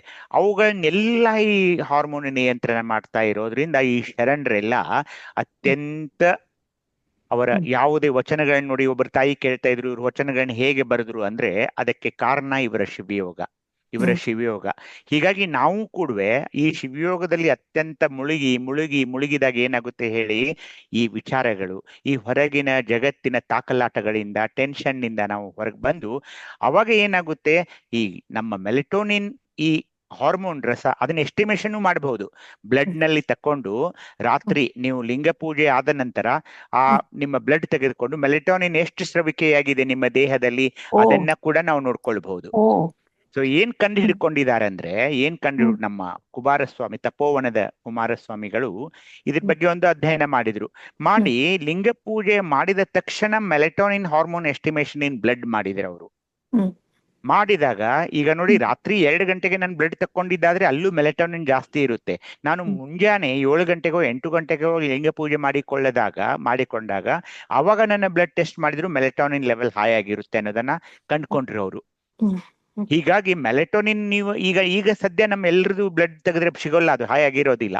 ಆದ್ರೆ ಲಿಂಗ ಪೂಜೆ ಮಾಡಿದ ನಂತರ ನೀವು ನೋಡಿ, ನಿಮ್ಮ ಮೈ ಬೆಚ್ಚಗಾಗಿರುತ್ತೆ, ಉಷ್ಣತೆಯಾಗಿರುತ್ತೆ, ನಿಮಗೆ ಮೈಯೆಲ್ಲ ಕಾದ ಹಾಗೆ ಅನಿಸುತ್ತೆ. ಇಷ್ಟಲಿಂಗ ಪೂಜೆಯಲ್ಲಿ ನೀವು ಅತ್ಯಂತ ಮಗ್ನವಾದ ನಂತರ, ಅದು 6 ತಿಂಗಳು 1 ವರ್ಷವಾದ ನಂತರ ನಾನು ಹೇಳ್ತಾ ಇದ್ದೀನಿ, ಯಾವಾಗ ನೀವು ಶಿವಯೋಗದಲ್ಲಿ ಜಾಸ್ತಿ ಜಾಸ್ತಿ ಜಾಸ್ತಿ ಮಗ್ನವಾಗ್ತೀರಿ, ಅವಾಗ ಈ ಮೆಲೆಟೋನಿನ್ ರಸ ಸ್ರವಿಸುತ್ತೆ. ಇದು ಯಾವಾಗ್ಲೂ ನಿಮ್ಮ ದೇಹದಲ್ಲಿ ಅದು ಹೈ ಲೆವೆಲ್ ನಲ್ಲಿ ಇದ್ದಾಗ ಏನಾಗುತ್ತೆ ಗೊತ್ತಾ, ನೀವು ಈ ಹೊರಗಿನ ಒಂದು ವಿಚಾರಗಳ ಇದರಲ್ಲಿ ಭಾಗವಹಿಸೋಲ್ಲ, ಕೋಪಗೊಳ್ಳಲ್ಲ. ಯಾರು ಏನಾದ್ರು ಅಂದ್ರೂ ಕೂಡ ಅದಕ್ಕೆ ಹೆಚ್ಚು ಮಹತ್ವ ಕೊಡೋಲ್ಲ. ಮತ್ತೆ ಲೌಕಿಕ ಚರ್ಚೆಗಳಲ್ಲಿ ಭಾಗವಹಿಸೋದಿಲ್ಲ. ಮನೇಲೂ ಕೂಡ ಅತ್ಯಂತ ಶಾಂತ. ಎಷ್ಟೊಂದ್ರೆ ಮನೆ ಜನ ಅನ್ನೋಕ್ ಶುರು ಮಾಡ್ತಾರೆ, ಏನ್ರಿ ನೀವು ಎಷ್ಟೊಂದು ಬದಲಾಗ್ಬಿಟ್ರಿ, ನಿಮ್ ಮುಖದ ಮೇಲೆ ಬೇರೆನೆ ಕಳೆ ಇದೆ ಅಂತ. ಅಷ್ಟೊಂದು ಒಂದು ವ್ಯತ್ಯಾಸವನ್ನ ನಾವು ಗಮನಿಸಬಹುದು. ಓಕೆ ಸರ್, ಒಂದು ಸುದೀರ್ಘವಾದಂತ ಒಂದು ವಿಚಾರವನ್ನು ನಮ್ಗೆ ಹೇಳ್ಕೊಟ್ರಿ. ಧನ್ಯವಾದಗಳು. ದಯಾನಂದ್ ನೋಡಿ ಸರ್, ನಂದೊಂದು ಪ್ರಶ್ನೆ ಇದೆ. ಹೇಳಿ ಅಣ್ಣ. ಈ ಪೀನಿಯಲ್ ಗ್ಲ್ಯಾಂಡ್ 3 ಹಾರ್ಮೋನ್ಗಳನ್ನ ಅದು ಪಿಟ್ಯೂಟರಿ ಗ್ಲ್ಯಾಂಡ್. ಅದು ಪಿಟ್ಯೂಟರಿ ಗ್ಲ್ಯಾಂಡ್. ನೀವು ಹೇಳ್ತಾ ಇರೋದು ಪಿಟ್ಯೂಟರಿ ಗ್ಲ್ಯಾಂಡ್. ಪಿಟ್ಯೂಟರಿ ಗ್ಲ್ಯಾಂಡ್ ಅನ್ಕೆ 3 ಇರುತ್ತೆ. ಒಂದು ಎಂಟೀರಿಯರ್ ಪಾರ್ಟ್, ಪೋಸ್ಟೀರಿಯರ್ ಪಾರ್ಟ್. ಅಲ್ಲಿ 3 ಹಾರ್ಮೋನ್ಸ್ ಸ್ರವಿಸಲ್ಪಡ್ತವೆ. ಆಕ್ಸಿಟೋಸಿನ್ ಅಂತ ಒಂದು, ಮತ್ತೆ ಇನ್ನೂ 2 ಹಾರ್ಮೋನ್ಸ್ ಇದೆ. ಆ 3 ಹಾರ್ಮೋನ್ ಅಲ್ಲಿಂದ ಸ್ರವಿಸಲ್ಪಡ್ತವೆ. ಎಲ್ಲಿಂದ?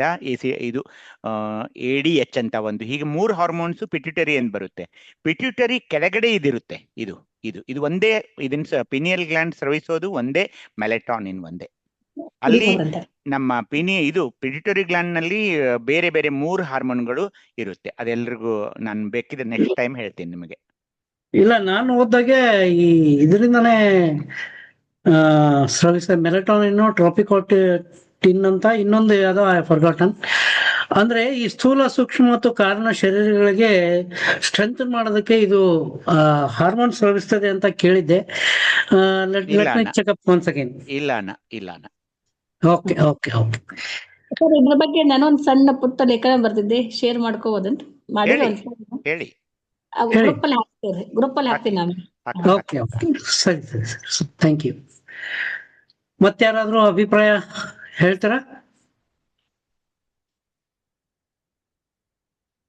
ಇಲ್ಲಾಂದ್ರೆ Vijayanna, the primary function of the pineal gland is the production and secretion of the hormone melatonin. ಅಷ್ಟೇ. It is proved. No more discussion on that. Sir, ನಾನು ಸುನೀತಾ ಮೂರ್ಶಿಳಿ. ಹೇಳಿ ಸುನೀತಾ ಅಕ್ಕ, ಹೇಗಿದ್ದೀರಿ? ನಿಮ್ ಇವ್ರು ಹೇಗಿದ್ದಾರೆ? ನಮ್ಮ ಫ್ರೆಂಡ್ ಆರಾಮದಾರಿ ಅಣ್ಣ, ಆರಾಮದಾರಿ ಅಣ್ಣ. ನಂದು ಒಂದು ವಚನ ಹಾಕಿದ್ದೆ ನಾನು ಇದ್ರಲ್ಲಿ. ಅಂದ್ರೆ ತಾವ ಗಾಂಧಾರ ಮಾಂಧಾರ ಸಮಯದಲ್ಲಿ ಲಿಂಗವ ಪೂಜಿಸಬೇಕು ಅಂತ ಹೇಳಿ ಬರ್ತಿತ್ತಲ್ಲ, ಅದೇ ಚನ್ನ ಬಸವಣ್ಣವ್ರದ್ದು ಐಕ್ಯ ಸ್ಥಳದಲ್ಲಿ ಒಂದು ವಚನ ಬರ್ತೈತಿ. ಹೊತ್ತಾರೆಯ ಪೂಜೆ, ಹಗಲಿನ ಪೂಜೆ, ಬೈಗಿನ ಪೂಜೆ, ನಿತ್ಯಕ್ಕೆ ಪೂಜೆಯ ಮಾಡಿ ಅಚ್ಚಿಗಗೊಂಡರೆಲ್ಲರೂ. ನಿಶ್ಚಿಂತೆ ನಿರಾಳ ನಿಜೈಕ್ಯ ಲಿಂಗದ ಹೊತ್ತಿಂಗೆ ತರಲಹುದೇ, ಹೊತ್ತನೇ ಪೂಜಿಸಿ ಹೊತ್ತನೇ ಅರ್ಚಿಸಿ ಇತ್ತಲೇ ಆದರೆಲ್ಲರೂ. ನಿಶ್ಚಿಂತವನರಿದು ನಿಜಯನೇದುವರೆ, ಸುಚಿತ್ತ ಸಮಾಧಾನ ಕೂಡಲ ಚನ್ನ ಸಂಗನೆಂಬ ಲಿಂಗ ನಿಶ್ಚಿಂತ ನಿಜೈಕ್ಯವು ಅಂತ ಹೇಳಿ. ಇದ್ರ ಬಗ್ಗೆ ತಮ್ದು ಅಭಿಪ್ರಾಯ ಏನ್ರಿ ಅಣ್ಣ? ನಾನು ವಚನ ನೋಡಿ ನಿಮ್ಗೆ ಹೇಳ್ತೀನಿ ಅಕ್ಕ, ಖಂಡಿತ. ಇದ್ರಲ್ಲಿ ಹಾಕಿದ್ದೇನೆ ನೋಡ್ರಿ ಅಣ್ಣ. ಹಾಕಿ, ನಾನು ಹೇಳ್ತೀನಿ. ಸರಿ ಅಣ್ಣ. ಕೊನೆಗೆ ಮುಗಿಸೋಕ್ಕಿಂತ ಮುಂಚೆ ಈ ಪಿಟ್ಯೂಟರಿ ಗ್ಲ್ಯಾಂಡ್ ನಿಂದ ಬಹಳ ಹಾರ್ಮೋನ್ಸ್ ಸ್ರವಿಕೆ ಆಗ್ತವೆ. ACTH, growth hormone, thyroid stimulating hormone, ಅದು ತುಂಬಾ ಇದೆ. ಆದ್ರೆ ಇದರಿಂದ ಮಾತ್ರ ಮೆಲೆಟಾನಿನ್ ಒಂದೇ, ಪಿನಿಯಲ್ ಗ್ಲ್ಯಾಂಡ್ ನಿಂದ. ಓಕೆ ಓಕೆ ಓಕೆ, ಶರಣಾರ್ಥಿಗಳು ಸರ್. ಮತ್ತೆ ಯಾರಾದ್ರೂ ತಮ್ಮ ಅಭಿಪ್ರಾಯ ಮಂಡಿಸ್ತೀರಾ? ಡನ್. ಹಾಗಾದ್ರೆ ಶರಣ ಸಮರ್ಪಣೆಗೆ ಹೋಗೋಣ ಅನ್ಸುತ್ತೆ. ಒಂದು ಮೈಂಡ್ ಬ್ಲೋಯಿಂಗ್ ಪ್ರೆಸೆಂಟೇಶನ್ ಇಂದ ನಮ್ಮ ಮೆದುಳಿಗೆ ಕೈ ಹಾಕಿದಂತ ಡಾಕ್ಟರ್ ದಯಾನಂದ್ ನೂಲಿ ಸರ್ ಅವರ ಅದ್ಭುತ ಉಪನ್ಯಾಸಕ್ಕೆ ಇವತ್ತು ನಾವೆಲ್ಲ ಕಿವಿಯಾದವಿ ಅಂತ ಹೇಳ್ತಾ, ಇಂದಿನ ಕಾರ್ಯಕ್ರಮದಲ್ಲಿ ಒಂದು ಹೊಸ ಚಿಂತನೆಯಿಂದ ಕುಮಾರಿ ಸಾಹಿತಿ, ನಮ್ಮ ಪ್ರಥಮ ಇಂಟರ್ನ್ಯಾಷನಲ್ ಸ್ಕೂಲ್ನ ಒಬ್ಬ 3ನೇ ಕ್ಲಾಸಲ್ಲಿ ಓದ್ತಕ್ಕಂಥ ಸಾಹಿತಿ ಮಗುವಿನಿಂದ 5 ವಚನಗಳನ್ನ ಹೇಳಿದ್ರು. ಬಹಳ ಸ್ಪಾಂಟೇನಿಯಸ್ ಆಗಿ 5 ವಚನಗಳನ್ನ ಹೇಳಿದಂತ ಕುಮಾರಿ ಸಾಹಿತಿ ಪೂಜಾರ್ ಅವರಿಗೆ ನಮ್ಮ ವಚನ ಸಾಹಿತ್ಯ ಮಂದಾರ ಫೌಂಡೇಶನ್ ವತಿಯಿಂದ ಹೃತ್ಪೂರ್ವಕವಾದ ಧನ್ಯವಾದ ಹೇಳ್ತಾ, ಥ್ಯಾಂಕ್ ಯು ಪುಟ. Thank you sir, thank you very much sir. ನೀವು ಪ್ರತಿ ವಾರ ವಚನಗಳನ್ನ 1 ವಚನ ಅಥವಾ 2 ವಚನ ಹೇಳ್ತೀರ ಪ್ರತಿ ವಾರ. You can join us. Okay sir, sure sir. Yes. ಹಾಗೇನೆ ಡಾಕ್ಟರ್ ದಯಾನಂದ್ ನೂಲಿ ಸರ್ ಅವರ ಪರಿಚಯವನ್ನು ಮಾಡಿಕೊಟ್ಟಂತ ಶ್ರೀಮತಿ ಅಮರವಾಣಿ ಐದಾಳ್ ಐದನಾಳ್ ಲಿಂಗಸುಗೂರು ಅವರಿಗೂ ಕೂಡ ಧನ್ಯವಾದಗಳನ್ನ ಹೇಳ್ತಾ, ಈ ಉಪನ್ಯಾಸದ ಬಗ್ಗೆ ನಾನು ಬಹಳಷ್ಟು ಚರ್ಚೆಯನ್ನು ಮಾಡಕ್ ಹೋಗೋದಿಲ್ಲ. ಯಾಕಂದ್ರೆ ಈಗಾಗಲೇ ಸಂವಾದ ಕಾರ್ಯಕ್ರಮದಲ್ಲಿ ಪ್ರೊಫೆಸರ್ ಬಸವರಾಜ್ ಕಡ್ಡಿ ಅವರು, ಹರೀಶ್ ಹಿರೇಮಠ ಅವರು ಅಮೆರಿಕದಿಂದ ಜಾಯ್ನ್ ಆಗಿದ್ರು, ಡಾಕ್ಟರ್ ನೀಲಾಂಬಿಕೆ ಪೊಲೀಸ್ ಪಾಟೀಲ್ ಅವರು ಜಾಯ್ನ್ ಆಗಿದ್ರು. ಇವತ್ತು ಪ್ರಥಮ ಬಾರಿಗೆ ಶಿವರಾಜ್ ಪಟ್ಟಣ್ ಶೆಟ್ಟಿ ಅವರು ವಿಜಯಪುರದಿಂದ ಜಾಯ್ನ್ ಆಗಿದ್ರು, ನಾಗರತ್ನ ಜಿಕೆ ಅವರು ಮೈಸೂರಿನಿಂದ, ಮಲ್ಲೇಶ್ ಶಿವಪ್ಪ ಅವರು ಚನ್ನಪಟ್ಟಣದಿಂದ ಜಾಯ್ನ್ ಆಗಿದ್ರು. ಈ ಸಂವಾದದಲ್ಲಿ ಪಾಲ್ಗೊಂಡಂತಹ ಎಲ್ಲರಿಗೂ ಧನ್ಯವಾದ ಹೇಳ್ತಾ, ಶೆಲ್ವಡಿ ಮಠ ಮೇಡಮ್ ಅವರು ಗಾಂಧಾರಿ ಮಾಂಧಾರಿ ಅನ್ನೋದಕ್ಕಂತ ಒಂದು ಪ್ರಶ್ನೆಯನ್ನ ಕೇಳಿದ್ರು. ಈ ಶಿವಯೋಗಕ್ಕೆ ಪೂರಕವಾದ ಒಂದು ಪ್ರಶ್ನೆ ನನಗನ್ಸದೆ ಈ ಸಂದರ್ಭಕ್ಕೆ ಉಚಿತವಾದಂತಹ ಒಂದು ಪ್ರಶ್ನೆ ಅನ್ಸುತ್ತೆ. ನಾನು ಆಗ್ಲೇ ಹೇಳದಂಗೆ ಡಾಕ್ಟರ್ ವೀರಣ್ಣ ದಂಡೆಯವರು ಈ ಗಾಂಧಾರಿ ಮಾಂಧಾರಿ ಆ ಸಮಯದ ಬಗ್ಗೆನೆ ಬಹಳಷ್ಟು ಚರ್ಚೆ ಮಾಡಿದ ಒಂದು ಸುದೀರ್ಘವಾದ ಲೇಖನವನ್ನ ನಮ್ಮ ವಚನ ಸಾಹಿತ್ಯ ಮಂದಾರ ಫೌಂಡೇಶನ್ ನ ವೆಬ್ಸೈಟ್ ನಲ್ಲಿ ಪ್ರಕಟ ಮಾಡಕ್ಕೆ ಅನುಮತಿ ಕೊಟ್ಟಿದ್ರು. ಅದನ್ನ ನಾನು ನಮ್ಮ ಗ್ರೂಪ್ ನಲ್ಲಿ ಶೇರ್ ಮಾಡ್ತೀನಿ. ಪ್ರಶ್ನೆಯನ್ನು ಕೇಳಿದಂತ ಶೆಲವಡಿ ಮಠ ಅವರಿಗೆ ಧನ್ಯವಾದ ಹೇಳ್ತಾ, ಇನ್ನ ಕೊನೆಯದಾಗಿ ಸಕ್ರಿಯ ಅಕ್ಕ ಅವ್ರನ್ನ ಮರ್ತದಕ್ಕೆ ಕ್ಷಮೆ ಇರಲಿ ಅಂತ ಹೇಳ್ತಾ, ಅವರು ಅತ್ಯಂತ ಉತ್ತಮವಾಗಿ ಸಂವಾದದಲ್ಲಿ ಪಾಲ್ಗೊಂಡಿದ್ದಾರೆ. ಹಾಗಾಗಿ ಪ್ರೊಫೆಸರ್ ಬಸವರಾಜ್ ಕಡ್ಡಿ ಅವರಿಗೆ, ಹರೀಶ್ ಹಿರೇಮಠ ಅವ್ರಿಗೆ, ನೀಲಾಂಬಿಕೆ ಪೊಲೀಸ್ ಪಾಟೀಲ್ ಅವ್ರಿಗೆ, ಶೆಲವಡಿ ಮಠ ಅವ್ರಿಗೆ, ಸಕ್ರಿಯ ಅಕ್ಕ ಅವ್ರಿಗೆ, ಶಿವರಾಜ್ ಪಟ್ಟಣ್ ಶೆಟ್ಟಿ ಅವ್ರಿಗೆ, ನಾಗರತ್ನ ಜಿಗೆ ಅವ್ರಿಗೆ, ಮಲ್ಲೇಶ್ ಶಿವಪ್ಪ ಅವ್ರಿಗೆ ಹೃತ್ಪೂರ್ವಕವಾದಂತಹ ಧನ್ಯವಾದಗಳನ್ನ ಹೇಳ್ತಾ, ಇಂದಿನ ಕಾರ್ಯಕ್ರಮದಲ್ಲಿ ಪಾಲ್ಗೊಂಡಂತ ಎಲ್ಲ ವೀಕ್ಷಕ ಪ್ರಭುಗಳಿಗೂ ಕೂಡ ಧನ್ಯವಾದಗಳನ್ನ ಹೇಳ್ತಾ, ಮುಂದಿನ ವಾರ ಶಿವಯೋಗದ ಇಷ್ಟಲಿಂಗದ ನಿಜ ಸ್ವರೂಪದ 3ನೇ ಭಾಗಕ್ಕೆ ಹೀಗೆ ನಾವೆಲ್ಲರೂ ಸೇರಿ ಈ ವಚನ ಸಾಹಿತ್ಯದ ಒಂದು ತೇರನ್ನ ಎಳೆಯುವಂತ ಕೆಲಸವನ್ನ ಮಾಡೋಣ. ಹಾಗೆಯೇ ಸಾಕಷ್ಟು ತಯಾರಿಯೊಂದಿಗೆ ಈ ಕಾರ್ಯಕ್ರಮದ ನಿರೂಪಣೆಯನ್ನ ಮಾಡ್ತಿರ್ತಕ್ಕಂಥ ಶ್ರೀಮತಿ ಅನುಪಮ್ ಪಾಟೀಲ್ ಹುಬ್ಬಳ್ಳಿ ಅವ್ರಿಗೂ ಕೂಡ ಧನ್ಯವಾದಗಳನ್ನ ಹೇಳ್ತಾ, ಅವರೀಗ ನಮ್ಮ ವಚನ ಸಾಹಿತ್ಯ ಮಂದಾರ ಫೌಂಡೇಶನ್ನ ಅಂತರ್ಜಾಲ ಉಪನ್ಯಾಸ ಮಾಲಿಕೆಯ ಕಾಯಂ ನಿರೂಪಕಿಯರು ಅಂತಾನೆ ಅವರಿಗೆ ಧನ್ಯವಾದಗಳನ್ನ ಹೇಳ್ತಾ, ಮುಂದಿನ ವಾರವೂ ಹೀಗೆ ಸೇರ್ತಾ ವಚನ ಸಾಹಿತ್ಯದ ತೇರನ್ನ ಎಳೆಯುವಂತ ಒಂದು ಜವಾಬ್ದಾರಿಯನ್ನ ನಮ್ಮ ಹೆಗಲ ಮೇಲೆ ಹೊತ್ಕೊಳ್ಳೋಣ ಅಂತ ಹೇಳ್ತಾ ನನ್ನ ಶರಣ ಸಮರ್ಪಣೆಗೆ ವಿರಾಮವನ್ನು ಹೇಳ್ತಾನೆ. ಎಲ್ಲರಿಗೂ ಶರಣಾರ್ಥಿಗಳು. Madam, you can conclude the meeting please. ಹಾ ಸರ್, ಇಲ್ಲಷ್ಟೇ ಇಲ್ಲ, ನಾ ಎಲ್ಲಿ ಹೋದ್ರು ಈಗ ಎಲ್ಲಾರು ನನಗೆ ನಿರೂಪಕಿ ಅಂತಾನೆ ಹೇಳ್ತಾ ಇದ್ದಾರೆ ಸರ್. ನಿಮ್ಗೆ ಧನ್ಯವಾದಗಳು ಈ ಪಟ್ಟವನ್ನ ಕೊಟ್ಟಿದ್ದಕ್ಕೆ, ಈ ವೇದಿಕೆಗೂ ಧನ್ಯವಾದಗಳು. ಮುಂದಿನ ವಾರ ನಾವು ಲಿಂಗಾನುಸಂಧಾನ ಎಂಬ ವಿಷಯದ ಬಗ್ಗೆ ತಿಳ್ಕೊಳಕ್ಕೆ ಇನ್ನೂ ಹೆಚ್ಚಿನ ಸಂಖ್ಯೆಯಲ್ಲಿ ಎಲ್ಲರೂ ಭಾಗವಹಿಸೋಣ ಅಂತ ಹೇಳ್ತಾ ಎಲ್ರಿಗೂ ಶರಣಾರ್ಥಿಗಳು. ಎಲ್ಲರಿಗೂ ಭಕ್ತಿಪೂರ್ವಕ ಶರಣಾರ್ಥಿಗಳು. ಶರಣಾರ್ಥಿಗಳು ಸರ್.